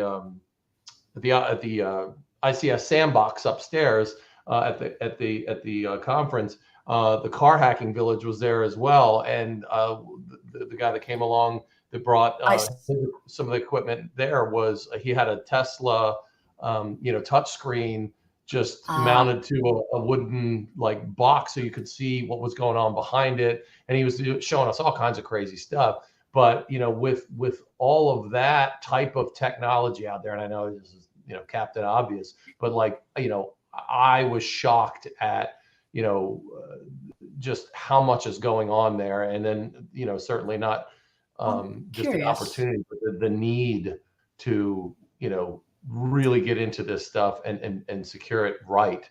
And then I also saw, go ahead. Is that ready? You mentioned an ICS sandbox. I'm actually not familiar with that one. Or is that your tabletop things? Yeah, so the ICS Village, it's put on by the ICS Village that we all know and love. Different events around the country. The next one that we had is I think DEF CON and Black Hat. If there isn't one in between that I'm just not remembering. But you can find them online, icsvillage.com. But the sandbox upstairs in the Moscone Center is where we have several of the different verticals in the village set up. There, the Lockpick Village sets up, the car hacking village. You have us. I'm very familiar with Lockpick Village. Sure. And then the aviation ISAC was there. They had a really cool display. Anyway, it's really neat stuff. But one of the other things that struck me about, talking about security of these vehicles, and the whole nother rabbit hole here, but we have seen on TV and on things and maybe even in person a couple like the test self-driving cars. but out there in downtown San Francisco, they're everywhere. And, you can, it's really cool, right? But one of them, I'm sitting in an Uber, like, arriving to the conference, and one of them pulled up next to me, and, I kind of did a double take there for a second, because it's one thing to look over and there's nobody in it. And, it strikes you for a minute, like, oh, that's, and, they got, I think there's two brands out there. Google's one of them, I forget the other one. But they're the two that are really out actively testing. So you look over and there's nobody in there, and it kind of gives you a pause for a second. Then we start driving, and it, it's when you see it driving right next to you, it turns over, goes on, and it makes a right, goes down the street. It was unsettling. I was really kind of struck by, oh my God, there's nobody in that car. And it's incredible. And then you think about, all of the, the challenges with that, as well as, down the road when they get it, stable and safe and tested, how many lives that's going to save, from, taking out the human error, quotient in these types of things. But but being more on the research side of things, I have my perspective's a little bit more like, okay, so what happens when one of those gets hacked, or when someone figures out how to start doing some adversarial road layouts? Which is like, get a half a dozen of those orange cones and just set them up in some patterns out on the street, or spray paint some QR codes on the ground or something. Yeah. I mean, there's so much, like I said, I was just unsettled, and, you're excited for, the advancement of transportation, the sci-fi aspect, oh my God, I've only seen this in movies. You're excited for that, but at the same time, like the security and the tech guy in me is terrified. So, yeah, I'd say it's a little bit of both. I can appreciate the death robot rolling at me down the street at the same time that I'm going, oh God, I have to get out of here. Yeah. Well, that's why that's, like I said, I'm looking forward to hearing what Heather has to say in this crazy auto security world. So before I came to Grimm, I did more on the mobile and embedded side, less on the automotive side. That particular niche has been fairly new to me since I've come here, and there is a lot of unique stuff that I just didn't see on any other system I've ever touched. Some of it's the standards, some of it's just, one of the things that sort of blew me away is how much of a mix of old and new it is. It's like on the same day, sometimes on the same system, I can touch something that is decades old, or I can touch something else that is brand new, bleeding edge. And that can be a little disorienting sometimes. How so? Like, say you're trying to figure out a protocol, or you're trying to figure out how two pieces interface with each other. Mm-hmm. If one of them is speaking all brand new stuff and another one is something from the proverbial Stone Age, figuring out how they talk to each other can be interesting, particularly if you have to look anything up or hit any reference documents, especially with, for example, various companies getting bought out by others. They might not go by that name anymore. You might have trouble finding documentation. Sure. A lot of different things can sort of give it a unique twist. I'm sure Heather will talk more about this when she's up. Yeah. Yeah. And that old, just what you just said, that kind of old meets new, and the way those things evolve, couldn't resonate with me more, in the ICS and the OT world. These particularly power plants and many of the, pick one, and many of the critical infrastructures, especially, wastewater treatment, gas facilities, nuclear plants, those types of environments were built, sometimes more than 40, 50 years ago, and built to, on a 45-year or a 25-year contract, to last. And that stuff was literally built before the internet existed. So you have this antiquated technology that, speaks serial for the most part. And then fast forward, into today where, big data and being able to, monitor not only the health, but like, the production of the systems, from, when you're talking electric power generation or something like that, for plant efficiency, for forecasting of what you're going to need to generate, next hour, next day, next week, whatever, all that stuff, the business network needs to, consume data from these things, and it was just never designed to do that. So you're looking at these ancient systems that operated, in an island and only talk to each other, now having the requirement to be networked and to be, have data consumed and analyzed, and those two that old world meeting the demands of new technology is just, not only is it an incredible cybersecurity problem, but also, there's the need, to support that innovation for a better, more resilient infrastructures. All right. That is definitely a fascinating aspect. Old meets new and systems that are critical to not go offline. It sounds like they're ready on the back end. So Heather will be joining us now. Once again, she's presenting Automotive Security Standards Are Special, just like every other industry. Hi, Heather. Welcome, Heather. Hi, thanks for having me. Yeah, we see you and hear you. Excellent. Thank you. Fantastic. Say, do I have slides? I should have slides. Also fantastic. All right. Well, again, thank you so much for having me. Thank you for dialing into my talk about how automotive security standards are special snowflakes, just like every other industry. So first, a little bit of background. Me, I know the host did a great job of introducing me. I do have a bachelor's in computer science from a school out in Ohio, as well as a master's also from a school out in Ohio. And I've been in the industry 15 years. That's hard to believe already. I kind of grew up in the Department of Defense before I trucked out west here to Seattle and bounced around from e-commerce to big data, even into the insurance space. I was effectively the CISO for an insurance broker for a little while, and now I'm here at PACCAR looking at the embedded space. And then I also work with small businesses to make sure that they have the security that they need as a small business, and make sure that they don't get ransomware or hacked, because that is definitely an area that needs attention. Have a handful of certifications like you would expect, the CISSP, GCIH, et cetera, et cetera. I'm not one for over amounts of acronyms after my name, but such as it is. So I kind of wanted to start by the state of things as it is. We're kind of in a good news, bad news situation here.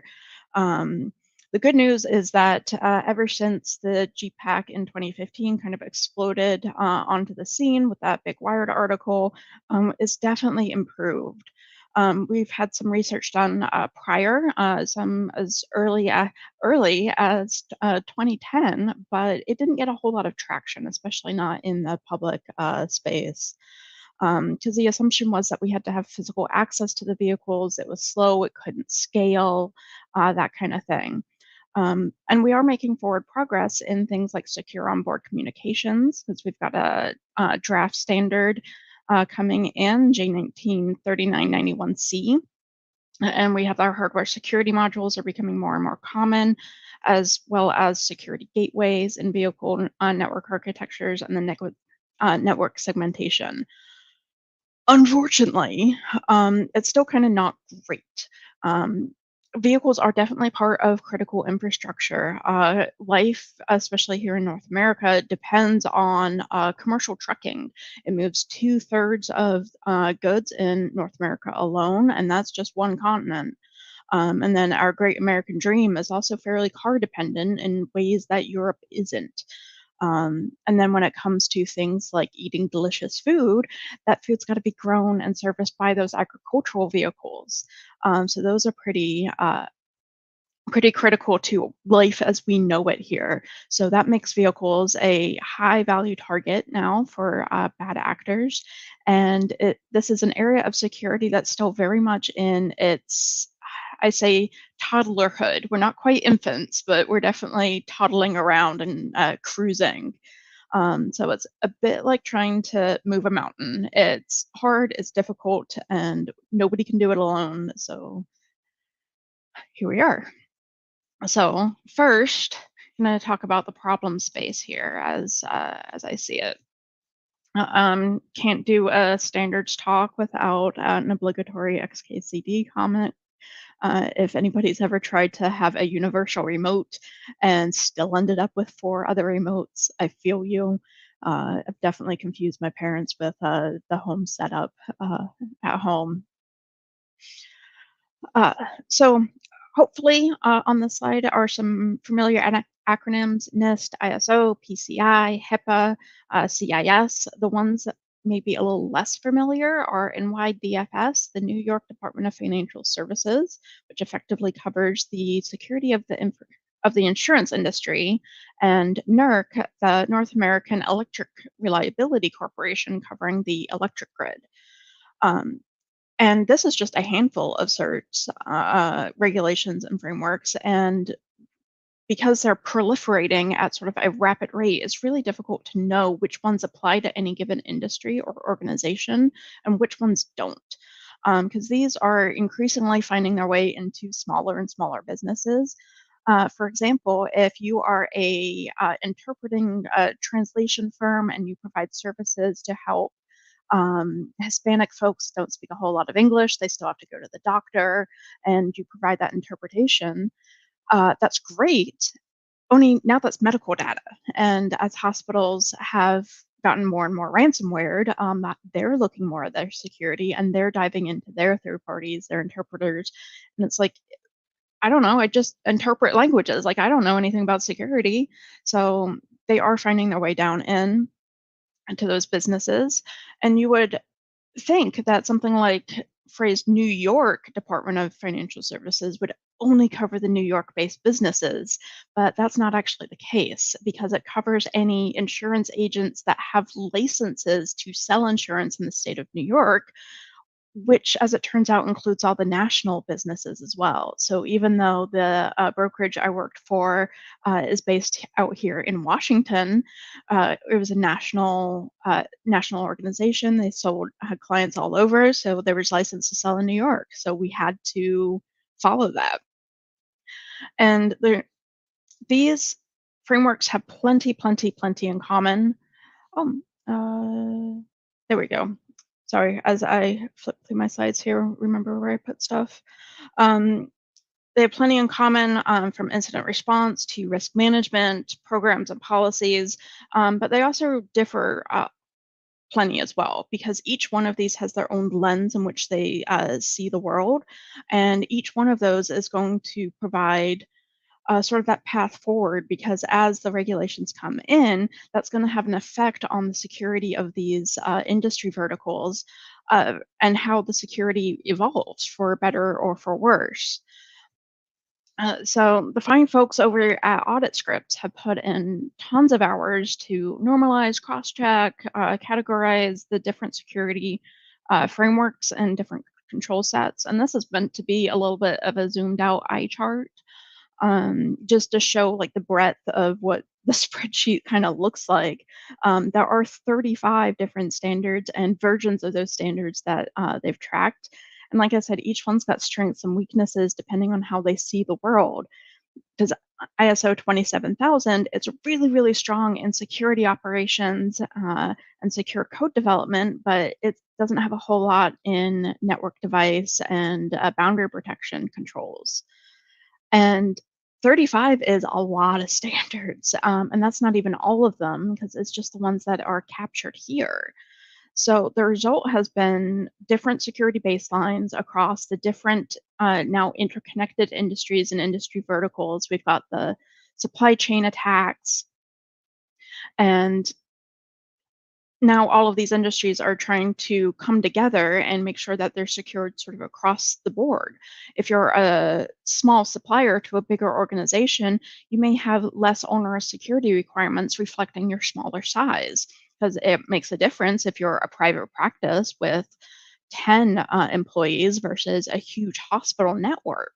It makes a difference in the amount of resources that you have, not that they have tons of resources there anyway. And you may find yourself, oh, the small supplier is not subject to the regulation that the big corporations are as well, which is all well and good until it's not.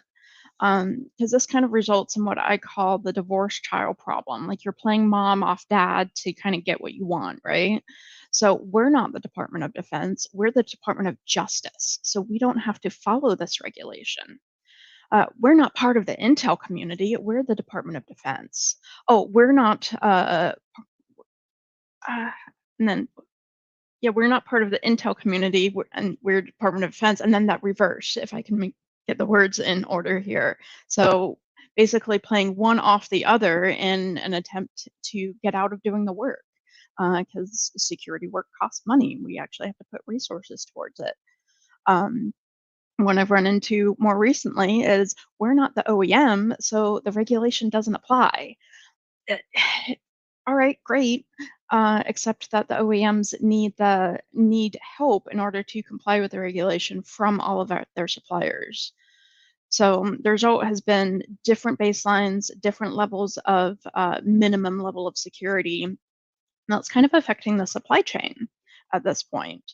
And like I said, all of these have common themes, things like have policy, have access control, turn on MFA, train your people, have some logs, do some auditing, that kind of thing. These are broadly applicable across all the different industry verticals and across regulation jurisdictions, because we also have cases where maybe the federal government is trying to pass all of these cybersecurity regulations, and maybe that's not the way it's supposed to be done. Maybe it does have to come from the states, the state level. It's like, I'm not here to argue whose jurisdiction it is. I just want stuff to be secure. And then what's not on, what I didn't include on the slide here is the areas of incident response and third-party risk management, because those are gaining lots and lots of traction, because again, supply chain. So as part of my work, I did take, I took that fine spreadsheet and I added on a couple of columns for ISO 21434, the vehicle security standards, as well as UNECE 155156, which are the European regulations for vehicle security. I really debated some of the placement of these controls, but especially because the more manufacturing-esque controls, but I was eventually able to correlate and decide where each one of those controls went in the security catalog that audit scripts have already established, because they did the hard work of normalizing those 35 standards into about 400 odd control statements. So that was my superset of controls. And then, spoiler alert, what I did was tailor the security controls to what was important for automotive. So I would be remiss if I would say that we've kind of seen some of this before, because automotive and vehicle security is hardly the only industry vertical with this problem. John Strand did a great webinar after the Colonial Pipeline attacks in May 2021, which is somehow 2 years ago. Don't get that. But everyone thinks they're a special security case and they want to keep their legacy systems running for years and years and years. You can't turn us off. We're mission critical. We're the mission. You can't turn us off. We can't upgrade. We can't do maintenance. We can't patch, nothing. Yeah, that's not really a fantastic plan, because then we keep just accepting the risk. And when it comes to product security and legacy systems, automotive is a little bit at a disadvantage, because the useful life cycle of these cars and of these vehicles and trailers is a long time. So, and patching is really hard, because in order to patch, we have to maybe issue a recall and get consumers to bring their cars back to the dealers. And there's going to be thousands of cars on the road across hundreds of different models, all of which are slightly different, and that they're going to be on the road for decades and years to come. And so we can't just say, oh, we can't do anything, it's legacy, like people are going to die. That kind of hen ringing that, oh, we've tried everything and we're all out of ideas, that's not really working out too well for any of these other areas. So we have to be able to do something about it. Which brings me to Act 2 of this talk. So I joke about the vehicle security being special snowflakes, but what is special about it? What do we have to watch out for between going through all of the R&D manufacturing design down the one side of the V, back up the other side of the V, getting things into the factories, onto the production lines, getting it off the production lines, onto the road, and then eventually to the great scrap heap in the sky. Like, that's a whole life cycle. So what's special about it? I've already talked about how it's critical infrastructure because we kind of need cars. We also have the aspect of functional safety because obviously we want our vehicles to be safe. We have IT issues now because cars are becoming more and more computer-like. Ask any mechanic, and I'm sure they will have a whole rant for that. And then there's a supply chain that goes along with IT and the back-end systems for that. And then, of course, we have the operational technology that runs all the production lines, because it's all well and good to establish critical business processes in IT and then not cover the machine in the factory that all it does is cut the hoses, but without the machine, without that one machine, the whole line goes down. Like, that's not great for a manufacturing environment. Excuse me here. So the good news is that all of these areas here, they're not silos. We're not having 4 different smokestacks around a 5th smokestack. Because individually, all of these areas have associated standards and best practices, functional safety in particular. They've got a very well-established process. And it's also critical to look at the actual data that we're looking at in the cars, because the level of security we need depends on what kind of use case we're having. So if we take something as simple as GPS data, if we're looking at a piece of farm equipment, we've got to be able to query that. We've got to be able to analyze that and share that, because that's how the farmers are getting the maximum yield out of the crops, because they have it down to the GPS coordinates of where the seeds go and how much water it's got to have and how much fertilizer it's got to have. And all of that is very GPS driven these days. So it's critical that that's got to be shared. But if we take the same GPS data and now we put it in a consumer vehicle, just some, I don't know, random Chevy car on the road, that GPS location data, if someone's being abused in a stalker situation, we don't want that data to be shared, right? Because stalking is bad. So we want to be able to protect the privacy of those individuals. So it really depends on the use case. So we've got a lot of things going in here. So, and it's not enough, like I said, to treat each one of these areas as its own smokestack. Because they combine to form something that's greater than the sum of their parts. So we have to threat model. Because this brings me to, okay, what can possibly go wrong? The good news here is that the possible damage scenarios are reasonably finite. The MCs were referencing all the self-driving autonomous cars and the terrible sci-fi stories that have gone along with that. Plenty of those, and we've even had some real life examples, courtesy of the Russian-Ukrainian war, because that one picture with all the taxi cabs was causing a citywide disruption in Moscow at the beginning of the conflict. And yes, this particular instance, it was more of a hack of the rideshare app than the vehicles themselves. But as we move into that autonomous vehicle space, the same effect could be achieved hacking those autonomous cars. And we saw the effect that had on the city because it was total gridlock. And we also saw the use of a kill switch on the captured John Deere tractors, effectively bricking $5 million worth of farm equipment so they wouldn't fall into, say, enemy hands at this point. And I'm using quotation marks as I am not an expert in the geopolitical situation there at all. I'm just looking at the vehicle disruptions here. And these scenarios all have plenty of things in common, because if we come right down to it, what do vehicles do?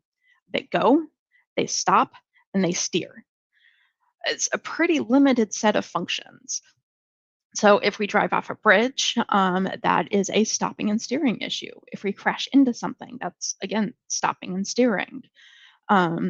If we use the power line commands to bleed an air brake system dry, that's a vehicle's got to stop kind of issue, because our brakes are gone. The brakes being gone was also highlighted in the 2015 Jeep research. And that's not to say that all vehicles are the same thing, because they will have other functions. We have our dump trucks, we have our garbage trucks, we have the cement mixers, the refrigerated trucks, the crop sprayers, and all of those kind of bodybuilder components. But even so, that's a limited set of what the vehicles can do. So it's not as crazy sounding, like we don't have to panic, oh God, tons of things can go wrong. No, it's a very finite set. So we have that list, we have our damage scenarios, and then we can say, okay, how can those damage scenarios come about? Now we have threat scenarios. Do we have CAN injection? Does it have to load malicious software? Do we need physical access? Can we do it remotely? And it's important to remember that damage and threat scenarios is a many relationship. So many threat scenarios can lead to several different damage scenarios, and several damage scenarios can have multiple threat scenarios as well. So at this point, we kind of want to look at the entire possible attack chain, because maybe an attack can be accomplished by loading malicious software, or not loading malicious software at all, but being able to do some CAN injection to send malicious messages. So that's where we get into the security controls that now we're designing. So we shore up those potential entry points. And that's where we have to ripple it down the supply chain as well, because something as simple as only loading authenticated software, okay, is the OEM writing that software, or is the OEM having a supplier write that software? So the OEM's got to trust that it's coming from the supplier in an authentic way. So what the supplier sends is what the OEM receives. So that's got to be good. Then the OEM does stuff to push it out to the vehicles. So the connection between OEMs and the vehicles, that's got to be authenticated and secured. And then once that software gets to the vehicles, it's ways to authenticate things. It's probably going to be cryptography based, which means that the vehicles, the ECUs, have to have a way to authenticate that, which means storing those cryptographic keys. And if you look at the field of cryptography, even a little bit, you will very quickly discover that key management and key distribution in a secure way is a lot harder than it sounds. So, and we have to manage that across that supply chain. So from the supplier to the OEM, and then finally down to the vehicle.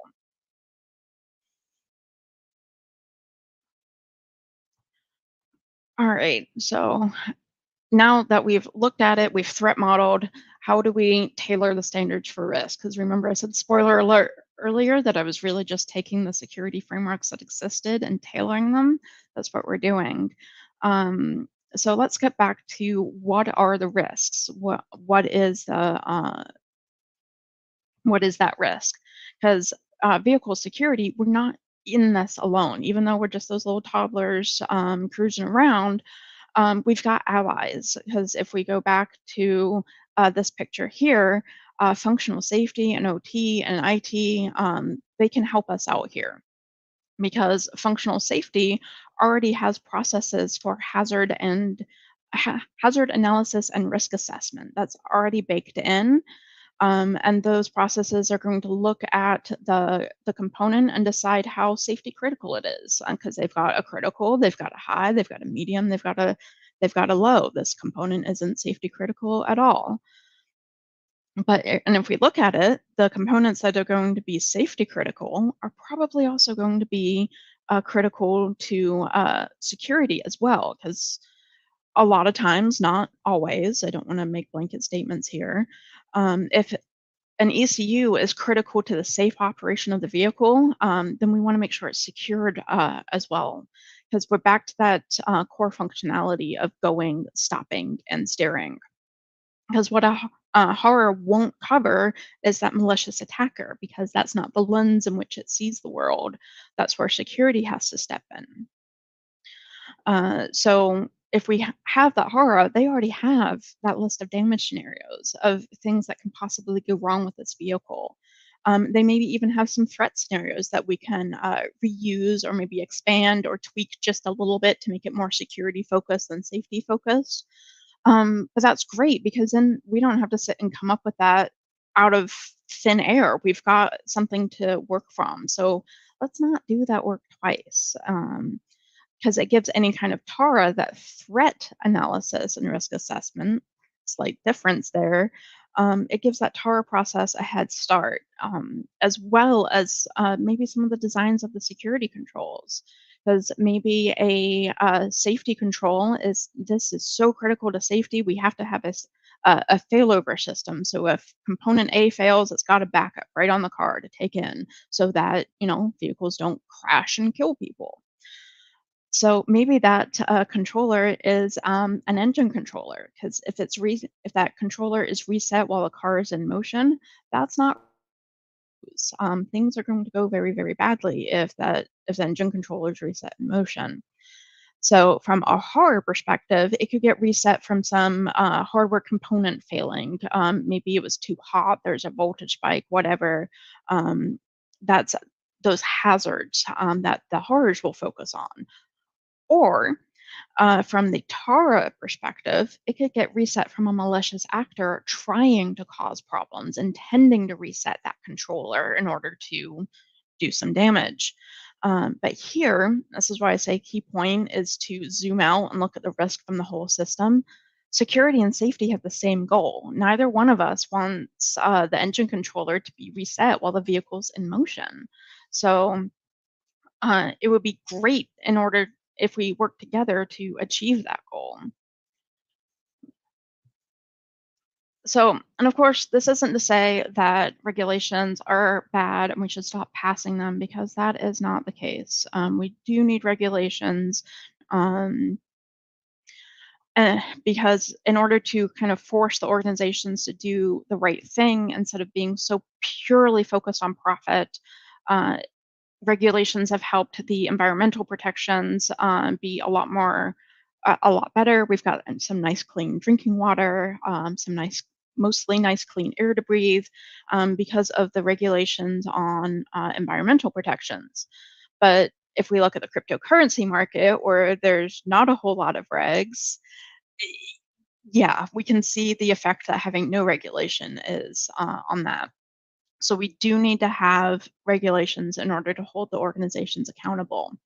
Because if we take a look at SolarWinds, they're not the DoD, they're not critical infrastructure, they're not telecom or healthcare or retail. Those are the customers. So SolarWinds never didn't fall under any of the regulations that were in place, because they weren't any of those industries. They're just a tool to help manage IT network infrastructure.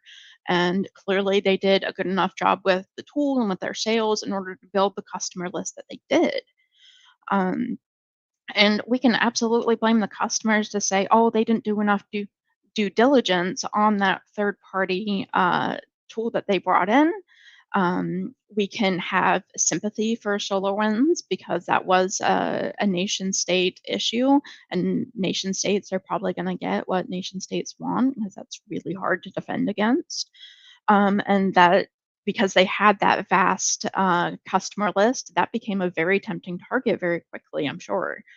But we can also look at the market incentives that allow these organizations to not spend money on security because it is more profitable not to spend money on security until it's not, because they've experienced some kind of breach, some kind of major incident, and their stock price tanks. They have to pay out a bunch in identity protection and monitoring for individuals. They've got brand damage, they've got loss of consumer trust, and all of those other things that are suddenly it's not profitable not to spend on security. So, accepting the risk of doing nothing on the grounds that it's profitable isn't a great idea because it's not really working. Um, so regulations, they are important, but it's going to be in the scope and in the audit powers that is going to be the trick here. Because if the scope's too narrow, we're going to go back to that divorced child problem of, oh, we're not this, we're this, so we don't have to comply. If the scope is too broad, we're going to end up with something that's so basic that, okay, yeah, it's some security, but it's not minimum enough to provide an adequate level of protection for the risk at hand. And then if we are going through an auditing, then we have to be really careful to not just turn it into a checklist of items, because I've been on some of those audits and it kind of sucked. It was just check, check, check, check, check. And were we doing security for the network that we were auditing? Maybe technically, but we're following the letter of the law without really following that spirit of security. So we have to have well-trained auditors to cover the scope of that regulations. We have to actually give resources to securities, because if we continually make exceptions for critical mission systems, we're already here. It's already not working. So here we are.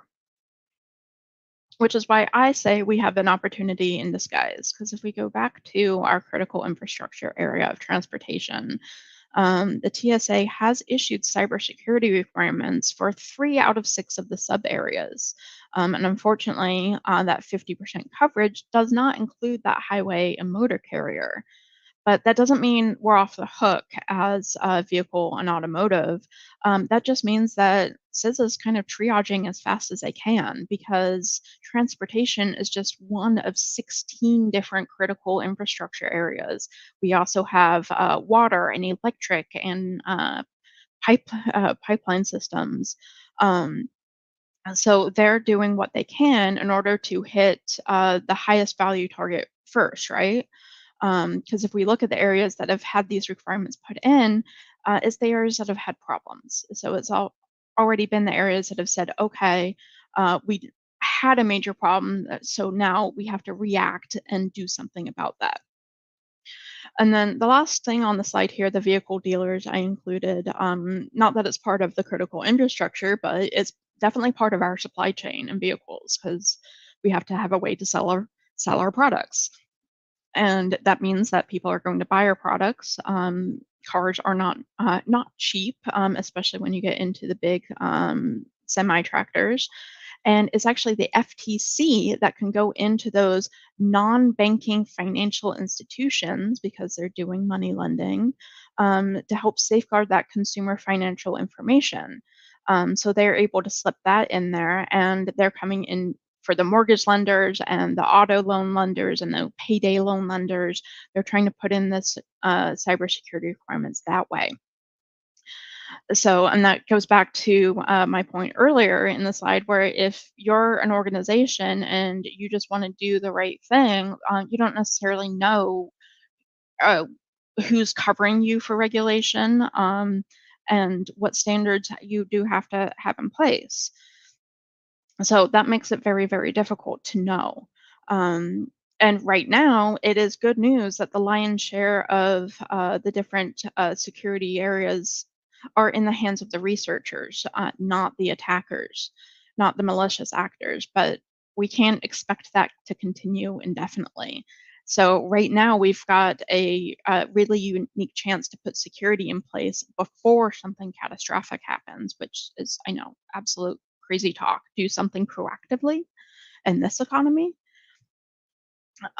Because what's maddening is that if we actually go in and look at what the TSA has said for all of those sub areas, what they have to do is that they have to have an implementation plan. And that implementation plan has to cover network segmentation and access control and patching and continuous monitoring and incident response. They're requiring to have an assessment plan that tests and audits the implementation plan. And then if we look at what the FTC is saying for the vehicle dealers, it's very similar. They also call out things like implement MFA, manage your third-party providers, train some security personnel, make sure people know what's happening. And if all of that sounds familiar, that's because it is. So regulation overall may still be coming for vehicles in non-EU nations, but we don't have to wait for that. We don't have to wait to see exactly what requirements are going to be included in a standard or a framework or a regulation.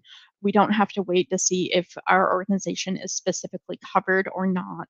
And we also don't have to wait to decide what maybe some non-technical lawmakers think is important for our areas, because that's who's, passing these laws is the lawmakers. We don't have to wait for all of that. And in fact, we can't wait for all of that, because if we look at the manufacturing process, it's a long lead time from that first initial design phase down the one side of the V, up the other, and then onto the production line. So if we want to get ahead of the security that should be put in place for the vehicles, we have to proactively manage the risks. We have to start now so that when the lawmakers do get something through the current political landscape, we're already prepared, because we didn't wait. So using tools like audit scripts and threat modeling that can show how we meet the standards and the frameworks that already exist, rather than creating something brand new out of whole cloth just for ourselves. So we have a chance here, and let's not waste it. And that is awesome. Thank you, Heather. Thank you. Thank you so very much, Heather. That was great. I was really looking forward to that. We are a little short on time, but we definitely have time for a couple of questions and answers. So, or as we like to call it, Ask Heather Anything. So who wants to ask Heather something? Looks like we've got a question up on the screen now. We've heard about self-driving cars for consumer vehicles. Do you think self-driving will make its way into heavy trucking and transport industry? And if so, what growing pains and effects do you think that might have? It's absolutely making its way into heavy trucking and transport, because it's no secret that PACCAR's hiring for autonomous. So we're definitely working on it. I'm sure all our competitors are working on it. So it's definitely coming, because we have a truck driver shortage because everybody's short-staffed. And I think some growing pains will occur, I'm going to say, in the project management, because that's an area where it may be treated by the business as a complete separate project and initiative that's funded. But when it comes to things like security and functional safety and all of those things, we already have teams in place. So yes, it's going to be great to have a dedicated security and safety team for that project, but we also still have a team doing the rest of the business. So we really have to be able to work together and share and communicate. I think we had another one pop up there. There it is. How do you think the threat and regulatory landscape might change as computers and online services become more integrated in cars, and things like web and API hacking become more viable attacks on real-world vehicles? I think the regulations are going to take a long while to catch up, which is another reason why we can't wait for the regulations. Because it's happening now, and we already see that technology is pushing forward at a faster pace than we can regulate. So I think it will eventually come, but we just have to keep pushing and keep advocating for that to say, hey, not that the sky is falling. We're not trying to like Chicken Little this, but this is an actual future concern that we need to start thinking about.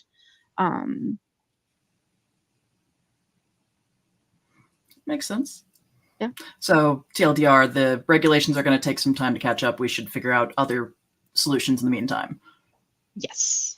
And that way, when the regulations do come, we can be like, oh, look, we're already doing all of this. We're already compliant. And you're on Yeah. Discord in case anyone else has more questions? Absolutely. Perfect. Thank you much. I think that's all the time we have on that one at the moment. We're about to take another short break. There's going to be our next... Go ahead, Morgan. Good one. There you are. You're back. So who's going to be our who are we handing off to? You went blank there.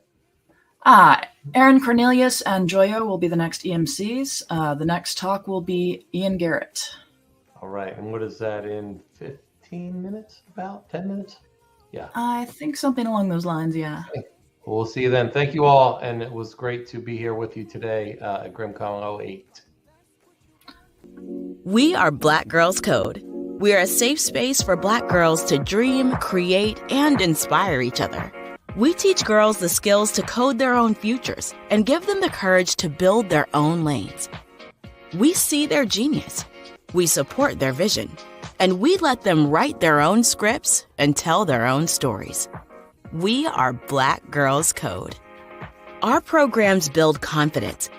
Here, Black girls embrace technology as creators, thinkers, influencers, and leaders. Our many chapters, events, camps, hackathons, and alumni support are changing the face of tech. Through the work of our dedicated staff and volunteers, our generous partners and friends, fierce young girls become future tech bosses. We are Black Girls Code. The opportunity gap for women and girls of color is closing, and we're just getting started.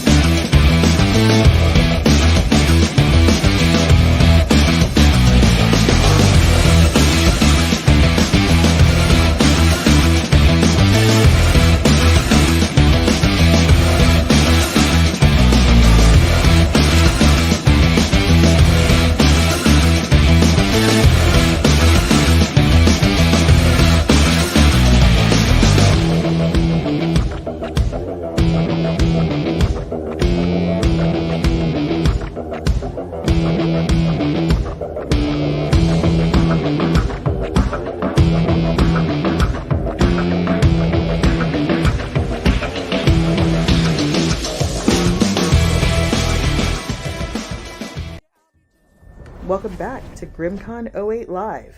Here are your co-hosts. Hello. Hey. Hi, Aaron. All right. Well, welcome to the final stretch here. We've got a few more speakers till the end, until the final keynote. Earlier we asked how people heard about GRIMMCon. Question now for everybody out in the comments is, how many GRIMMCons have you attended? Thank you, Aaron. And I have another question for you to think about while you're at it. Have any of you aspired to use your technical skill set in creating your own cyber startup company? Our next speaker has done exactly that as CEO and co-founder of Phalanx, Ian Garrett. Their product, Phalanx, is a central hub for leadership to view and control documents, document access across their organization so that they know who has eyes on their data across their existing platforms with zero trust data access. So if you share that founder's dream but didn't know how to make those first steps, then please consider asking Ian during the Q&A afterwards. Ian combines his operational knowledge with his PhD research to bring in insights to the intersection of artificial intelligence and cybersecurity.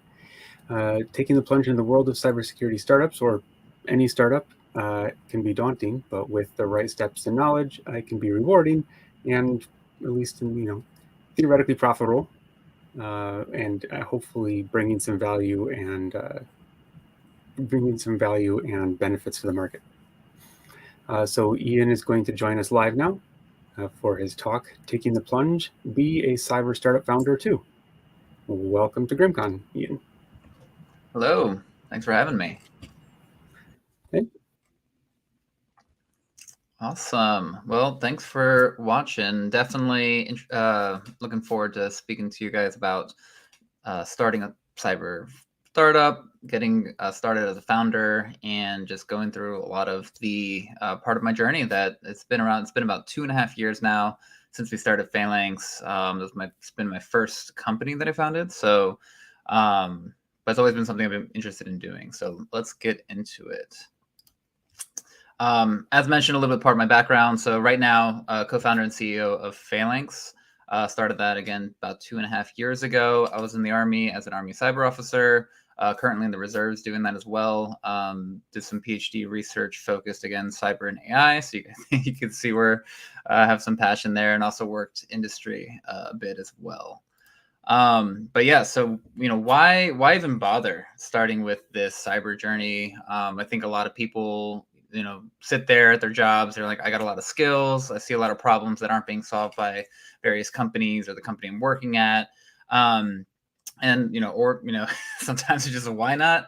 Sometimes it's all about the money. Sometimes it's about leaving a legacy. But I think the number one thing you want to make sure that you do prior to starting out, whether it is a startup, or maybe even a small business, maybe you have some service-based skills that you want to be able to serve the community with. You got to make sure you figure out why you want to do it in the first place, because no matter what kind of business you start, it's going to be rough at times. In fact, I would challenge you to say it's probably rough most of the time.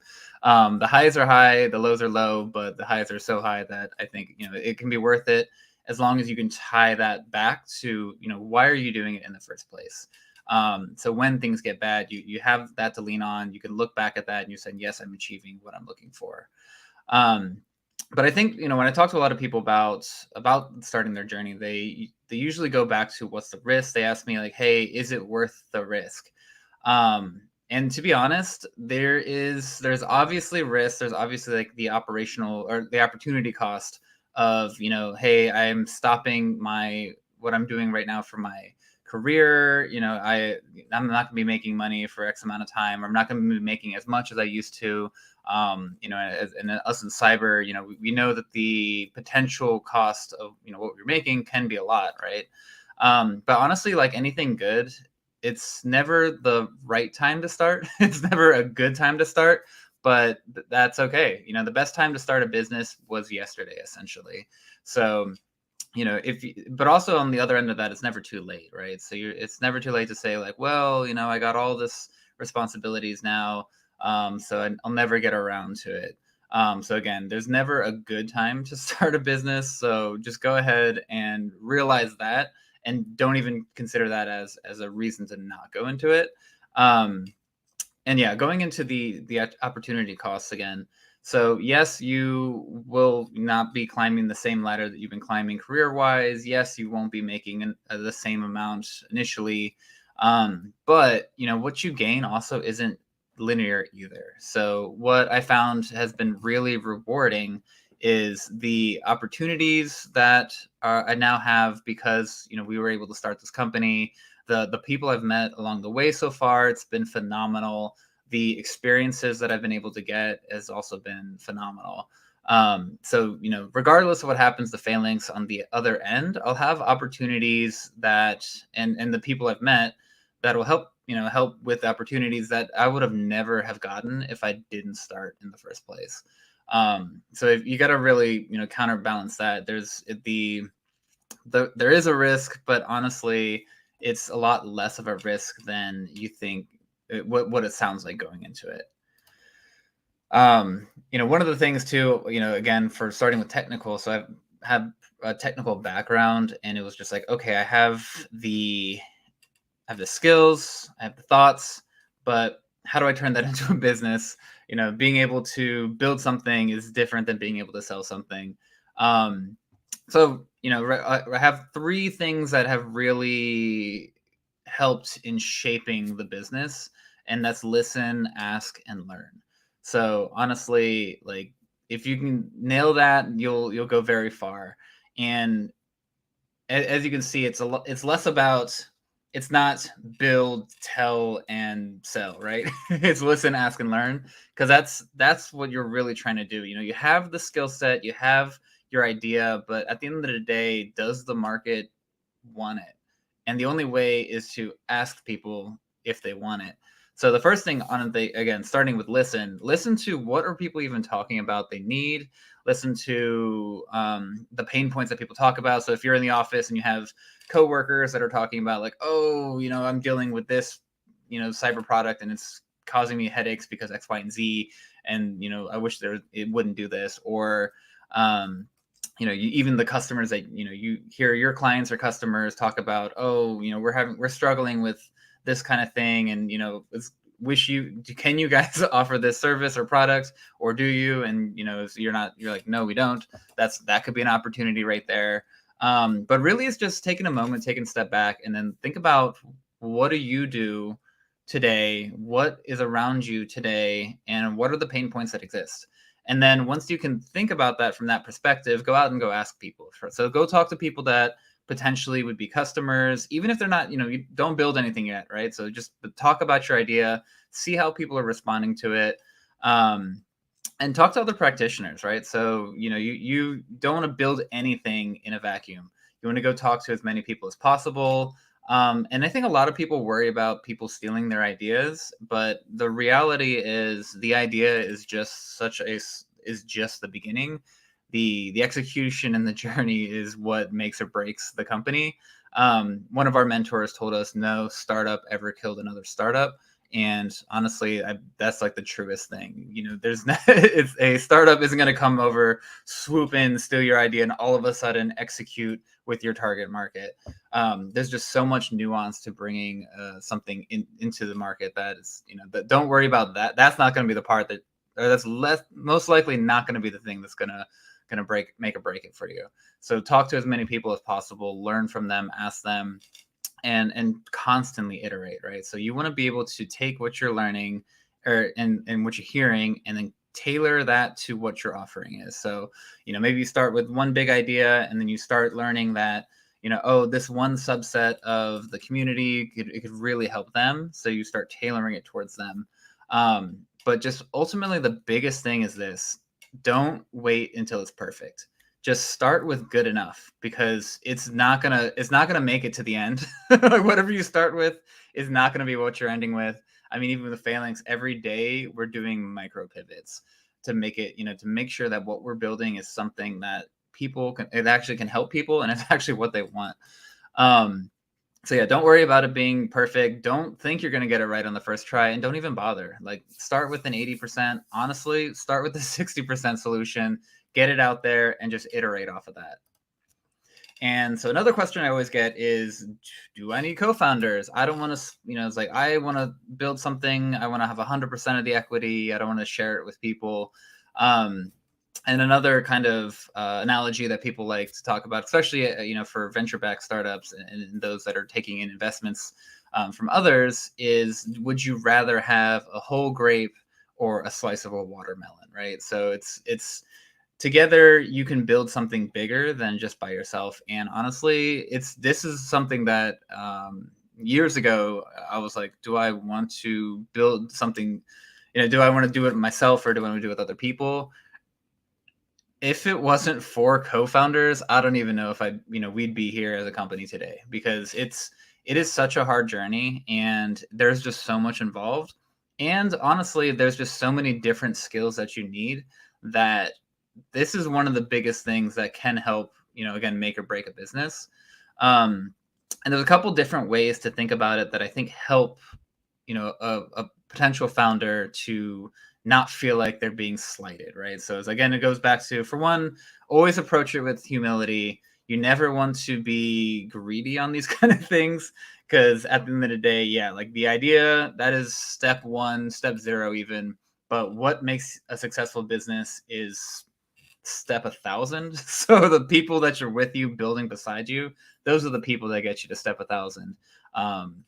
So yeah, but some of the ways to help you, conceptualize bringing on co-founders even is thinking about it as de-risking your business. So think about every possible thing as a risk for your startup or your small business to fall apart, and getting people on board with you de-risk that, right? So like, if you think about, if it's just you, let's say think about one of the worst days that you ever had in your life, and think about, would that make you want to quit, right? So it's like you built the thing, but now you're having the worst day of your life. If it's just you, it's tempting to say, you know what, forget it. I'm just going back to what I was doing before. And that's the end of it, right? But if you have co-founders, you say, I want to go ahead and quit it out. And either, for one, they'll convince you out of it, or for two, they can help you, right? So we're all here to help each other. And that's a built-in community of people that you can trust, and people that actively care about you, that you've brought into, have a shared interest. Separately, complementary skills. So going back to, who should you bring on? How should you think about it? If you think about, again, especially if you're starting with a technical background, that's one. Building product is one piece of it, or having an offering service is one piece of it, but you got to sell it. So if that's not your skill set, either if you're a solo founder, then that's going to be your skill set. If you're not, then it's best you find somebody who that's their skill set. You don't, because if everyone is, let's say, software engineers, then who's going to do the rest of it? So either someone else is going to have to pick up that skill set, which is totally normal, or, if nobody wants to do it, then it's never going to happen. So you want to find people that have different skills from you, and you want to think about it again from a holistic view of, what does this business need to survive, and find people to fill the gaps, because whatever gaps exist, whatever with the people you have, someone's going to fill those gaps. And then, so if it's just you by yourself and you don't like doing sales, too bad. So that's like, if it's just you, that's someone's got to do it. You got to build product and you got to sell it. And then ultimately, again, kind of at some point, it starts with being able to convince people that what you're doing matters. And, if you're taking on investors, that'll be part of it. But eventually, it's also convincing your customers that what you're doing can help them. And it starts with, if you're looking for co-founders, you need to convince someone else to jump on this journey with you, because it's going to be a rough ride. And if you can't even convince a co-founder to take X amount of equity, blah, blah, blah, or however you're splitting it up, it's going to be hard to say that you can convince other people. So that's always another way to de-risk, to say, hey, at least I got you. I always joke, it's like, oh, I conned them into coming on this ride with me. But everyone knows the risks and everything involved. But it's like, hey, if you can convince some people to jump into something wild and crazy, like starting a business with you, then you can, it's limitless what you can convince people being able to, provide and build. So kind of going back to more, actionable steps here. So one of the most important parts is finding a market niche. So this is something that I think some people this is something that can be difficult, because especially from a cyber sense, we know what should exist out in the market. We know how things actually work. And we know what should be there from a cyber perspective, but what should help isn't what people are willing to buy. So again, 3 more ways to kind of think about how do you find your market niche, so you're building something that people are trying to buy, and it's identify, talk, and focus. So you want to start with identifying, what are you good at, right? What is your skill set? You have, no matter what you do, no matter who you are, you have skill sets, and you have a lot of something that other people don't. So just go out in the world and think about it, right? So like for example, if you're a pen tester, you have a lot of skills with there. Honestly, even if you think about outside of a cyber perspective, like I love hot sauce. So eat a lot of hot sauce, love a lot of hot sauce. So, if I'm out there making hot sauce, which I do, being able to say that, hey, I know about all these different peppers is a distinguisher, right? So is that going to be the greatest thing in the world? Probably not. But hey, it's something that it's something special that I can, build a business off of if I wanted to. Separately is figure out, what specifically is the problem, because at first it's very tempting to say, okay, I want to solve for the cyber risk problem, and I'm going to mirror what I've seen and what I know. So if you come from a big company, or even if you come from a mid-size company, the temptation is to just try to act like them. But at the end of the day, you're not. And that's actually one of the biggest things that can be a positive distinguisher for you. So, you're going to want to go out and spend a bunch of money at a cyber conference on a booth, but don't do any of that. That's not worth it, because that's a bigger company solving for a different problem. Every step of the way, businesses have different challenges that they're working through, and a larger company has a different challenge that spending a bunch of money at a cyber conference will solve, that a smaller business, that's not going to solve their problem all day. No matter how much money you throw at it, that's not going to solve your problem. Your problem is getting those initial customers, making sure your product is ready, all that. So, you want to make sure, and because you can't beat the bigger company at their own game, right? Like if they're offering a bajillion products and services, you're not going to be able to do all that with just you and a couple other people, and they're 1,000 people. So you want to find the one thing that you can beat, that, be the best at. So if it's, whatever the specific niche thing, and it could be something that it's like, hey, this thing already exists for all these different industries, but I made a version of it that is specific to this one market. Specific to plumbers. This is cyber for plumbers, and I'm the best cyber for plumbers person out there. And speaking about that, kind of taking it out of a technical view, if you had a massive leak in your kitchen or something, would you rather hire a plumber or just kind of a generalist handyman? And I think that is a way to think about it. So it's like if you're out there, offering a bajillion services, let's say you're trying to do a bunch of cyber services, why would they want to choose you over someone who's more established, right? But if you're offering a very specific cyber service that is just better than the other version, that's why. So another one is talk. So again, going back to it, talk to the people, talk about the problems, and talk to the people who are feeling the pain, right? Because they're going to be the ones that are going to tell you everything. And honestly, people are generally pretty happy to go ahead and complain about stuff that's existing. So they're happy to tell you why what they're using isn't working for them. So you just really need to collect all that data and then start to piece the puzzles together off of that. And then going back to focus, just like niche down.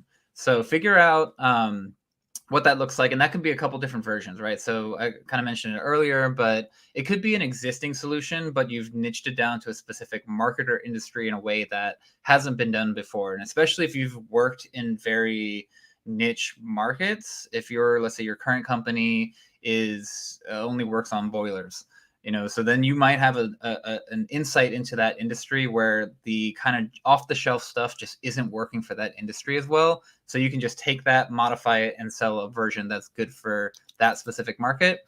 Or you could have something that's maybe a generalist industry wise, but it just does something just way better. So it's like, we're an encryption company, right? So it's like, yeah, you can do file encryption with a bajillion other products, but ours makes it very easy and it makes it automatic. So, you know, we focused in on that. That was like the first thing that, you know, we latched on to. And then another one is actually, honestly, just a different geography. So like if there's numerous examples of people who've taken stuff, let's say that worked in the US, took it to somewhere abroad and was able to build a version of that, sell it. And one example could be, you know, if you have, let's say, a privacy tool that's working in the US and it doesn't exist in Europe, and you can build it over there to solve for GDPR stuff. So again, it's taking, you know, something that exists and then niching it down to a different compliance regulatory or any other kind of way of doing it that way. So another question I get a lot of is, how do I actually, where do I get the money to start this thing? And honestly, that this is one of the biggest things to think about. So it really depends on what's the whole purpose of starting your business, right? So if one of the things is to, you know, say make a ton of money, like grow something that gets huge and you sell it for a bunch of money, then venture capital, it could be a good way for you. If it's something that, you know, you're like, hey, I don't want to have I don't want to essentially have investors, you know, I don't want to build bosses above me. I want to be the top person of my company. I want it to be something I can work at for 20 years, 25 years, and I can hand it off to my kids. Then, you know, venture capital is not a good option for you. And then also it's going back to like, what is the end state goal? What are you trying to do with it? And that ties back to figuring out why are you doing it in the first place? Because then that also, you know, that depends. So like, it might be that bootstrapping it could be the right move. But it could be that venture capital or, you know, other types of investors could be the right move, or, you know, definitely never sleep on the government grant option in the SBIR program. So like, I definitely am a big fan. We ourselves are also trying to submit proposals for it. But that's another option, especially if you're trying to if you're like, I just got a lot of cool ideas and I just want to be able to fund to build all these cool ideas, you know, that could be a good program for you.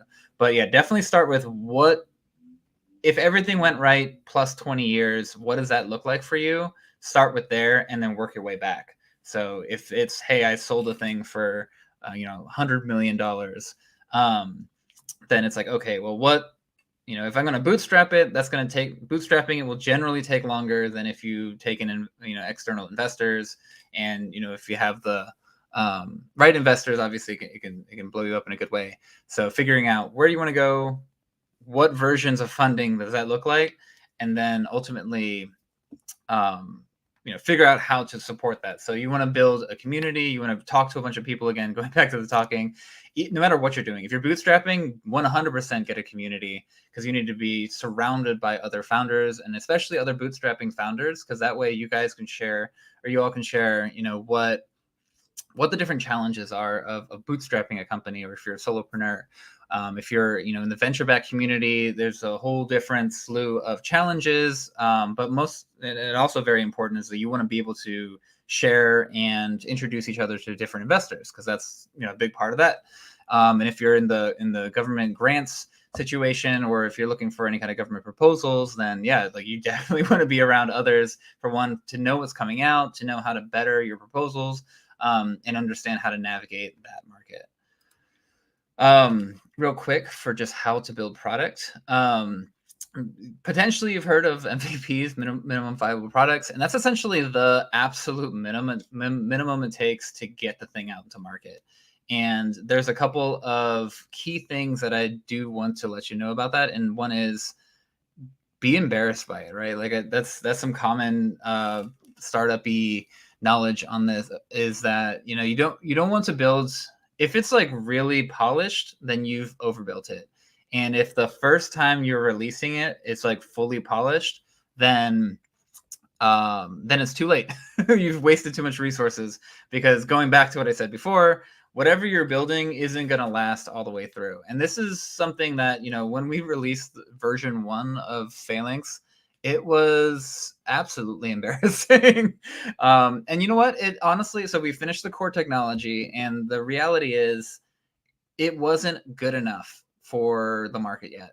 And that's fine, right? So we went out there, you know, we got a couple customers with it, but they were just like, look, this thing like is cool. It's cool, a gee whiz, project here, but until it has, single sign on, until it has, these plugins and this integrations, like we just cannot use it in our business. And that was great feedback, right? So it's like we said, okay, the core technology is in, people like the core tech, people like the idea, but we're missing X, Y, and Z to make it actually a functional product for the market. Going back, making some tweaks, pushing it back out, get more feedback, make some tweaks, push it back out. Overbuilding is going to be one of the most dangerous things because everything you do can suck resources. So let your customers tell you how to make the revisions. Don't try to do it in your head. And yeah, just it's like the measure twice, cut once thing. Talk first, build second. Like just ask. Oh, if you over ask, it's fine because you can always consolidate feedback. But if you've spent, let's say, 2 weeks, 3 months of building, and let's say especially if you have some sort of outsourced development situation where it's just like that's straight money, you can't get that back. So it's definitely like do not overbuild is like the number one thing. Going into community, again, community is key. Community is huge, and it's huge from a mental health standpoint. Like I said, this is not something that is easy, but it's so rewarding, right? So, and nothing super rewarding is easy. But yeah, so just going into, let's make sure that you have people around you that are other founders, mentors, people who've been there before, people who are doing other kind of tangential things, because you'll learn so much. Because ultimately, again, the amount of skill sets that you need to start a startup or start a business is limitless. It's endless, I guess is a better way to put it. But you don't have to figure it out yourself, right? Just ask, and like just ask just keep asking. And honestly, like people, especially the founder community, is just so willing to help, but they don't know how to help you until you ask them how to, like, that you need help. And just being like, give me money, give me help, it's like that's not gonna work. But if you're like, hey, like, who has ever sold enterprise technology? I'm looking for someone to help me like refine my processes. Like someone, I guarantee you, someone's gonna be like, "Oh, I know a guy," or "Hey, I have that information. Let me help you out." So the more specific you can make the ask, the better. And honestly, like if you have to keep going back for different asks, that's not a big deal. Like people love to get engaged. People love to help, and because so many startups fail, people love to see you succeed. So they love to be a part of the journey with you. The second is, again, don't try to clone what the big companies are doing. So again, you'll see tons of booths at Black Hat, right? So you don't have to be a booth at Black Hat, but you want to go to Black Hat and then just talk to people. In fact, go to the booth, because they're probably the slightly larger to much larger startups, but the ones that are slightly larger, that it makes sense for them to have a booth there, the founders are usually right there. So just like talk to them, be like, hey, is one of the founders, like, are you one of the founders, or are they around? And then that's a great way to go meet people, add people to your community. And then again, like they love to be asked because they've learned so much to get to where they are. And, it's all about how do we give back? Because so many people has helped each founder to get where they are. So most of them are very interested in helping the next wave, to include, second time founder. Like I've met a lot of people who've sold a company, started another company, and are still out there like side by side next to me, asking very similar questions, very similar, like, being very vulnerable as well, and being like, hey, I need this help. And it's amazing because it's like, wow, you just sold your company for $100 million. Like, I would have expected you would have just been like, I'm good, I can figure it out, I can rinse and repeat. But that's not the case. So definitely never feel afraid to ask. And then find other founders, build a community. Just you want people to lean on you, you lean on them.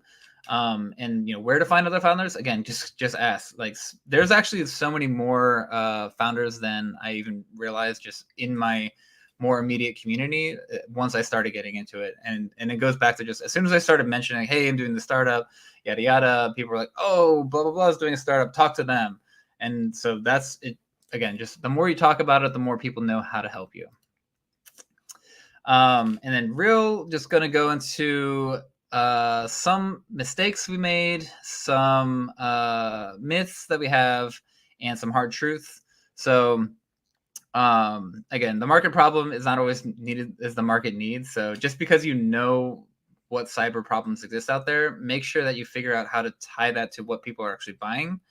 That was one of our mistakes. We started too big, and then we had to niche down from there. Mistake 2, we started building before talking to enough people. So we thought we had enough, started building it, and then that's why we had to keep iterating. But like we should have done that. Let's say we lost about 3 months doing that. Myth, build it they will come. Not true at all. They will not come if you build it. You need to go out there and sell it.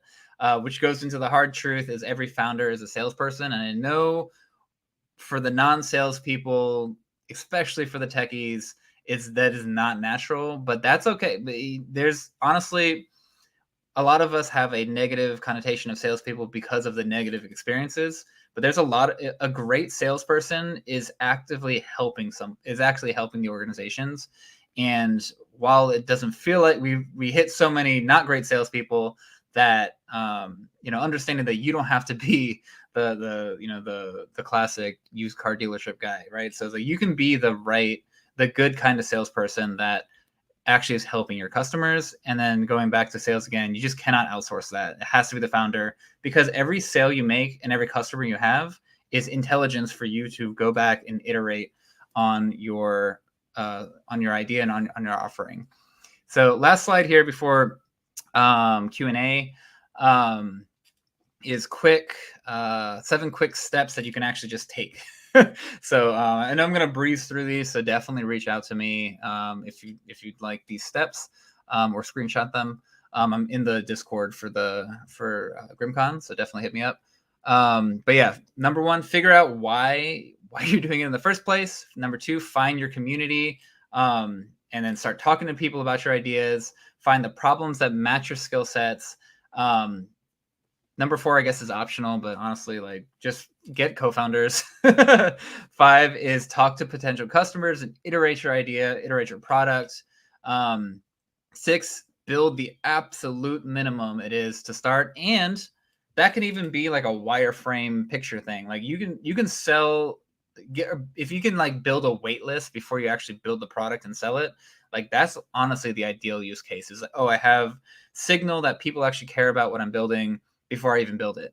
And then last is just talk, build, rinse, repeat. Just talk to people, iterate, and keep that going.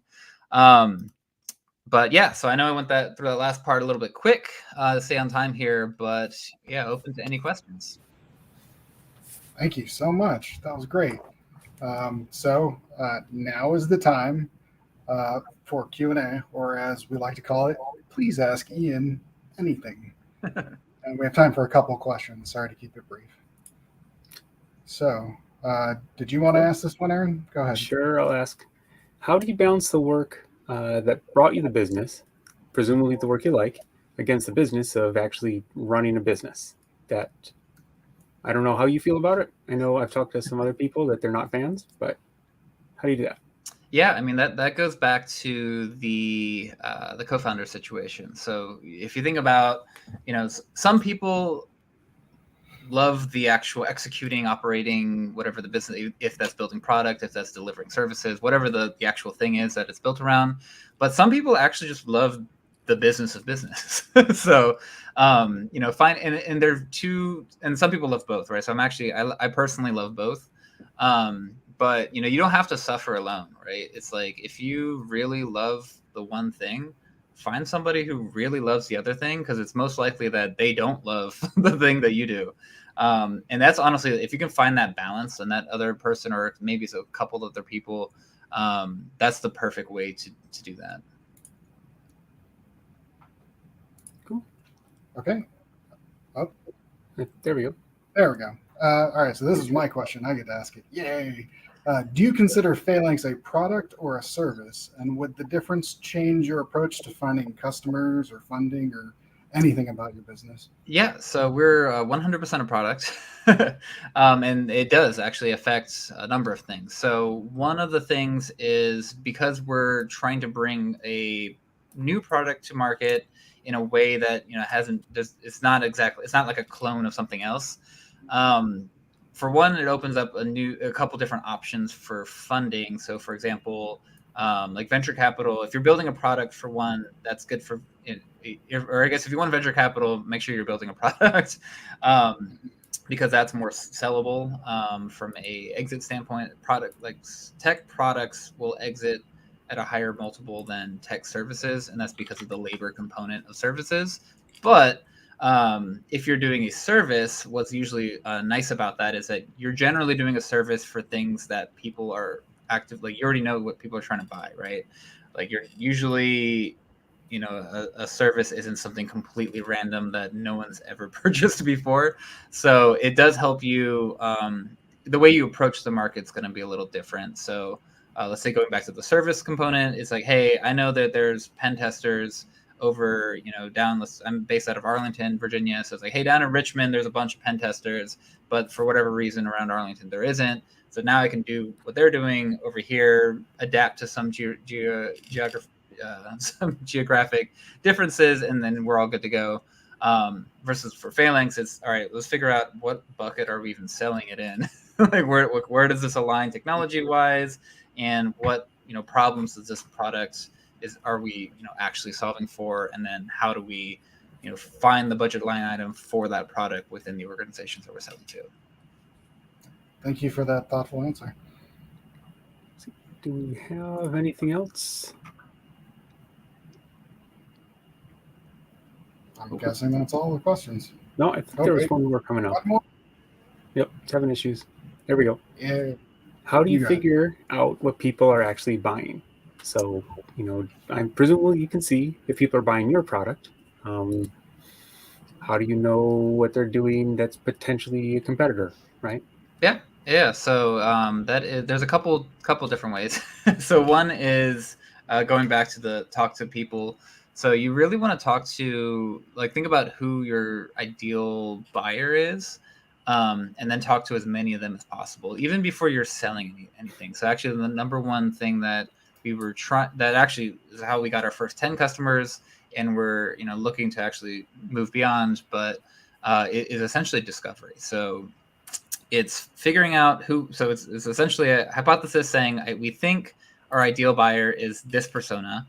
We reach out to a bajillion people in that persona, and pretty much ask hey, we're not trying to sell you anything. We just want to ask a couple questions, and we ask those questions about kind of what essentially what we're selling, to make sure that it's something that's interesting. So essentially, it's like, hey, how much is data security even on your radar? What are you implementing today? What's missing in the solutions that you're using today? And for us, that's stuff like that. So if their answer is data security doesn't matter, everything is great with what we have, then if everyone we talk to says that, then it's like, okay, well, maybe this isn't a good product to build because everyone's good to go with what they got. So I would say that's the number one. And then don't feel bad, because a lot of people are like, oh, I'm bothering people. And again, some people are gonna react negatively. Most people honestly won't. Some of them are gonna ignore you, not a big deal. But there's a lot of people out there willing to help and just interested in sharing their story. And don't sell anything on those calls. Just say, I'm here to ask questions and just learn. And then once you do that enough times, you'll start to see some correlation and all that. All right. Well, thank you so much. I think that's if we have all what we have time for questions. And we'll be moving on to our next speaker here, from ActiveX to Android applications. Our next presenter is Will Dorman. He's discovered thousands of vulnerabilities in many products using different tools and techniques. Yeah, so I recognize the Spartacus reference in this one, but So Will published a Procmon filter, Crassus, and he uses that to discover Privesk, or privilege escalation vulnerabilities in Windows, the operating system. The technique was used effectively to discover several zero-day local Privesk in Windows, and I'm assuming that's Windows 10 to Windows 11, but he can clarify. Well, maybe we'll find out. All right, great. I'm assuming my slides should come up pretty soon. There we go. Great. So I'm here to talk about a utility that I created called Crassus. And it's basically something that finds privilege escalation vulnerabilities in Windows products. Technically, it could do Windows itself, but the idea is like basically apps that run on Windows. And like one of the things around when I came up with the original idea for this is I'm sure people are familiar with the concept of imposter syndrome. And I'll say that like I'll get that if I ever look at like a Google Project Zero write-up or even at a security conference. And like it's very easy to become overwhelmed with like, oh, finding vulnerabilities is very, very difficult. Well, I'd like to say that I'm here to save the day for folks that might be falling into that particular category. So the type of vulnerability that this discovers, or that I can categorize as this, we've kind of labeled it as path escalator. So it's basically a privilege escalation issue related to paths on Windows. So a little bit of a background here. I'll go back to a former life of mine just a couple of years ago, I'll say. And the goal was kind of given to me where I needed to be able to find privilege escalation vulnerabilities on Windows. And the technique that I kind of landed on was using sysinternal's process monitor. And it's actually pretty straightforward. The general idea is you, with process monitor, you can check this little option here that says enable boot logging. And when you reboot the system, it will save a log file. And then what I really ended up creating was a process monitor filter. The general idea here is that you are trying to look for missing files. The part that's kind of hidden across the bottom of the screen is there's a lot of things to exclude to try to like get the signal to noise ratio a little bit better. But this is the general idea: is you boot your Windows system with process monitor using this boot logging feature, and then you apply this filter. So this is an example. This is kind of like a stock Windows VM, Windows 10, I guess, with VMware tools installed, and it's a little bit much to look at, but and I apologize if this is a bit of an eye test, but because we're all in front of monitors, we might be able to see it. There is a vulnerability on the screen here. If anybody squints their eyes close enough, you can see something's not quite expected here. And this particular software, which is part of VMware tools, it's looking for program :/program %20 files. Well, anybody who lives in the web world for like looking at like URL encoding, you'll recognize that, well, that's a space, but for some reason they URL encoded it. So like, let's fire up our non-admin command prompt here, and I can try to like write to Windows, and you can see access is denied. So like I'm not in an elevated prompt or anything. But what if I want to make that directory that the software is looking for, program %20 files? It just works fine. Windows, for some odd reason, allows non-admin users unelevated prompts to create directories right off of the system root.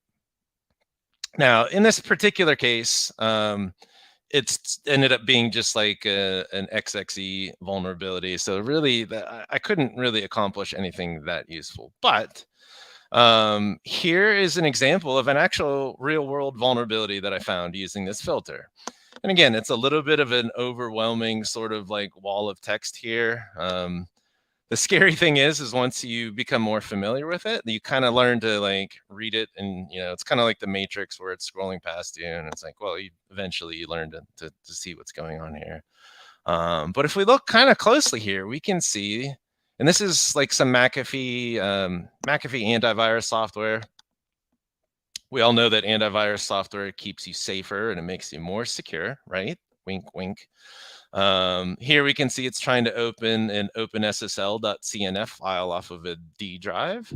And if we look a little bit lower here, we can see it's actually trying to load it off of C:/user local SSL. In the POSIX world, where that's like /user local SSL, like no normal user could ever create that. But in Windows, that's a very different sort of thing. If you ever have a POSIX style path that's attempted to be opened by Windows, like you can just make that path.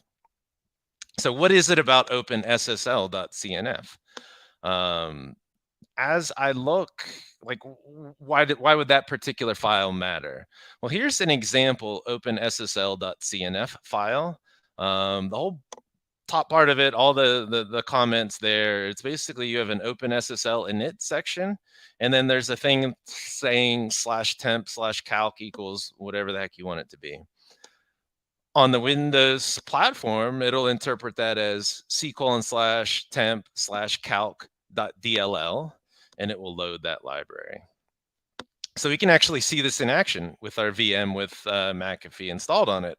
It's trying to open C:/user local SSL. It's running with system privileges as the local system user. So that's kind of nice. We can see that it's loading the DLL that we placed there. That's kind of hidden behind my automatic annotation here, but if you look through, you can see that calc.exe is actually running. And we can see that calc.exe is running with system privileges. So like that's the privilege escalation. As a non-admin user that happens to have this vulnerable software on it, I can just run whatever the heck I want as system.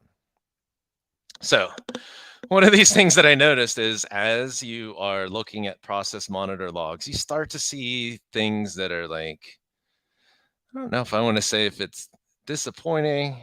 Took a little bit of my heart and just kind of twisted it around. But some programmer somewhere, and this was some Dell software, how does it know if a path exists? Well, they decided, like, I'm going to increment it one character at a time and look for every single option along the way. Yeah, this is one of these things where it's like in the InfoSec world, once you start looking at things, yeah, you're either going to get a good chuckle or you'll be like kind of horrified by what you see.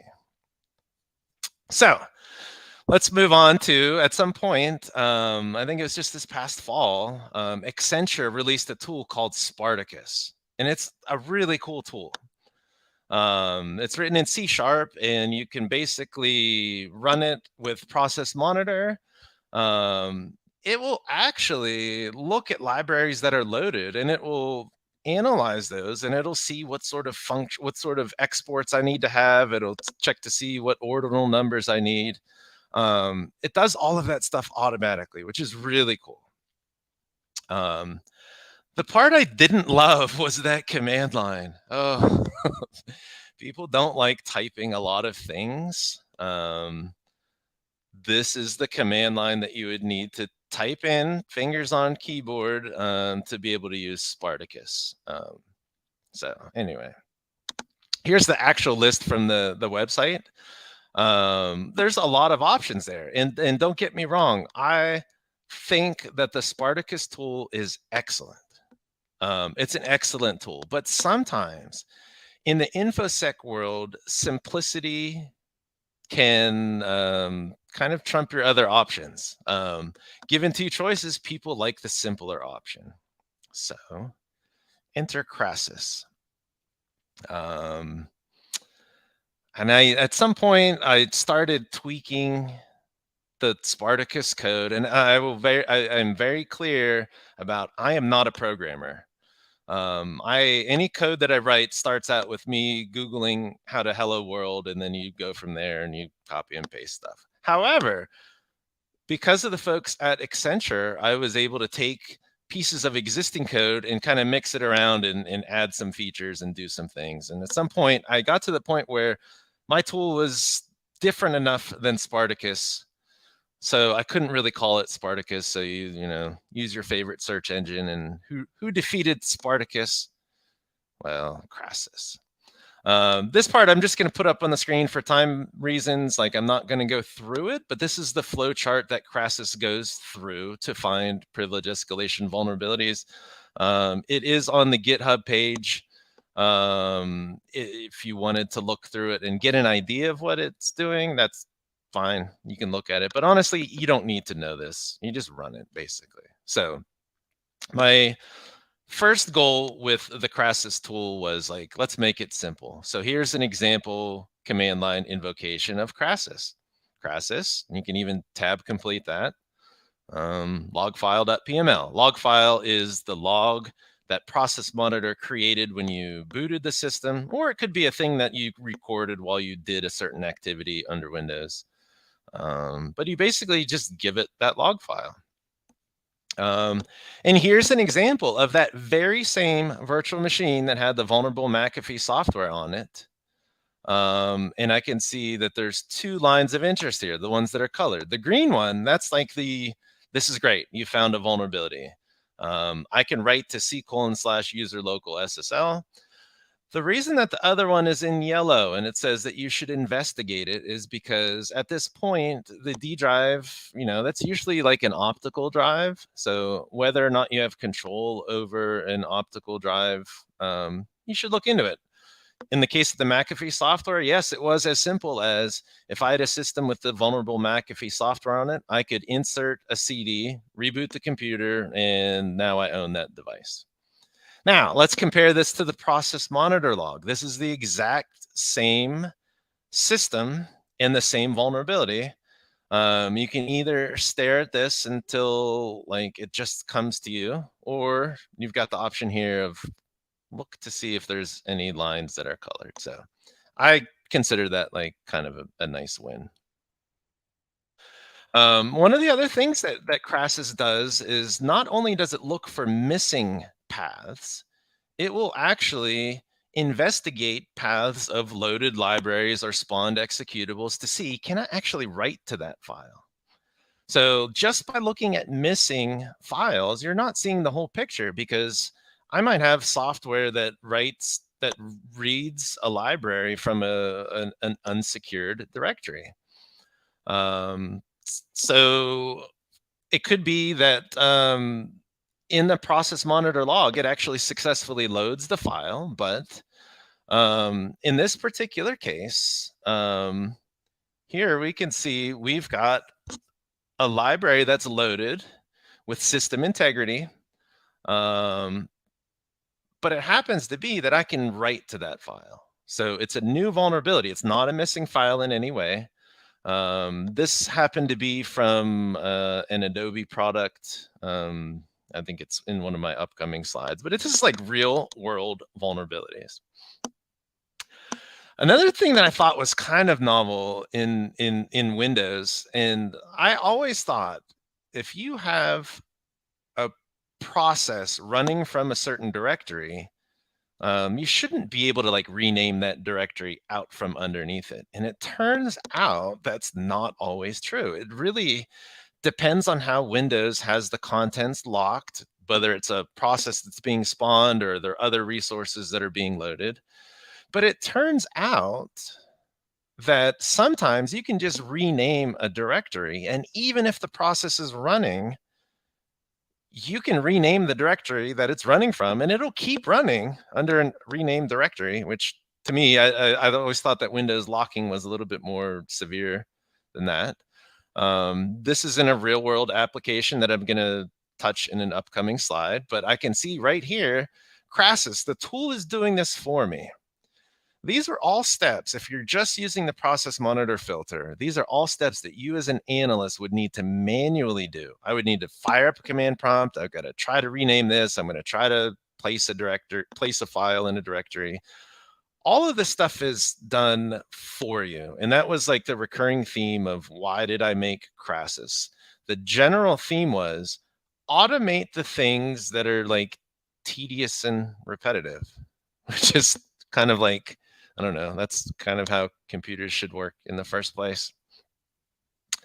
One of the things that it borrows from Spartacus is building DLLs, but the problem with Spartacus is it gives you a .def file and a .c++ file, and it says, well, have at it. You've got everything you need.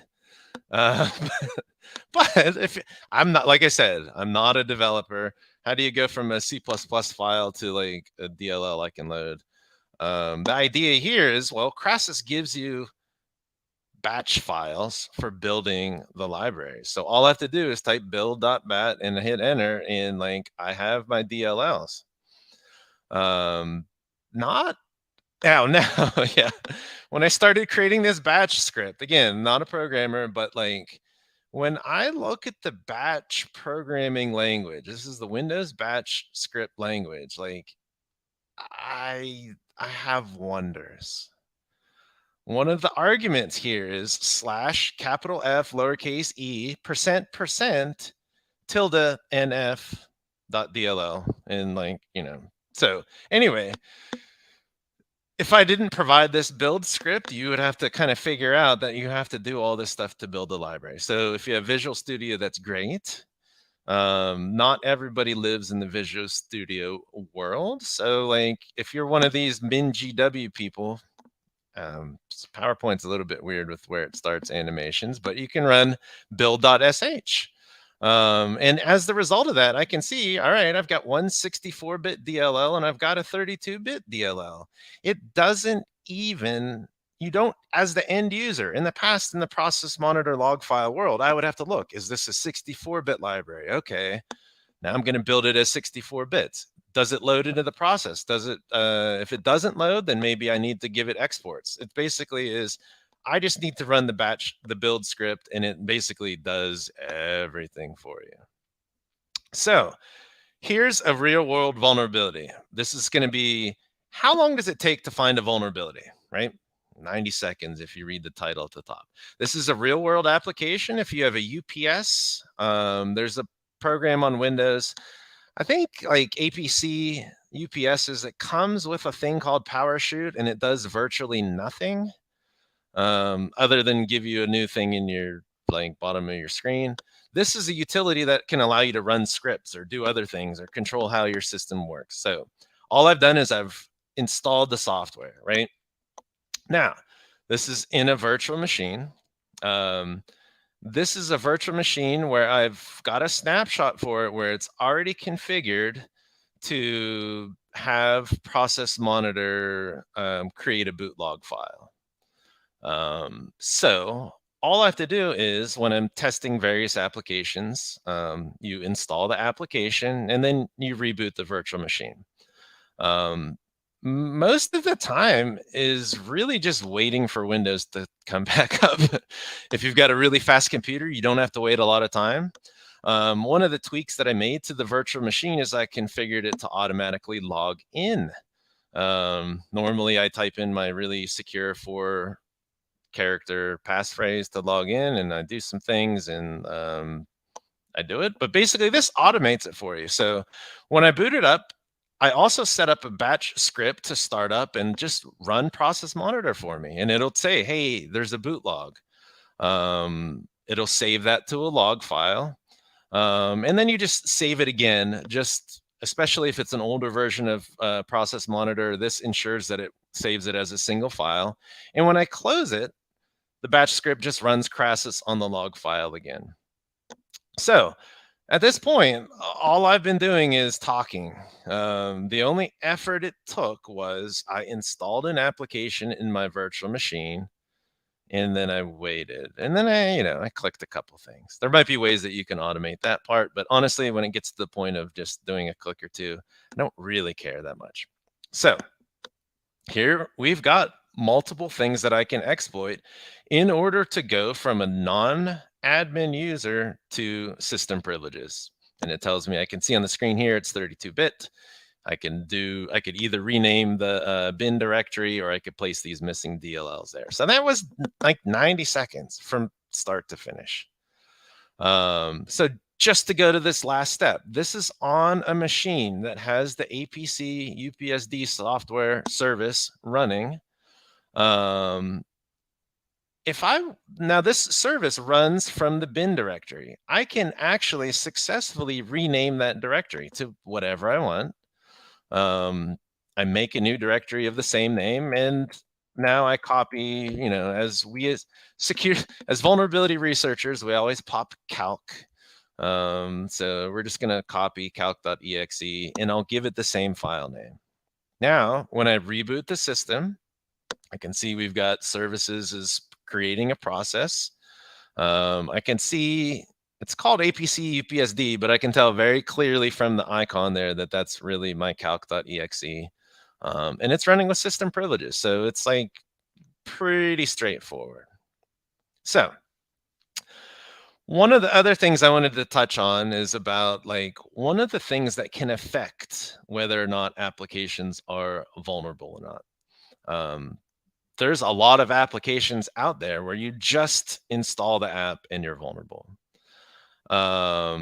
Some applications have insecure default directories. So most software will by default install itself to C:/program files or the x86 version of it. The reason those directories are secure, or the subdirectories in there are secure, is they are secure by default through inheritance. Meaning if I create a subdirectory under there, I need to do nothing else, and I will have a subdirectory that only admins can write to. But not everybody follows this guidance. So the APC UPSD app by default will install to write off of the root directory. As we saw from the video before, that gives us a straightforward privilege escalation opportunity.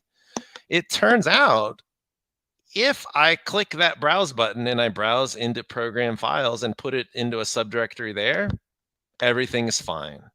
So despite the fact that it has an insecure default, I can choose to put it in a more secure directory. And as we saw at the end of the video, I don't need to go through this again, but this is just the result of installing into this directory. Microsoft doesn't recommend installing outside of program files, and this is the reason. If you have something that runs with privileges, which is either a service that's configured to run with privileges or a scheduled task that is configured to run with privileges, if it's running outside of program files, you've probably got trouble. Now, that's applications that default to installing off of the root directory. I'm sure folks here have encountered applications that when you install it, it asks you, where would you like to install this software? This is not the default install screen. So just be clear, this part that's highlighted that says, do not do this. I chose that. I just wanted to see, so third-party installers for Windows, I could assume that they're going to do the wrong thing just because it's not easy to write secure software. But what about Microsoft? What about a recent application from Microsoft? So this is SQL Server 2022.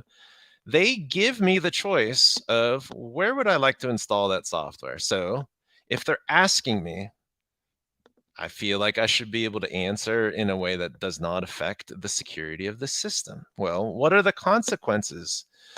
If I run Crassus on my installation of SQL Server 2022, where I chose to install it off of the root directory as opposed to program files, I've got plenty of privilege escalation options here. So I can go directly from non-admin to system. One of the things that I ran into recently is you would assume, well, so if program files makes its subdirectories by default secure, then you could probably assume that everything that installs there is going to be right? Well, don't count on it. This is actually only from a week or so ago. I found an app called EMU, which I think is for emulating Android platforms on Windows. This is currently a supported application. So they're currently developing it and they're making changes, but it turns out they explicitly, it installs to a subdirectory of program files, but they explicitly set the ACLs on their installation directory to make it insecure. According to Crassus, at least, right? Like it's showing me here that I can do a lot of things. Well, how, if you look at what they're actually doing, if I hit the property in Windows Explorer for this MU, it's a mouthful. I can see that the everyone group has full control and it includes a privileged service. Only after this, I realized this is actually a known vulnerability. It's been known for like 3 years. Again, I apologize for the captions overwriting it, but use your favorite search engine and you will find it. So it's been known for a while. The developers either don't know that it's been known publicly for years, or they're, can't be bothered to fix it perhaps. So this is a tool that I developed shortly after Spartacus was released. I think I had a working thing around like January or something like that. So in the process of testing to make sure that my tool is working, I actually tested a lot of software. And I found a lot of vulnerabilities. I feel like I probably maybe like 30 or so since January. It's a lot. And like reporting vulnerabilities to vendors, I have a certain part in my heart that goes out to you with the diligence that you may have when trying to report vulnerabilities, because my experience was not great. First up, we got Python. Now, to be clear, this is only if the user chooses where to install Python to. They're given the choice. So what if they take advantage of it? So I sent them a thing saying, hey, you should maybe fix this. Thanks for the report. They say this customization is outside of our ability to protect. It's kind of a dusting your hands off, not our problem. If a user deliberately chooses where to install the software, they are choosing to have a privilege escalation vulnerability. So that's a certain amount of faith in the people installing software to understand that, like, if you take advantage of an option that's given to you, you might completely compromise the security of the platform that you install the software onto. So I did another one through HackerOne. If anybody's ever had to deal through HackerOne or BugCrowd or whatever, your first level is generally triage, right? Thanks for your report. The attack you described requires that a folder is added to the system path be writable by any user. Therefore, this is misconfigured in the first place. As a result, we'll be closing this report as informative. And it's like, this is for an application that I clicked through the installer. I didn't choose anything. Eventually, Adobe fixed their software because it was a legitimate vulnerability, but it took a lot of effort to get through that first round of triage. Like, it was painful. And it makes me wonder about the skill level of the folks doing this triage. And if the people doing triage, and I'm assuming that Adobe or whoever's using these platforms is paying money for this triage, I kind of wondered at some point, are they getting the value that they're paying for? Well, let's not just pick on HackerOne. Let's go to BugCrowd. We had another one, it's basically use your search engine to find out how to report a vulnerability, and you'll probably find BugCrowd or HackerOne. Hi, W. Dorman. Commercial vulnerability scanners often produce false positive report results, and their output must be validated manually by the researcher before submission to BugCrowd. Can you please demonstrate how this could actively be exploited? Please do not link to CVE issues. You must show definitively that the issue is present. And I'm just like, the tool that I wrote to find the vulnerability that I confirmed looked like a commercial vulnerability scanner. So therefore, person following their flowchart for the flood of reports that's coming in. I feel bad for the folks having to do triage because they're getting reports from all across the world. So like at some point they put their shields up and they just don't want to have to deal with things.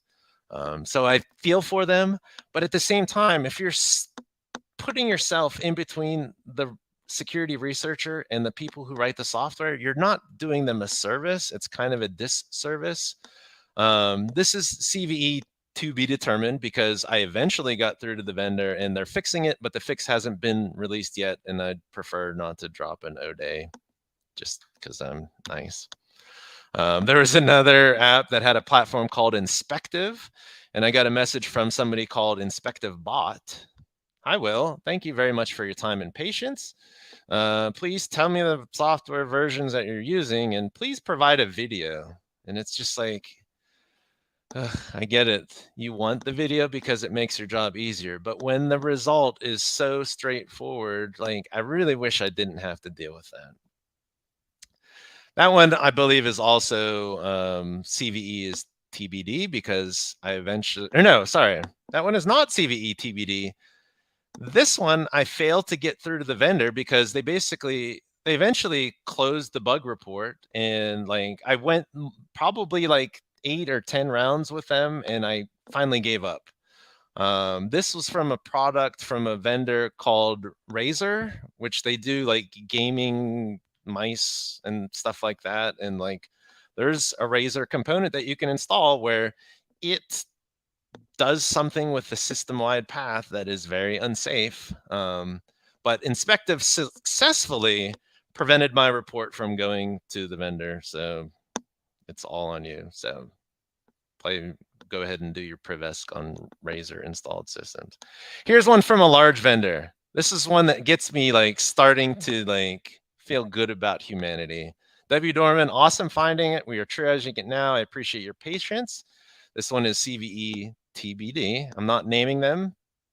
It's a very large vendor writing a very important product, and like, they're fixing it. This was another one. My final result was from Spark Labs. Thanks to your patient, your report generated some internal discussion. And it's like, this is another one where the user had to manually choose where to install the software. So like most people, this wouldn't affect most people, but it is perhaps an issue.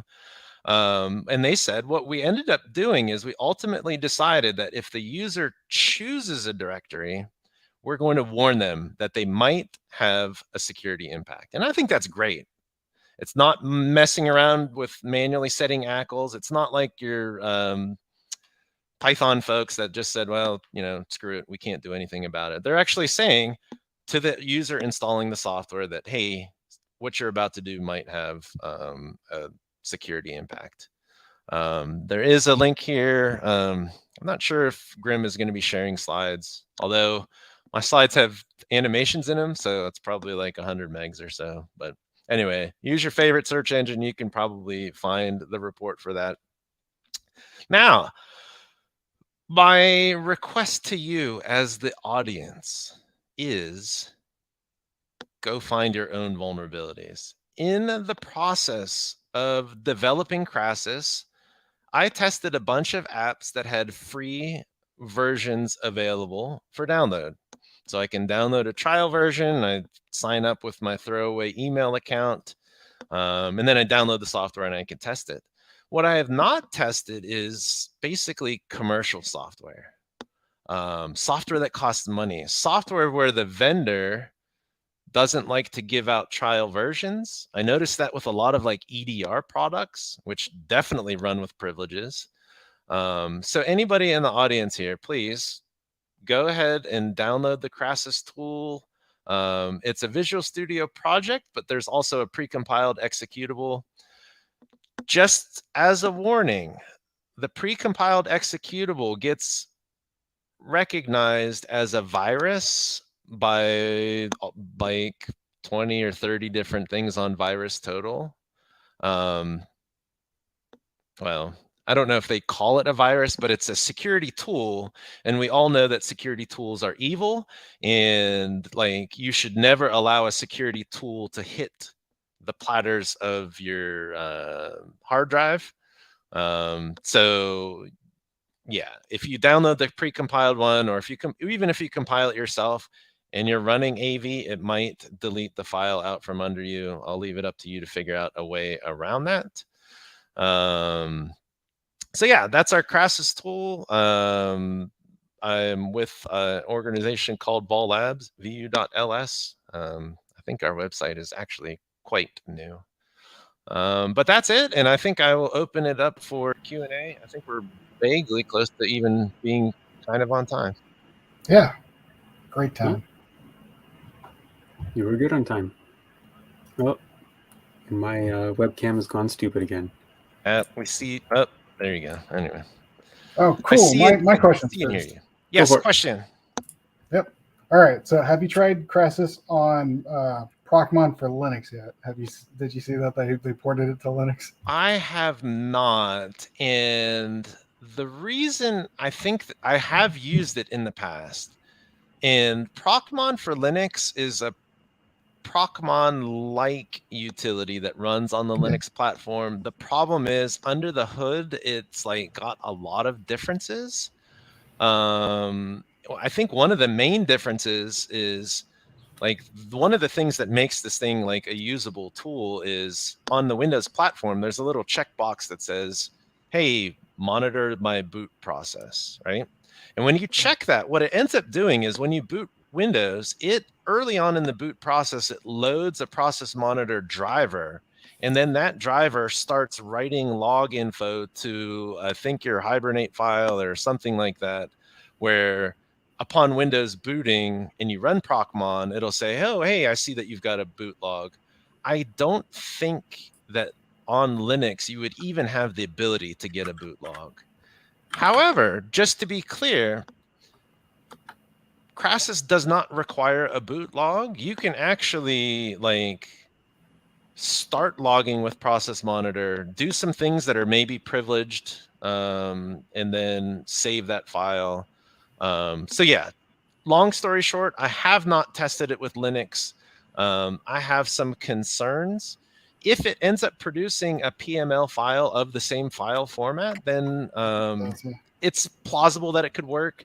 The thing about Crassus is there are some very specific Windows-specific attributes to it, where one being a C# program, but it's also looking for Windows API things like OpenFile and other things that just flat out do not exist under Linux. So we'll just say it does not work. Fair. We got our next For a new tool, for a cross-platform thing, if you haven't tested it, it's probably a safe bet. Let's see. Do we have any other questions yet? So I see a couple I could read off the doc, but if you guys want to put it up, we can read it from there too. All right, I'll just go off the doc then. So is there a way to protect against the kind of vulnerabilities that Crassus can find? That's a great question. I actually had answered that question when we did a blog post for it about the process monitor filter, and there is a way that you can protect, and I would recommend this for anybody that cares about protecting their system. And I think I even might have a slide for it. Let me look. Yes. So I think I verbally touched on this earlier, but by default, Windows allows non-admin users to create subdirectories off of the system root. For anybody who lives in like the POSIX-y world, like your Linux or whatever, like that is like a horrific, like mind-blowing sort of thing. Like, why would you possibly allow users to do that? I contacted Microsoft multiple times, gave them a long time to think about it, but like they refused to change this, presumably because they have some shitty old software from like the Windows 98 days that like is going to break or something. I don't blame Microsoft for wanting to minimize the amount of support calls that they get, because every new support call they get costs them actual money. But when it comes to security features like this, I just wish that they would have like a little bit more of like, you know what, we're not going to allow this. And I might have some terribly written third-party software that like the vendor might come to me and say, hey, how dare you make this change? But honestly, this happens in the InfoSec world. Platforms get more restricted as time goes on, and like vendors deal with it, and we've all move on and make it better. So as an end user or as a sysadmin that manages Windows machines, you can go to the preferences and you can roll this out through group policy or whatever your mechanism is. You can remove the ability for authenticated users to create subdirectories off of the root. I can't imagine why somebody would need it other than just like really crappy old software just does that by default. Well, thank you so much. Appreciate Well, your there is thoughtful one answers. more sitting in the comments I saw. One more. Oh, is there? Oh, good. there we go. So which vendor is the easiest to work with that you've had experience with so far? Easiest vendor. That sounds like a trick question, because I think every single bounty platform I went through was like pulling teeth. I don't have a good answer for that.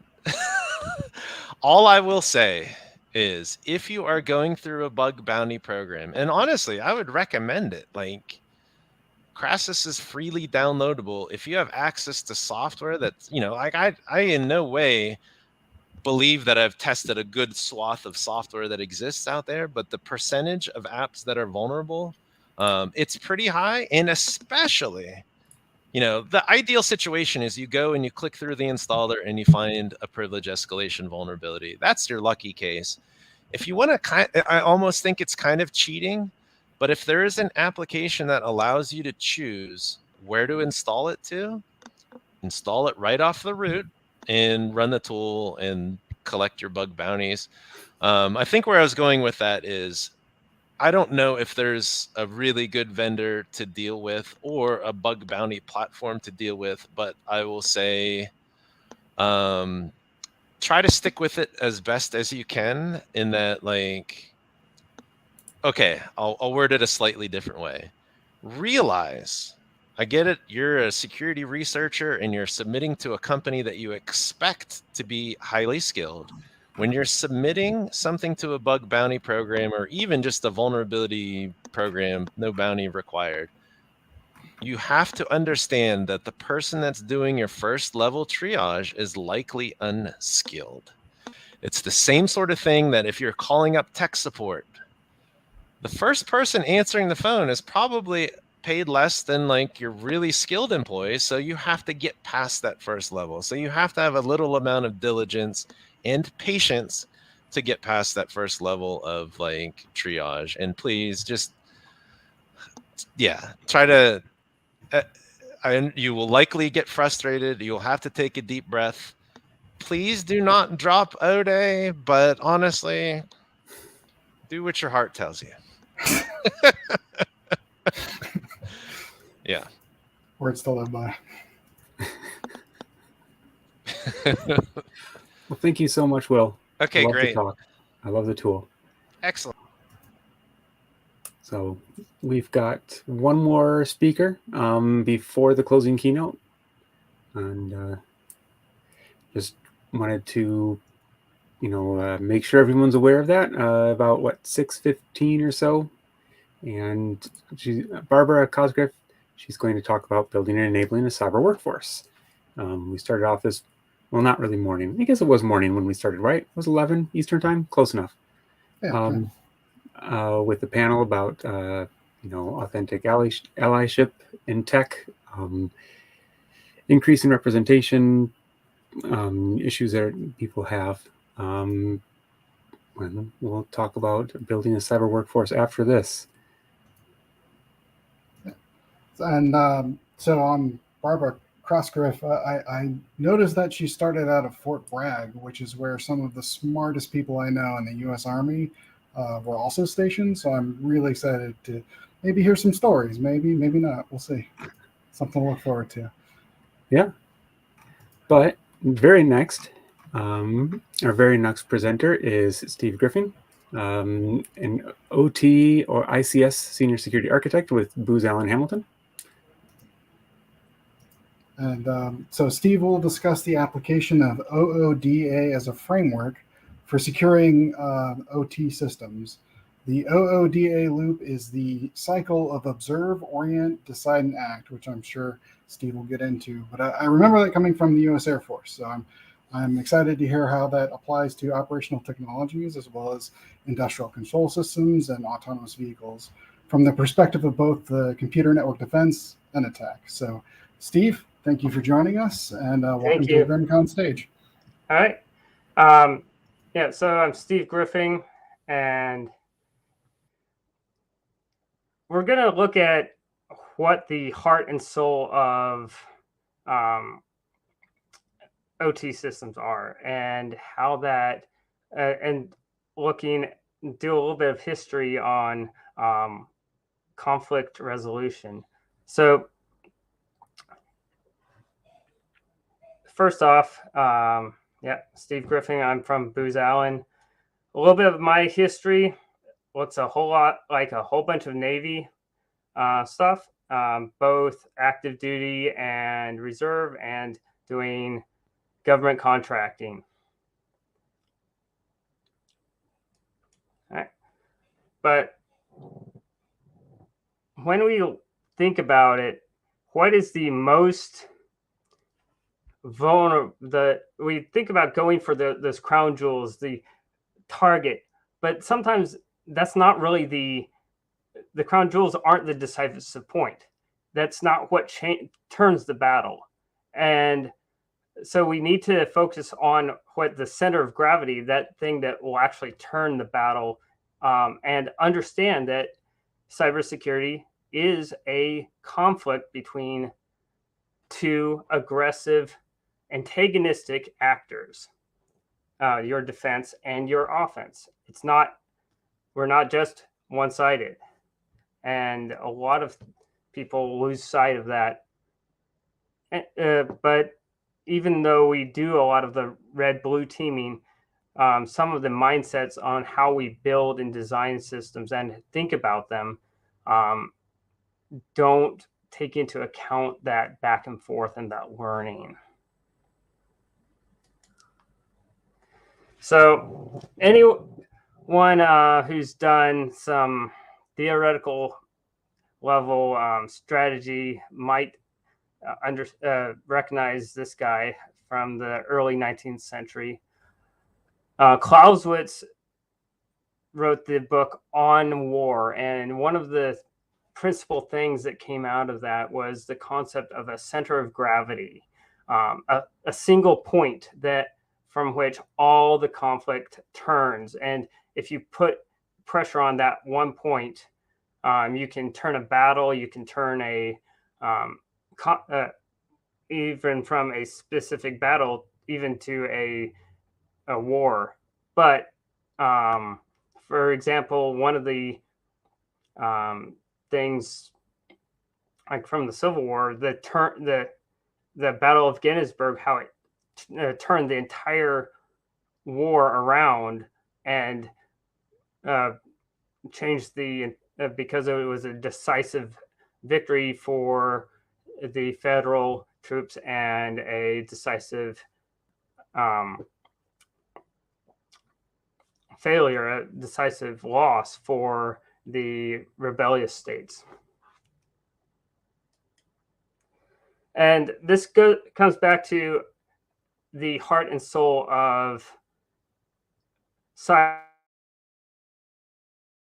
physical systems, and all OT and ICS or autonomous vehicles, they all live and breathe this decision cycle, which as a controls engineer, this is our bread and butter. You have the controller, the automated system, whether it be a PLC or a embedded processor or what, makes some decisions and influences the final control elements, those wheels or actuators, motors, which then drives the process in a physical environment.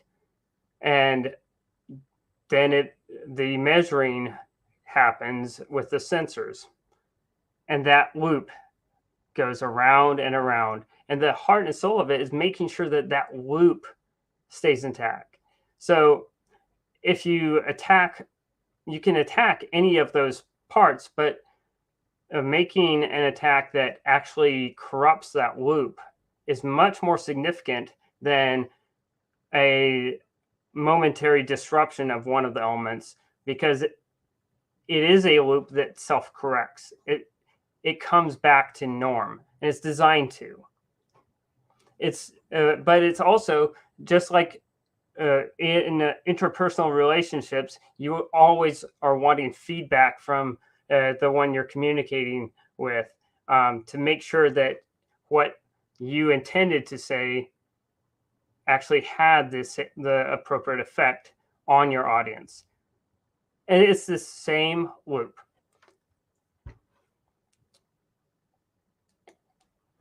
Now, back in the 1980s and 90s, Colonel John Boyd developed his OODA or OODA loop that goes through observations, which are that sensor inputs, and making sure that you have good inputs. Then the orientation is all of that code that the control engineer builds his ladder logic or his Arduino sketch or other similar process to write and take all those observations from the sensor and match them up to the desired set points of the system. And then it goes through the decision. Okay, what options, what registers am I going to turn on? Which registers am I going to turn off? Which motors am I going to activate at which values? What speed? What direction?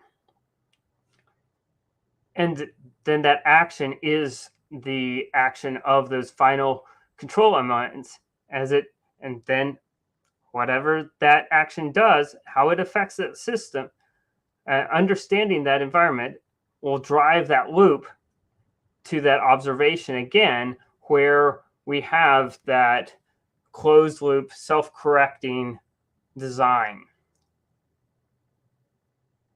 But Boyd's thought process was not just on a control system, but on a conflict and the decision cycles, decision elements of those who make them, who make those choices and drive the conflict to a desired end state. But as you can see, it matches what we have, what I showed was the heart and soul of all operational technology systems. Now, let's go on to what has been modeled and theorized, how an attacker is going to attack an OT system. And we'll start off with SANS, pretty excellent cyber kill chain. And they show how a remote attacker goes through the steps to get in from the internet through a series of barriers to have a physical effect. The limitation of this is that it only shows one path to victory. Whereas if you're looking at the crown jewels as actually disrupting and denying that process from taking place.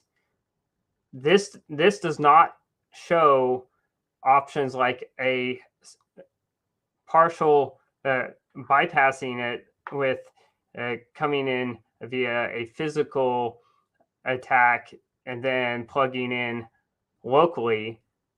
This assumes that you come in the enterprise internet and or you have or your target is limited to just disrupting and taking over that process.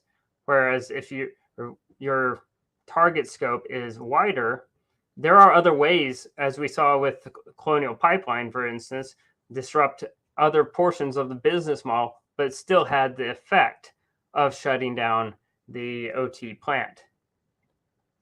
And this does not, and more fundamentally, there's no feedback here.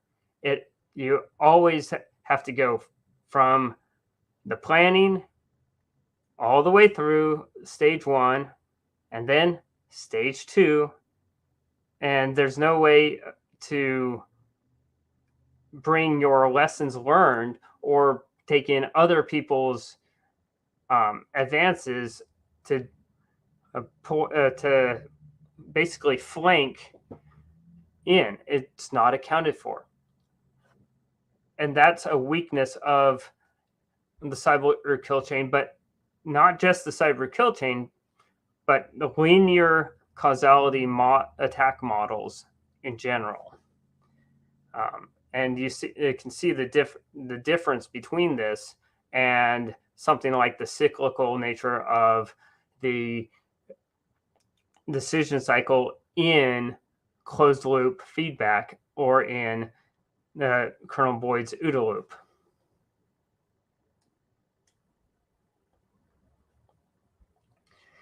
Okay, I'm going to quickly touch on the MITRE attack because it has been referenced as an alternative to the cyber kill chain to address some of those nonlinear challenges.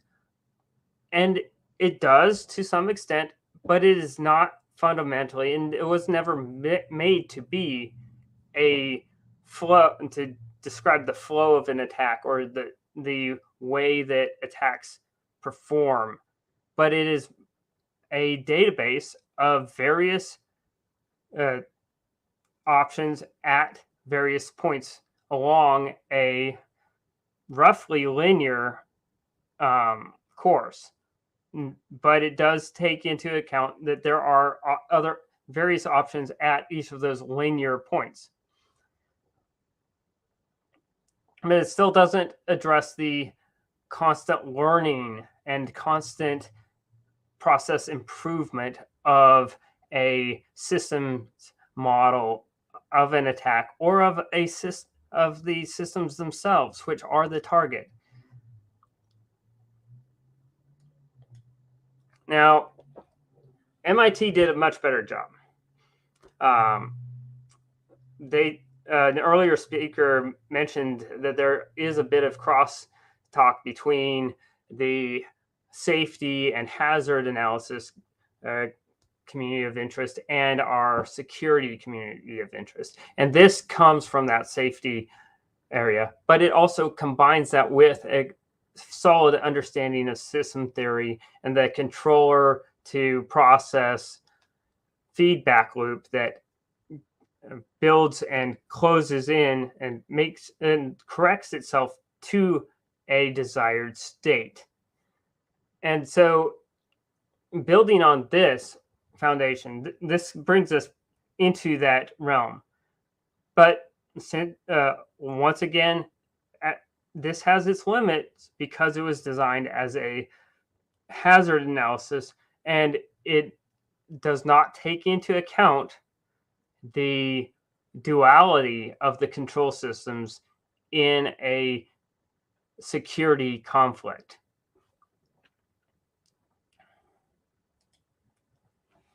This is what you're actually looking at with two actors, antagonistic towards each other.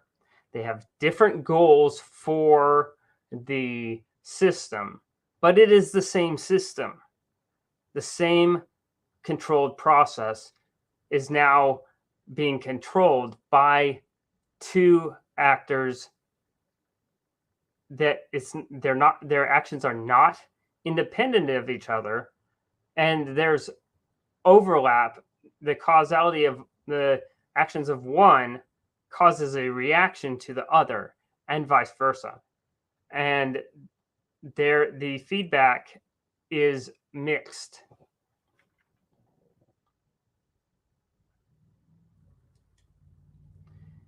Now, I've just overlaid Colonel Boyd's OODA loop over that shared environment, and you see at the where there is overlap, because observations and actions of one mix with the observations and actions of the other, and feed into their orientation and their decisions. And that's what makes this loop such a strategic point, that getting control of it for yourself and for the attacker, as a from a defender's perspective, making sure that you don't lose control of your loop, or from an offensive perspective, making sure that you corrupt your opponent's loop. And that can be the corruption of the opponent's loop, still can be a blue team attack, because you're adding things like your firewalls, your honeypots, your other things that delay his decision making and make it harder for him to navigate through, and he's got to change tactics a lot, which slows him down.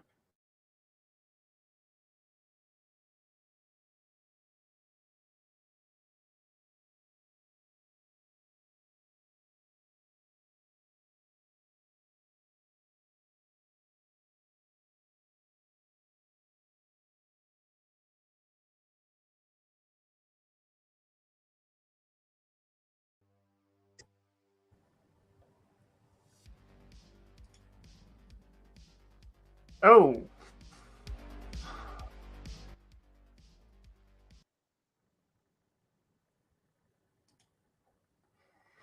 It looks like I'm back.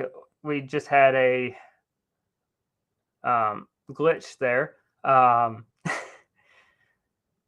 And thinking of glitches, when we look at a signal coming in from a sensor, there's something called aliasing that happens when when you're not capturing enough images or enough samples of it to capture that fundamental frequency. And it will look like you've got a good image, you've got a good, validly expected input, but because you did not capture enough images of it, in enough samples, you'll lose so much of your actual signal. And that happens because of that. There's the Nyquist frequency and sampling theorem that is hard, and it's a physical law. You can't get around it.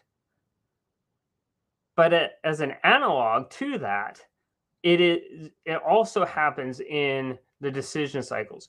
If I don't see the changes in the environment fast enough, I'm not able to do that observation, if I'm not observing enough, I'm not able to orient to reality. And my decisions are now based on past information, not current information.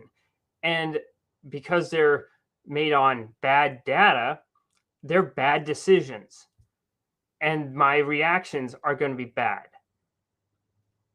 And that is somewhat, we have a term called the fog of war. It's that disorienting notion that you're not able to keep up with everything going on. And it is very similar to this. So, and if you go back to here, if you're operating at the same speed, both the red team and the blue team are experiencing it at the same level. You're both interfering with your opponent's decision cycles, and you have only part of the picture.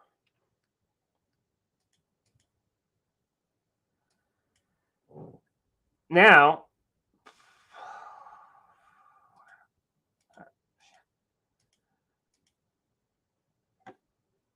but let's say you speed up one of these.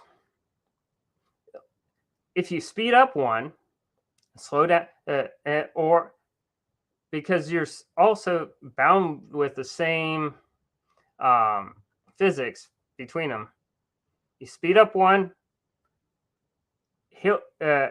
by, let's say you speed it twice. Now you are seeing everything that your opponent does, but he's only seen half of your movements. And your movements are completely lost to him. And by doing that, and by designing your system to allow you to do that, you've taken over the whole game, and you are able to make opponent in this conflict start failing to make good decisions. And it is that ability to control the decision-making cycle that gives a blue team the advantage or the red team the advantage. And understanding that as a critical point, whether or not it's at the PLC to motor driver to physical system to sensor at that low level, level one of the Purdue model, or it could be at the high level with your policies and procedures or law, that same circular feedback is manipulated. And because of you can scale it from small to huge, and put it both on technical controls and non-technical policy controls.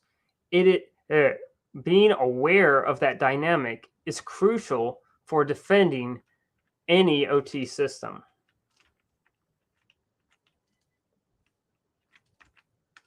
So,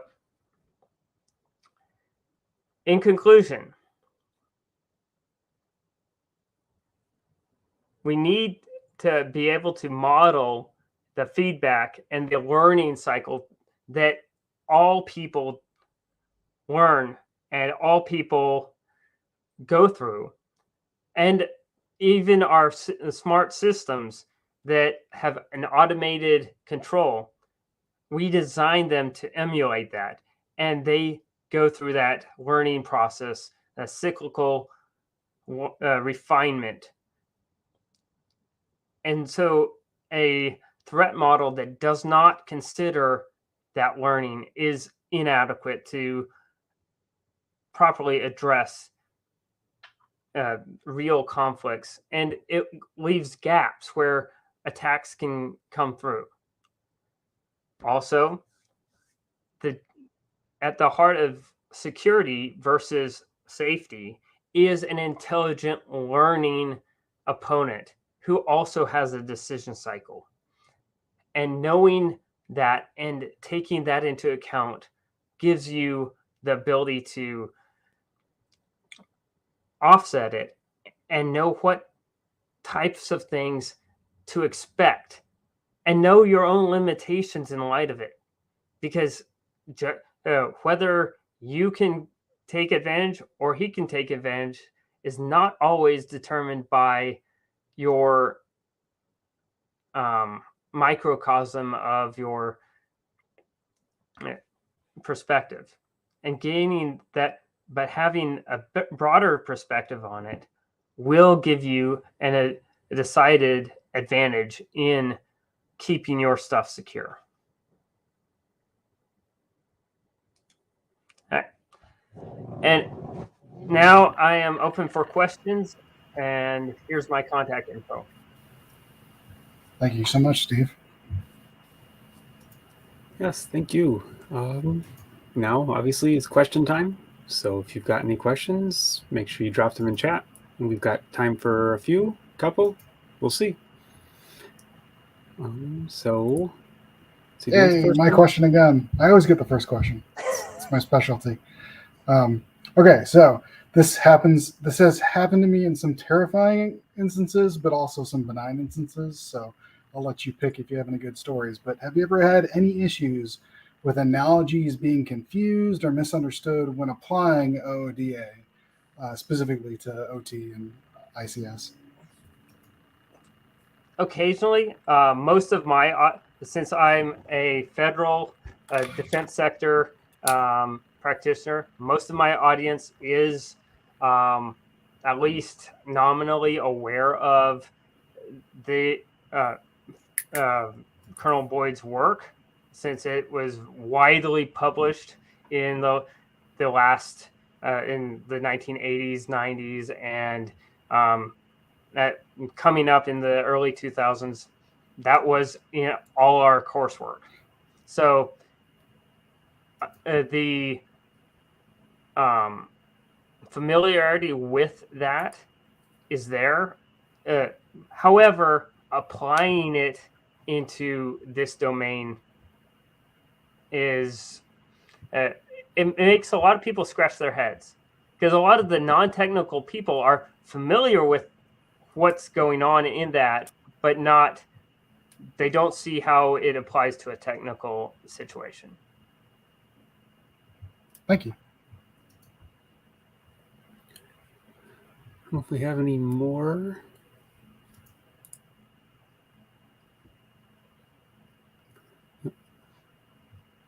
It's more of a comment, but yeah. So Barbara Cosgrove says, "Awesome presentation. I haven't heard anyone articulate OODA in quite a while. Love it. Thank you, Barbara." Yeah, I had a question myself. It was more along the lines of actually how to go about applying it. I suspect the answer is probably a bit time-consuming. But also, I'm not familiar with the OODA itself, so that's. You apply it like you are familiar with a closed-loop PID control system. Mm-hmm. OODA is a closed-loop control system. But it takes into account an adversarial control system as well, and you are doing and you apply it. You apply your standard tools, your firewalls, your technologies, but in such a way as to protect your own ability to make decisions and to remove the adversary's ability to make clear decisions, to slow him down while you take more observations. And so a lot of the principles are piecemealed. Like if you go through like the MITRE ATT&CK framework, you take all those little pieces, but then how you actually orchestrate them to work together is where the beauty of this is. Giving them dilemmas, not just obstacles. Yep. So I think that is it for questions, and we're going to have a short commercial break, and we'll be back with Oscar. It might seem crazy what I'm about to say. Sunshine, she's here. You can take a break. I'm a hot air balloon that could go to space. With the air, like I don't care, baby, by the way. Because I'm happy. Clap along if you feel like a room without a roof. Because I'm happy. Clap along if you feel like happiness is the truth. Because I'm happy. Clap along if you know what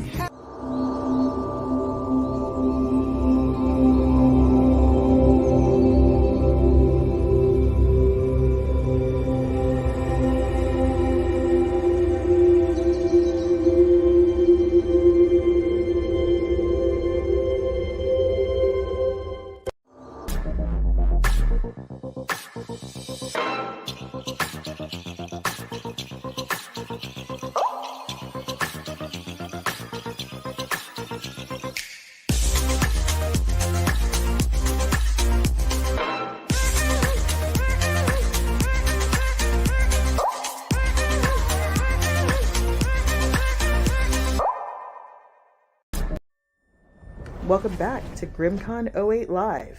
Here are your co-hosts. Hello again. It's been so long. So what an awesome day of presentations and presenters and discussions we've had here. It's been amazing. We've got an incredible keynote speaker to close out GRIMMCon 08. Hexate, I don't know, whatever you want to say. Barbara Cosgriff began her information technology career serving 6 years as a signal soldier in the U.S. Army over 37 years ago. After an honorable discharge, she expanded into software. Barbara has 25 years plus experience fulfilling various secure software development lifecycle positions, including software developer, software security architect, director of application security, and intelligent system security technologist. Barbara has 20, wrong one. Now works as an independent consultant, conducting cybersecurity training, research, strategy development, and other application security-related services for her clients. She holds a bachelor's degree in computer science from Fayetteville State University and is certified software security lifecycle professional. So joining us now live, Barbara Cosgriff with her closing keynote address entitled "Building and Enabling Our Cyber Workforce." Welcome. Hi, welcome. Thank you. Sorry. Can you hear me okay? Yep, yes. You're good. Okay. So I think you did me more justice with your introduction. The only thing I have to add is that I have 3 children, 2 grandchildren, a dog, a cat, and 1 husband. I'm limiting myself there.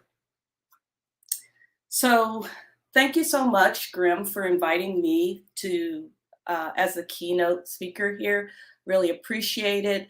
I will say, however, it's kind of like Morgan was saying earlier, that when you come to a big security gathering, you start to get a little intimidated at the talent that you see here. So great speakers, amazing job, great GRIMMCon. So my presentation is about building and enabling our cybersecurity workforce. I'm not sure if most of you know, but in 2021, May of 2021, Biden signed an executive order to improve our nation's cybersecurity. That was followed by requirements for NIST, for CISA, for OMB. And an OMB memo came out last year in September with the specifics of anyone selling to the federal government, DOD or other. If you're selling to any federal agency, then you have to provide an attestation, security attestation for your software development lifecycle, among other things. And those dates were originally set for that attestation to be critical software in June, and then non-critical software in September. Seems like those things are going to slip, but it's coming. So in all the pressures that we've had in cybersecurity, with respect to cybersecurity, it seems to be inevitable that this was going to come about. So let's talk briefly about the state of cybersecurity from a security practitioner's perspective. The most significant threats that face our organizations today, any element, is the evolution of intelligent systems. The fact that the evolution of intelligent systems have increased the attack surfaces of everything exponentially. Software-defined everything increases the risk associated with all of our 16 critical infrastructures. And cyber attacks have been the concept of attacking over cyber has been adopted by nation states as well as organized crime groups. For instance, the cyber attacks on aviation industry alone, there were 15 different cyber attacks on the US aviation industry in 2022. That was listed from January to November, so I guess they gave us the holidays off in November. So what does this mean?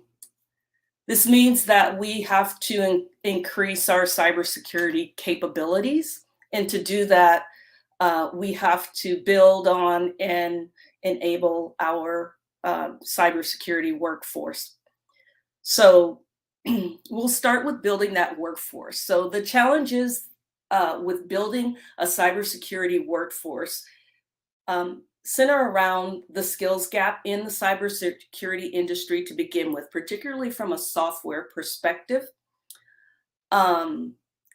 Traditional cybersecurity training and education methods are not enough to cover the masses, and the lack of accessibility and opportunity for various reasons also limit us reaching the masses. So we don't have enough. Our ratio right now, according to, excuse me, according to Cron, our ratio for supply and demand across the US, the majority of states that have a supply demand ratio of 0.85 or less. Some of them are as low as 0.62. At the rate we're going, we're not going to fill that gap, and we're not going to meet what we need to meet. So there's a lot of programs that are going on. CISA has a program to increase the funding, increase the salary for cybersecurity. ISC Squared has offered to train, to certify 1 million people over the next couple of years. There are a lot of things going on, but it seems like the path to get us there, just training people, or the idea of training people or hiring people, is just not reachable. And so what do we do for cybersecurity workforce development? So the first thing we have to do is we need to change the workforce development styles. They're changing, and companies that are hiring or managers that are hiring need to understand that there are more ways than going to college for 4 years and coming back and training. So they need to increase the acceptance of cohort-style training. We need to go back to and resurrect the concept of apprenticeship and pull that into the cybersecurity field. Not everybody can or wants to go to college. And sometimes you can benefit by training and paying them once they are trained on the job. The other one is there's been a big rise in train now and pay when you hire. There are organizations where you can go to and train, and there are companies that are hiring from those, not requiring a certain college, not requiring a certain degree. So changing up that mindset to ensure that we build our software, our cybersecurity workforce. Leverage AI driven workforce development. I know that's a huge topic right now, good and bad. However, we can make some quick wins and small gains by leveraging, even if it is developed inside that training, putting it into an AI system and allowing newcomers to come in and they have certain questions, running it through a system that's been built and trained internally, helps you to turn around your people quicker, helps to make them more effective quicker. We need to research, we need to enable teams with research capabilities. Setting up a team that has 100% of their time focused on doing the work without having time or having someone who's there to do the research to find out, yes, these are the top 10, these are the top API attacks, things like that. It's still important that you have research to find out for your area, for your market, for your capabilities. What are those attacks so you can make it more efficient? So enable research. The other thing is to search non-traditional paths. We have a shortage of cybersecurity workers, but we also have in a lot of areas in the US, people that are overworked and underpaid. We have areas where there's not a significant amount of, or there's a significant amount of unskilled jobs available, and a significant amount of people that only meet that. So going and searching in those areas and partnering with those groups in those areas. For instance, where I'm from in Oakland, California, there's a group called Oakland Leaf, and they work from from when they're in kindergarten until they go to college. The goal is to get everyone through the pipeline into college. So pairing with those groups, you're going to find a lot of motivated people to meet your needs. The idea is to go outside of there. So reaching out to HBCUs or other organizations or colleges that are normally not reached, reaching out to those, looking for those on the spectrum. There's something that's like 80% of individuals on the autism spectrum, even those that are high functioning, are jobless after 25. So but we've also proven that they do well in tech. So looking for those on the spectrum, reaching out to those groups, making them feel welcome, reaching out to reservations, going out to people who are self-taught. Those are all non-traditional search paths that we need to make. We don't have enough people in the pipeline, so we have to start getting others into the pipeline to make that available. So now we have these ideas of building our workforce, bringing in our workforce, but what about, we still need those people that are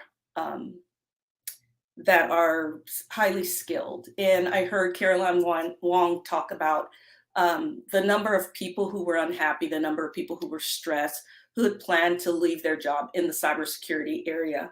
I think that was probably not surprising to most of you that work in, particularly if you work internal.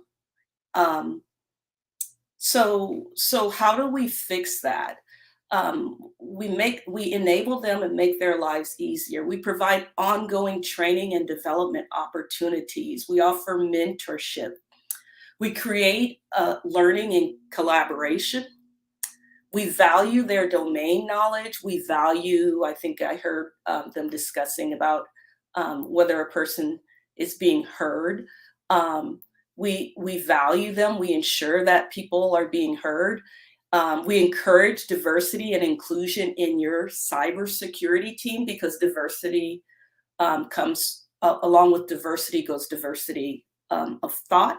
So that's very important. And we make sure that we don't stop. The DEI doesn't stop at diversity. The equity and inclusion is so important to maintain those people, and not just equity and inclusion between race or gender, but between the security people who oftentimes have to give the bad news, and the developers, the salespeople, the product managers, who oftentimes are the ones that are recognized after sales. So we work to make sure that we are building a fully integrated workforce. I remember I heard Morgan talking about kind of being in close teams for things that are like SOC, and there's a lot of different things that are like that. So building that into our organization is important if we're going to attack this cyber problem. And that's the real crux of this issue, is how do we attack the cyber problem, the cyber issues. So some of the other strategies to address that, we want to make sure that we balance tech skills with domain knowledge, and with leadership. So ensuring that we're valuing the domain skills that some of our people have. They may not have the security tech skills. We will go back through that training, but we also value their leadership skills and their soft skills so that everybody feels comfortable. So this is a method for preparing for changes, because as was talked about earlier, we're losing so many, we're losing recs. We're losing people. Our people are overworked. So making them as happy as possible is so important. But also it's very important, once we have these people that are highly trained, that we give our effort improving the accuracy of job descriptions, making sure that your job description is relevant and appropriate.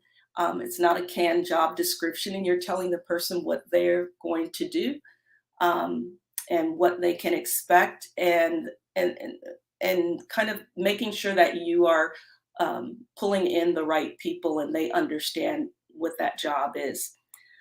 Developing an effective interview questions is important to ensure that once you've hired this person, they can do what they need to do. Leveraging onboarding training is important once they're in order to lower your costs. Having that onboarding training before you throw them into the fire and have them drinking from the water hose. Leveraging the onboarding training is so important, or leveraging security in that onboarding training, whatever those job tasks are. Valuing the ability to share knowledge over knowledge hoarding. I don't know if any of you have ever been at an organization where there's that one person who kind of knows everything, maybe the wizard, and however, you only get enough information that is just to tell you what to do here, and not necessarily how to do it in the foundation. Sometimes in some organizations, you may have that person and they're kind of coddled, but it's ineffective for you and increases your costs. So valuing the ability to share knowledge and measuring the ability to share knowledge versus the ability for a person to do things on their own.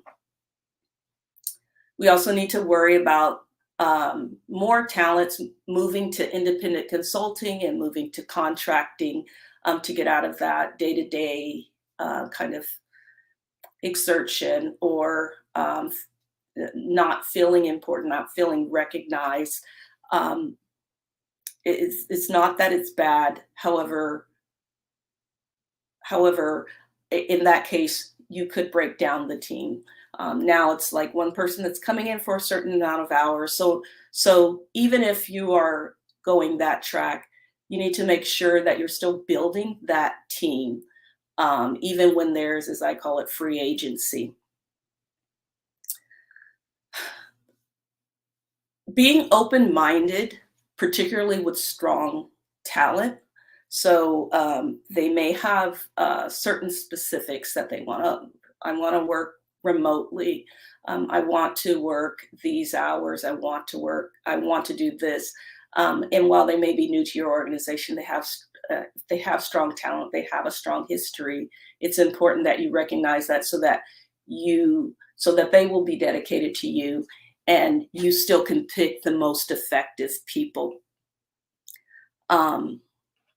So with all of this, starting from scratch is hard. So leveraging the NICE workforce framework, which breaks it down into different categories, particularly if at the top level that's setting this up, they're not security, they're going to roll out a program where they don't really have the skills. So leveraging the NICE cybersecurity workforce framework is great. It's broken down into tasks, knowledge, skills, and abilities. It's kind of changing right now, but it aligns really well with the industry. So ensuring that you have that tells people what they need to know. You are enabling them to make sure that they are able to do their job, they are able to get to the next level, and they are able to effectively protect your organization. So, sorry, my screen messed up.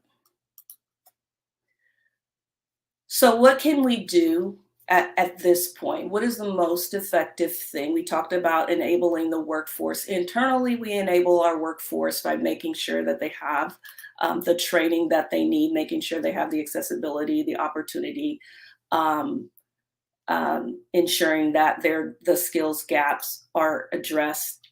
We talked about I talked about the cybersecurity workforce development phases, ensuring that we're looking at different development work styles. We're looking at AI-driven workforce development that's built internally. We're looking at searching non-traditional paths. So at this point,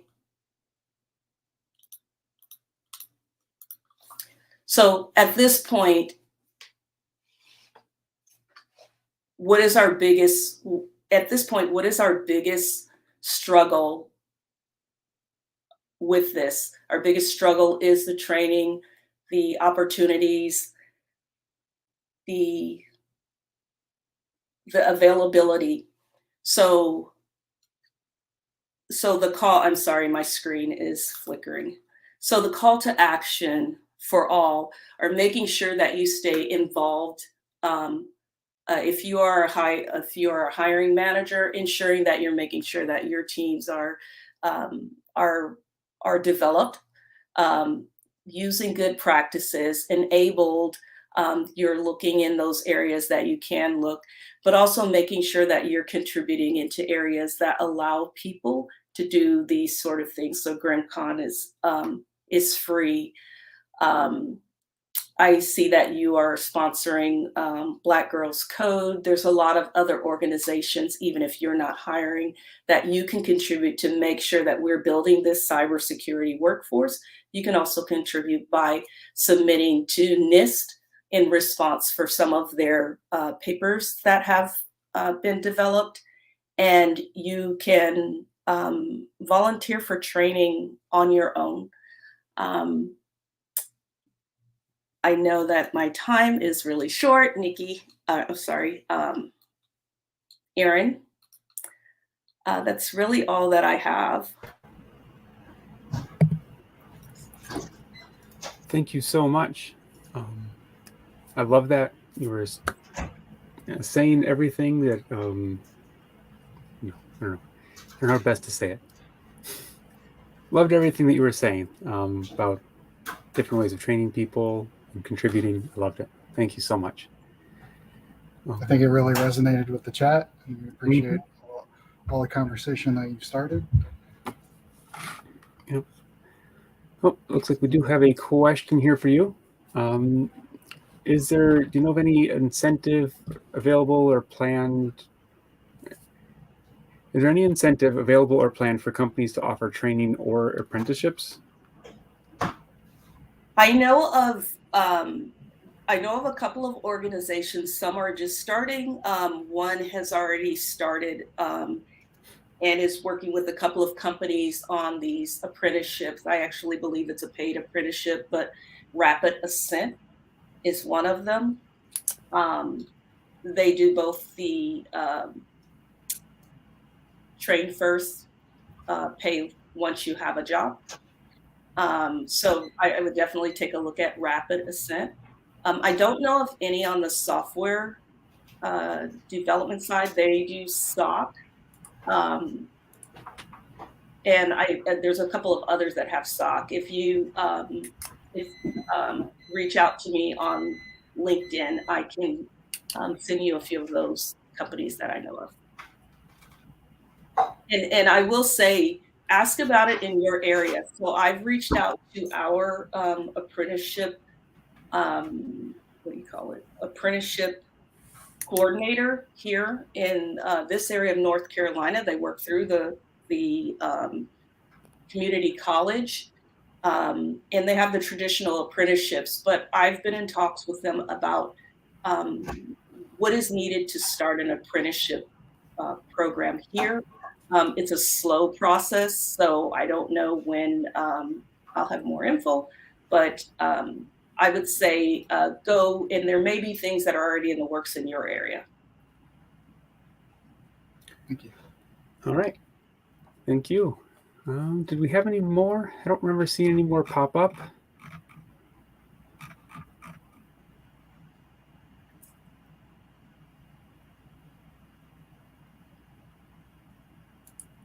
Last chance for Q&A. If anyone wants to drop a question, we'll ask.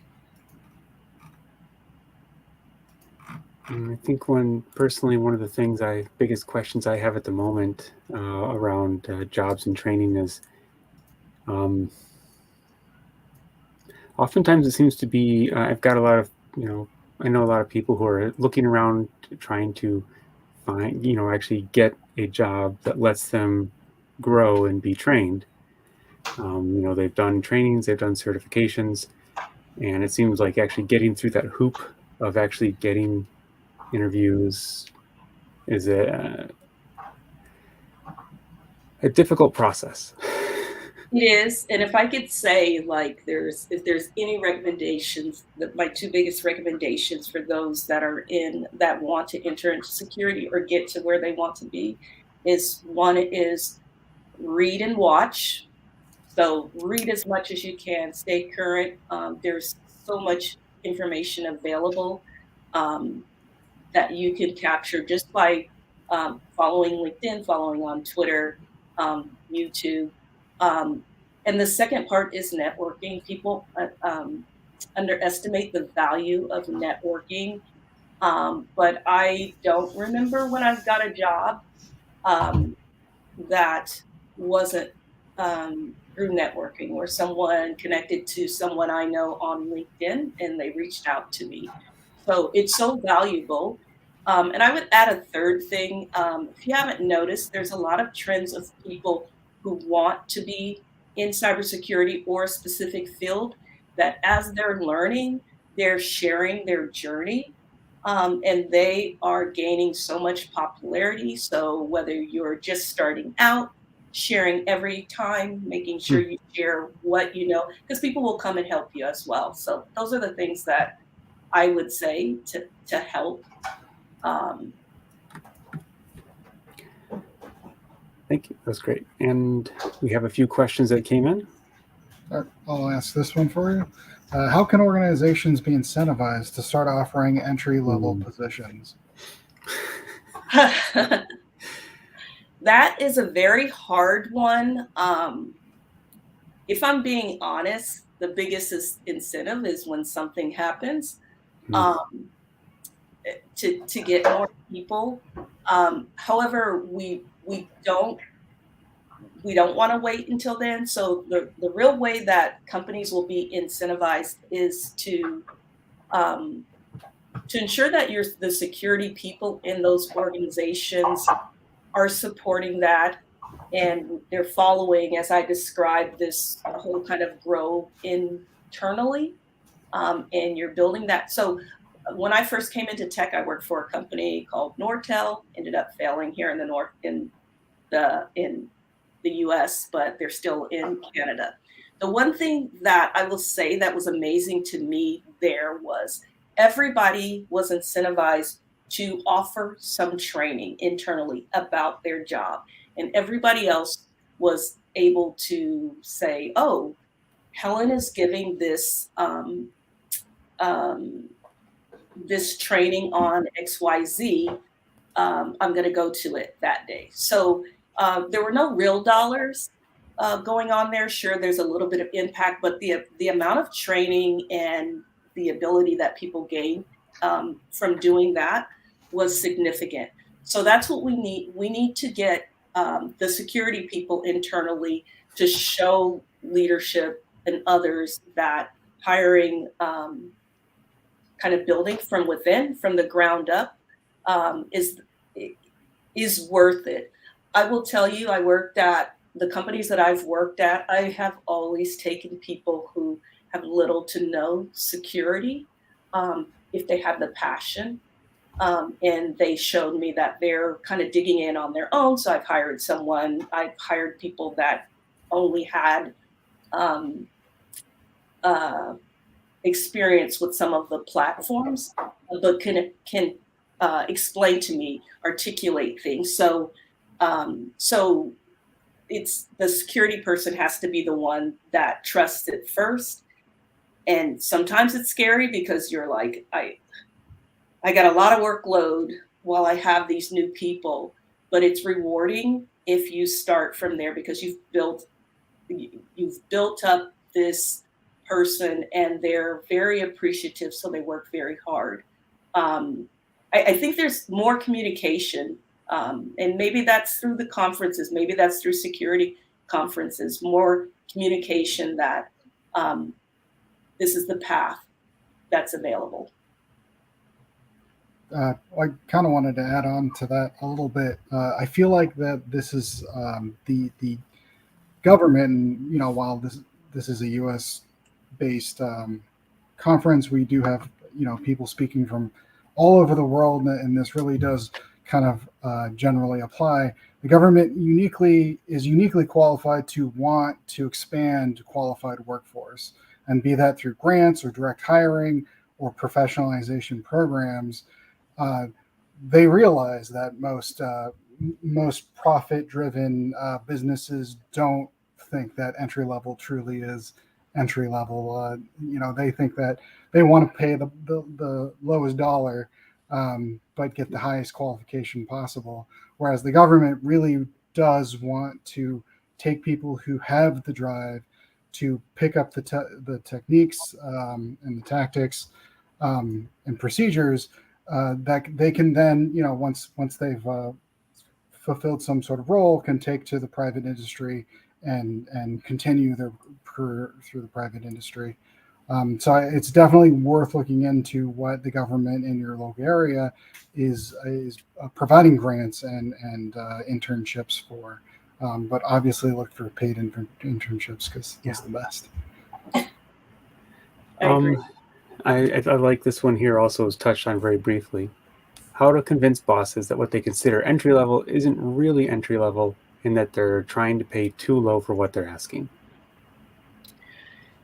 So one, I think when you say bosses, just knowing from that, being that security manager, it's often not that immediate boss, that hiring manager. If they're a security person, they know the value. I can't speak for everyone, but most of the people that I know, we know the value. We argue constantly about what we need to hire good talent, motivated talent. And so one thing I would say is work with your HR person. I have been really fortunate at every place that I have had to be a manager and hire people, in that my HR recruiter was really open to, okay, give us some more information, Barbara, because we got this kind of generic stuff. Think about it, a lot of times, unless you're a security company, in other software development companies, security came about because someone said, oh, okay, now we need security for whatever reason. And that first someone is oftentimes not a security person. So when those job descriptions get thrown together, they're just, a lot of times you're taking other descriptions and throwing a few things in there. So coming in and working with, telling your HR person, for instance, I'll give you, for instance, a previous job. I said, I can't hire anyone at this pay range. I don't even know how you got the people that you got, but we're going to struggle. And she said, okay, do you want to rewrite the job description? I said, yes. So I wrote the job description and I said, we're still going to struggle. She went out there, she brought in people, and I interviewed, and it wasn't really security people, and it wasn't people that were motivated. One thing that I hate is when you ask, what do you want to do in cybersecurity, especially if you're new? I don't know, I'll do anything. Well, so that was kind of the thing I got. Nobody that was invested. So we took that information, and she didn't tell price. She didn't tell ranges, and she got in other people that were stronger. And when they rejected the ranges, because when they rejected the jobs because of the ranges, then she took that and she presented it to leadership. And we pushed and pushed until we got a comp and class study. And that comp and class study increased the salary. But it's a long process. But definitely worth it to work with your HR, your recruiter. Yeah, it's challenging since it requires so much persistence from the people who are in the company trying to bring in entry-level people. Like I said, I've got a lot of friends, a lot of people I know who are looking for work, and they're like, oh, here's another one, entry-level position, requires 5 years experience in a SOC or something stupid like that. It's like, this is stupid and ridiculous. Yeah. I don't understand how you can get these. Yes, I think it's a joke, and there's a few people, a lot of security people who've been taking job descriptions and kind of reposting them, so-called entry-level job descriptions. So I think there is this kind of, that's where the whole inclusion comes in with security, is that including security in those decisions, in understanding, no, I can't just take this security engineer that you have as a SOC analyst. I can't take that job description and put that out there for the application security engineer. So it is a lot of work. It can be overwhelming. I will tell you that I've kind of gone in and out of leadership just because of the stress of leading in security.